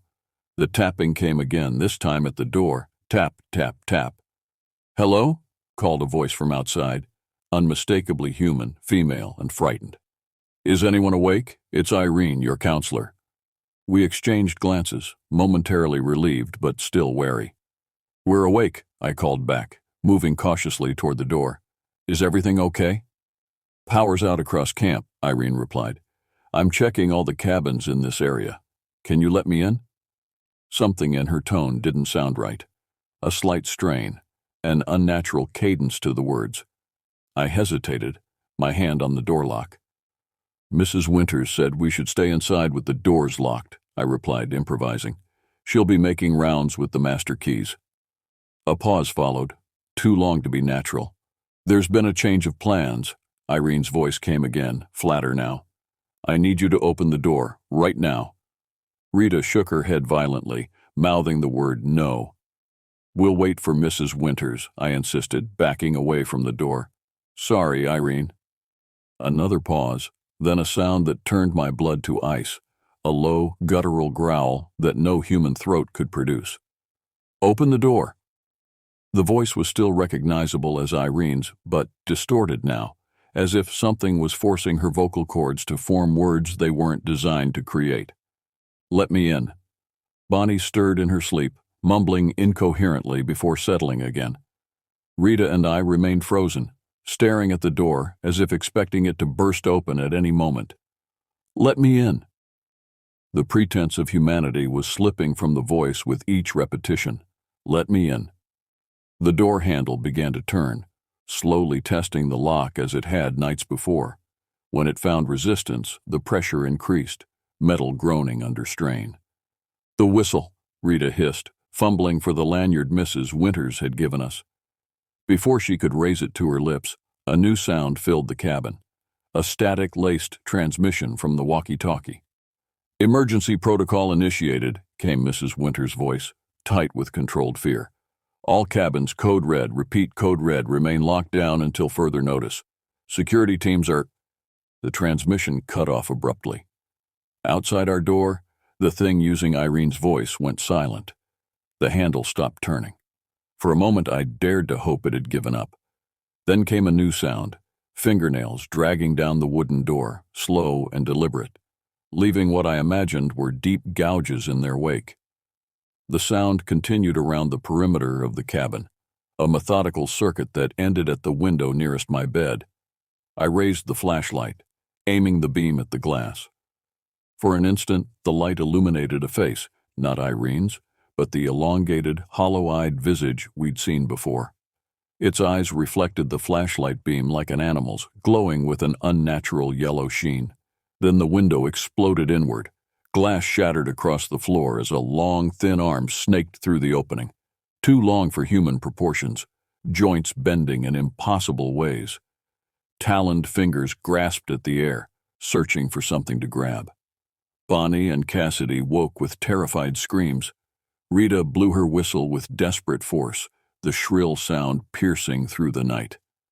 I acted on pure instinct, grabbing the heavy metal flashlight and bringing it down with all my strength on the grotesque limb. A howl of pain echoed through the cabin as the arm withdrew, taking chunks of broken glass with it. "Under the beds!" I shouted to Bonnie and Cassidy, who scrambled to obey, their faces white with terror. Rita continued blowing the whistle as I fumbled with the walkie-talkie, pressing the emergency transmission button. "It's breaking in!" I shouted into the device. "Pinecrest cabin, it's breaking in!" Static answered me, broken by fragments of voices too distorted to understand. Outside, something large moved around the cabin, its footsteps heavy now, abandoning stealth for raw aggression. The door shuddered under a powerful impact, the wood splintering around the lock. Another blow, and the frame began to crack. "What do we do?" Rita's voice was barely audible over the pounding. I looked around desperately for anything we could use as a weapon or barricade. My gaze fell on the small propane heater in the corner, the emergency heating system for when temperatures dropped unexpectedly. "The propane," I whispered, a terrible plan forming. "If it breaks in—" Rita's eyes widened as she understood my half-formed thought. "That's insane." "You have a better idea?" I asked as the door splintered further, a long, taloned hand visible through the widening crack. She shook her head, then moved quickly to the heater, turning the valve to release the gas. The distinctive odor filled the cabin almost immediately. "Bonnie, Cassidy," I called to the terrified girls under the beds. "When I say now, run for the back window, the small one in the bathroom. Go through it, and don't stop running until you reach the main lodge." The pounding at the door reached a crescendo, wood giving way as something forced its way inside.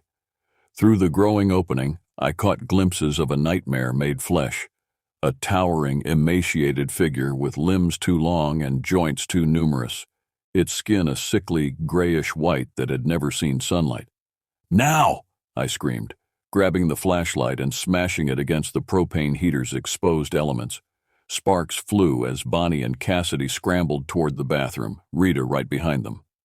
I backed toward the bathroom door as the creature forced its way into the cabin, its full height forcing it to bend unnaturally beneath the ceiling.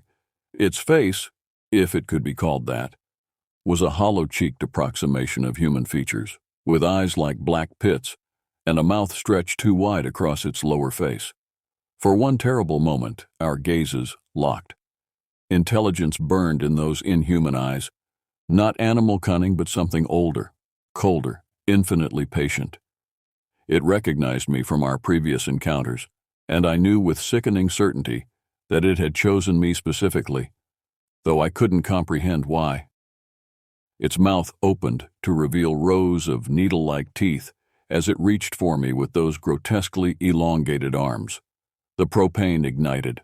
A whoosh of flame erupted from the heater, spreading rapidly through the gas-filled air. The creature shrieked, a sound so high-pitched and alien it threatened to shatter my eardrums. I stumbled backward through the bathroom door, slamming it shut as flames engulfed the main room. Rita had already helped Bonnie and Cassidy through the small window. She was halfway out herself, turning back with panic in her eyes. "Come on!" I scrambled toward the window, the heat of the fire already seeping through the bathroom door. Outside, I could hear the creature's inhuman screams, mixing with human shouts, as camp staff responded to the commotion. The window was barely large enough for me to squeeze through, glass cutting into my palms as I hauled myself out. As my feet cleared the sill, a taloned hand punched through the bathroom door, flailing blindly as flames licked at the splintered wood. We ran without looking back, the orange glow of the burning cabin lighting our way through the darkness. Behind us, inhuman screams gradually faded, replaced by the shouts of adults and the wail of distant sirens. The following hours passed in a blur of emergency vehicles, flashing lights, and concerned adults asking the same questions repeatedly. Firefighters controlled the blaze before it could spread to nearby cabins or the surrounding forest, but Pinecrest was a total loss. Nothing but charred timber and ash remained by dawn. We were separated for questioning, standard procedure, we were told, for any serious incident. I sat wrapped in a scratchy emergency blanket in Mrs. Winter's office as a police officer asked me to explain what had happened. I told the truth, or a version of it. A power outage, someone trying to break in. The propane heater accidentally knocked over in our panic. I said nothing about elongated limbs or inhuman faces, nothing about the weeks of strange occurrences leading up to that night. The disbelief in the officer's eyes, even at my sanitized account, told me that the full truth would never be accepted. Rita, I later learned, had given a similar story. Bonnie and Cassidy, too traumatized to be questioned extensively, were quickly collected by their parents, who arrived in the early morning hours looking pale and terrified. By mid-morning, the official narrative had been established. A failed break-in attempt by vandals who had been responsible for earlier disturbances at the camp, followed by an accidental fire when the panicked campers tried to escape. The power outage was attributed to a blown transformer, though no explanation was given for why the backup generators had also failed. Mrs. Winters found me sitting alone on a bench outside the main lodge, watching as parents arrived to collect their children. Camp had been officially canceled for the remainder of the session. "Your parents will be here in about an hour," she said, sitting beside me. They were very worried. I nodded, not trusting myself to speak. The events of the night had left me hollow, exhausted beyond words. "What you did was very brave," she continued after a moment of silence. "You saved those girls." "What was it?" I asked, my voice rough from smoke inhalation and screaming. "You know, don't you?" Mrs. Winters stared at the distant tree line, her face unreadable. "Whispering Pines has stood for over 70 years, she said finally. "In all that time there have been incidents, things we can't explain, things we don't discuss. That doesn't answer my question," she sighed, suddenly looking much older than her years. "The locals, the ones whose families have been in these mountains for generations, they have stories, legends about something that lives in these woods, something that watches, waits, takes an interest in certain people." She glanced at me meaningfully. "Especially young people with sensitivity to their surroundings." "Like me," I whispered, remembering how I'd felt unsettled from the moment we arrived, how Snowfall had responded to me, how the entity had singled out our cabin. "Like you," she confirmed. "In all my years running this camp, it's never been this bold, this aggressive. We've had sightings, minor incidents, but nothing like this. Did it die in the fire?" Mrs. Winters' expression darkened. "I doubt it. Things like that don't die easily, if at all." "Things like what?"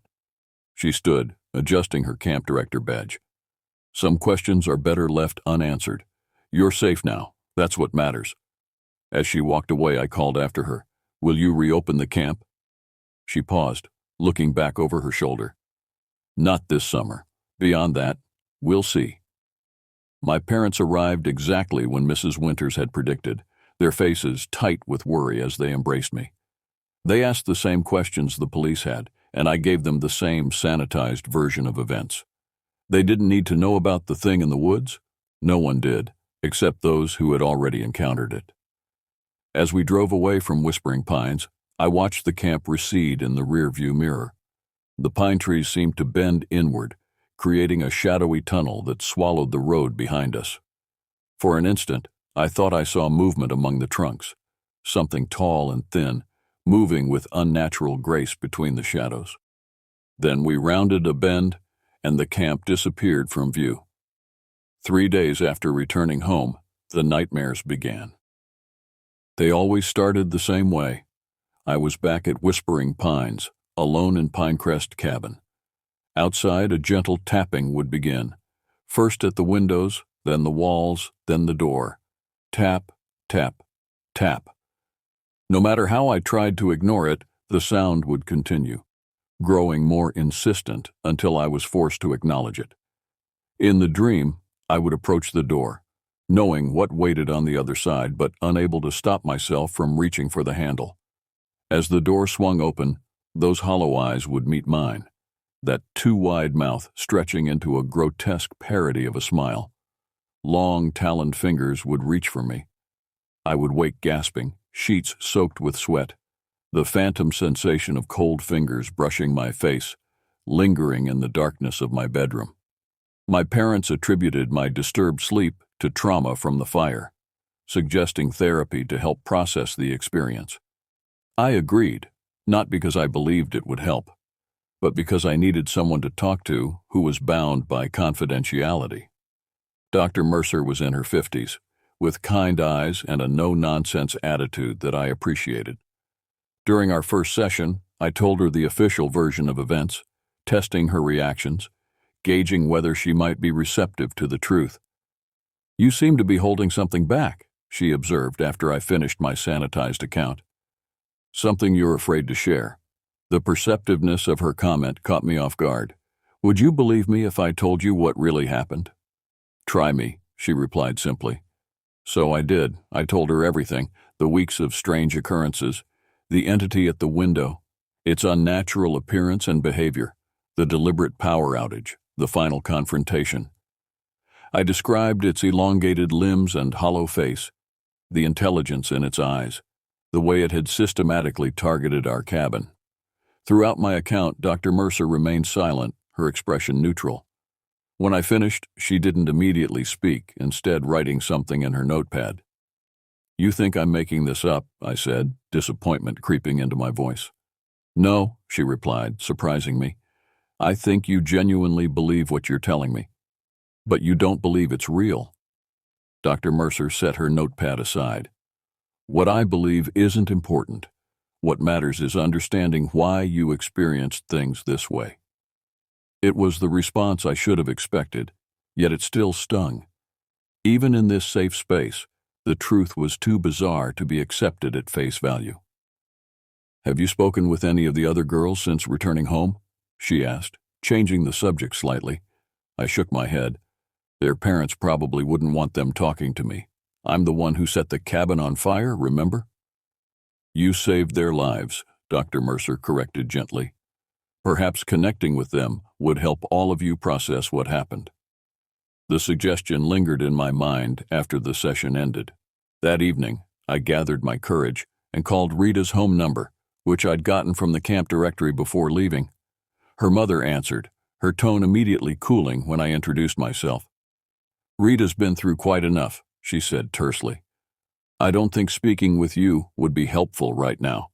"Please," I said, desperation creeping into my voice. "I just need to know if she's okay, if she's been having nightmares too." A long pause followed, then the sound of the phone changing hands. "Hello?" Rita's voice was thin, strained, but unmistakably hers. Relief flooded through me. "Rita, it's me. Are you okay?" "Define okay," she replied with a weak attempt at humor. "I'm not sleeping much. You?" "Nightmares," I admitted. "Every night." "Me too. Same dream?" "Opening the door and seeing it there?" "Yeah." Her voice dropped to a whisper. "But that's not the worst part. Sometimes when I'm awake, I think I see it. Just glimpses, through windows and mirrors at the edge of my vision, like it followed me home." A chill ran down my spine. I'd had the same experiences. Fleeting shadows and reflective surfaces, the sensation of being watched, moments when the air would suddenly grow cold for no apparent reason. "Have you told anyone?" I asked. "Who would believe me? They all think we're traumatized from the break-in and fire. My parents have me seeing a therapist 3 times a week. Mine too, 1 session so far." "Does it help?" The hope in her voice was painful to hear. "Not really," I admitted. "They can't help with something they don't believe is real." We talked for nearly an hour, comparing experiences, finding comfort in shared understanding. Before hanging up, Rita asked the question that had been haunting me since that night. "Do you think it's really gone? Or is it still out there watching us?" I hesitated, remembering Mrs. Winter's words. "I don't think it's gone. I think it's waiting." "For what?" "I don't know," I replied honestly.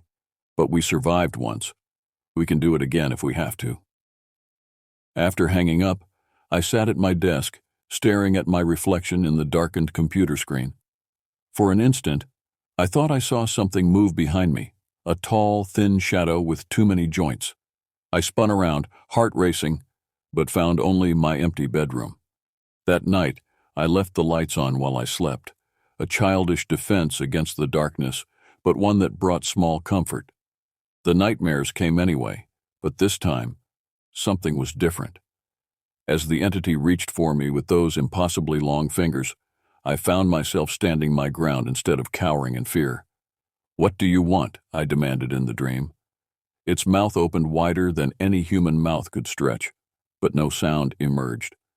Instead, I felt its answer in my mind. Not words exactly, but impressions, emotions, ancient hunger. It wanted me, not my body or my life, but something deeper, my fear, my awareness, my recognition of its existence. It had been watching, waiting, selecting those who could truly see it, truly fear it. I woke with a startling revelation. Its power came from our fear. The more terrified we were, the stronger its hold became. Rita and I had been ideal targets, sensitive to our surroundings, quick to notice the abnormal, prone to the very fear it craved. The next morning I called Rita again, eager to share my insight, but the person who answered wasn't Rita or her mother. "Hello?" A man's voice, professional and detached. "I'm calling for Rita," I said, confused. "Is this the right number?" A pause. "This is Detective Morris with the County Police Department. May I ask who's calling?" My blood ran cold. "Is Rita okay? What happened?" Another pause, longer this time. "I'm afraid there was an incident last night. Rita is in the hospital. Who am I speaking with?" I identified myself, then pressed for details. The detective was reluctant at first, but eventually shared the bare facts. Rita had been found unconscious in her bathroom, an apparent suicide attempt. She had left a note claiming it wouldn't leave her alone.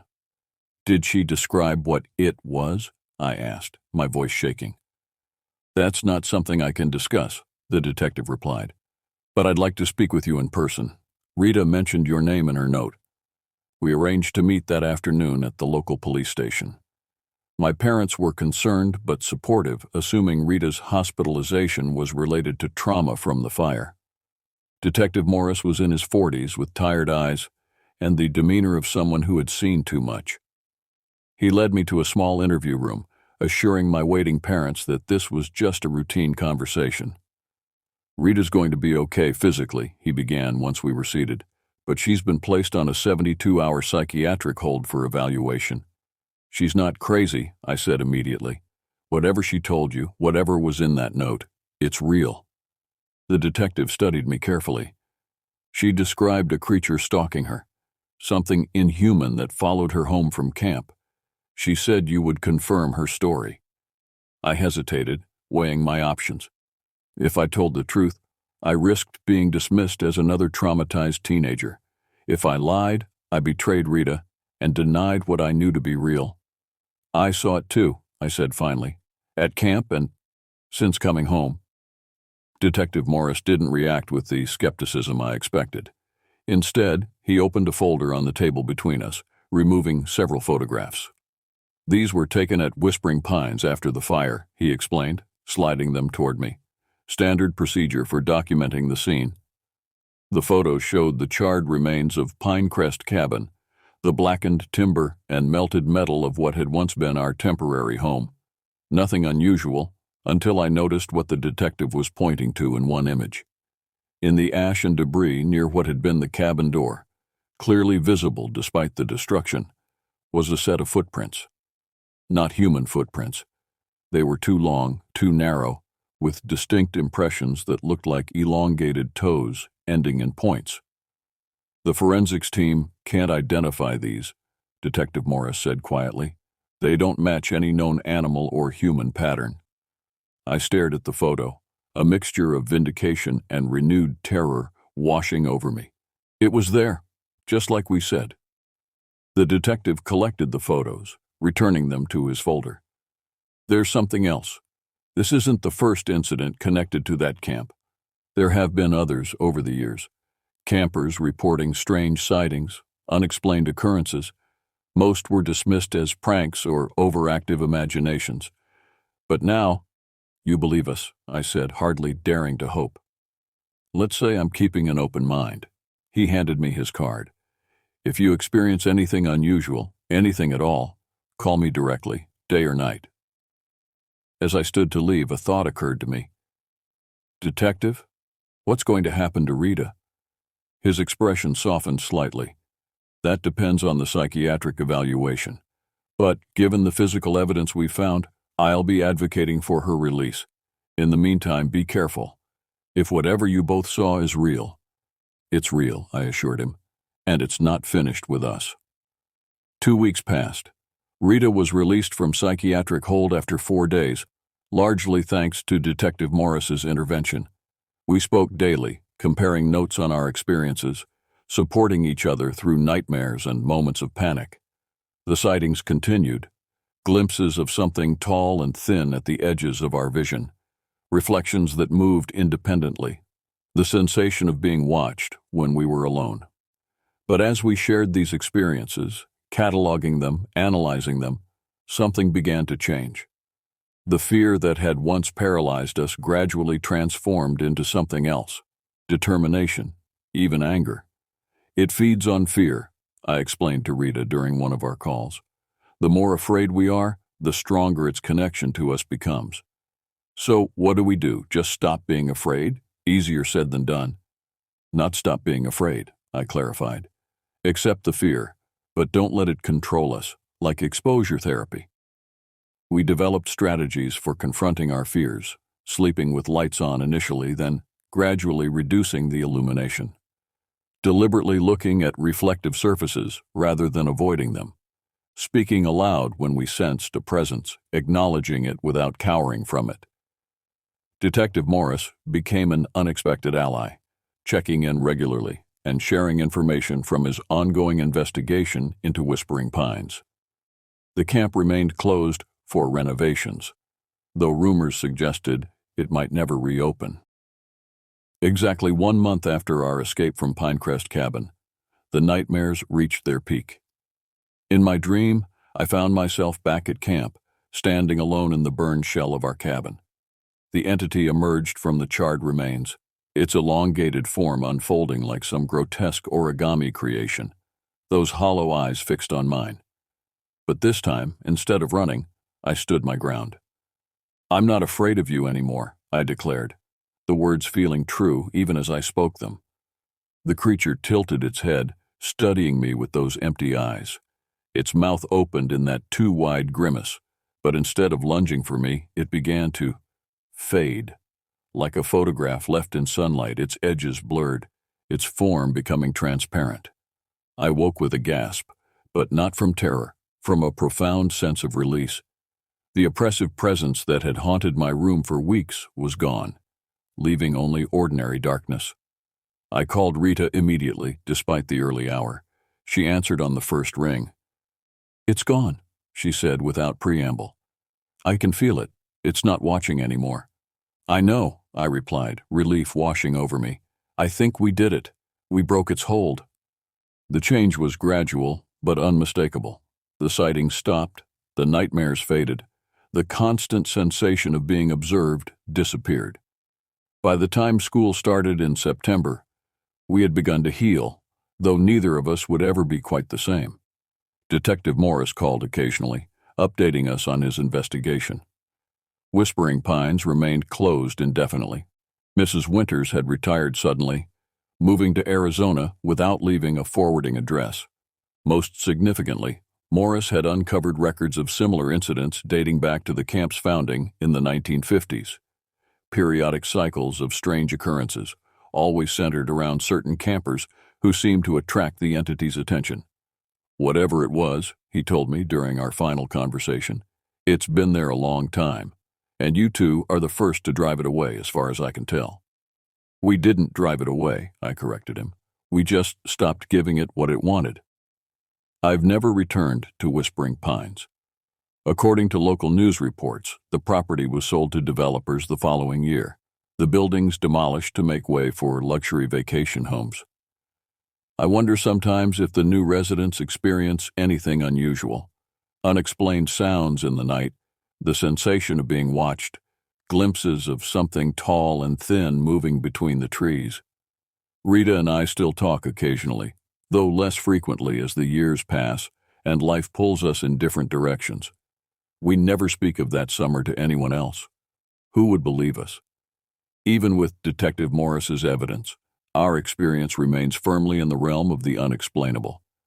But sometimes, when I find myself alone in unfamiliar woods, I feel a prickling sensation on the back of my neck. I don't run, and I don't cower. Instead, I turn and face the shadows directly, acknowledging the fear without surrendering to it. After all, there are things in this world that exist in the spaces between what we know and what we fear, things that gain power from our terror and fade when confronted with courage. I learned that lesson at Whispering Pines, in a summer that taught me the true nature of fear and the strength that comes from facing it. Some nights, I still dream of those hollow eyes and that too wide smile. But in my dreams now, I'm the one who turns away first, denying it the fear it craves, leaving it to fade back into the darkness where it belongs.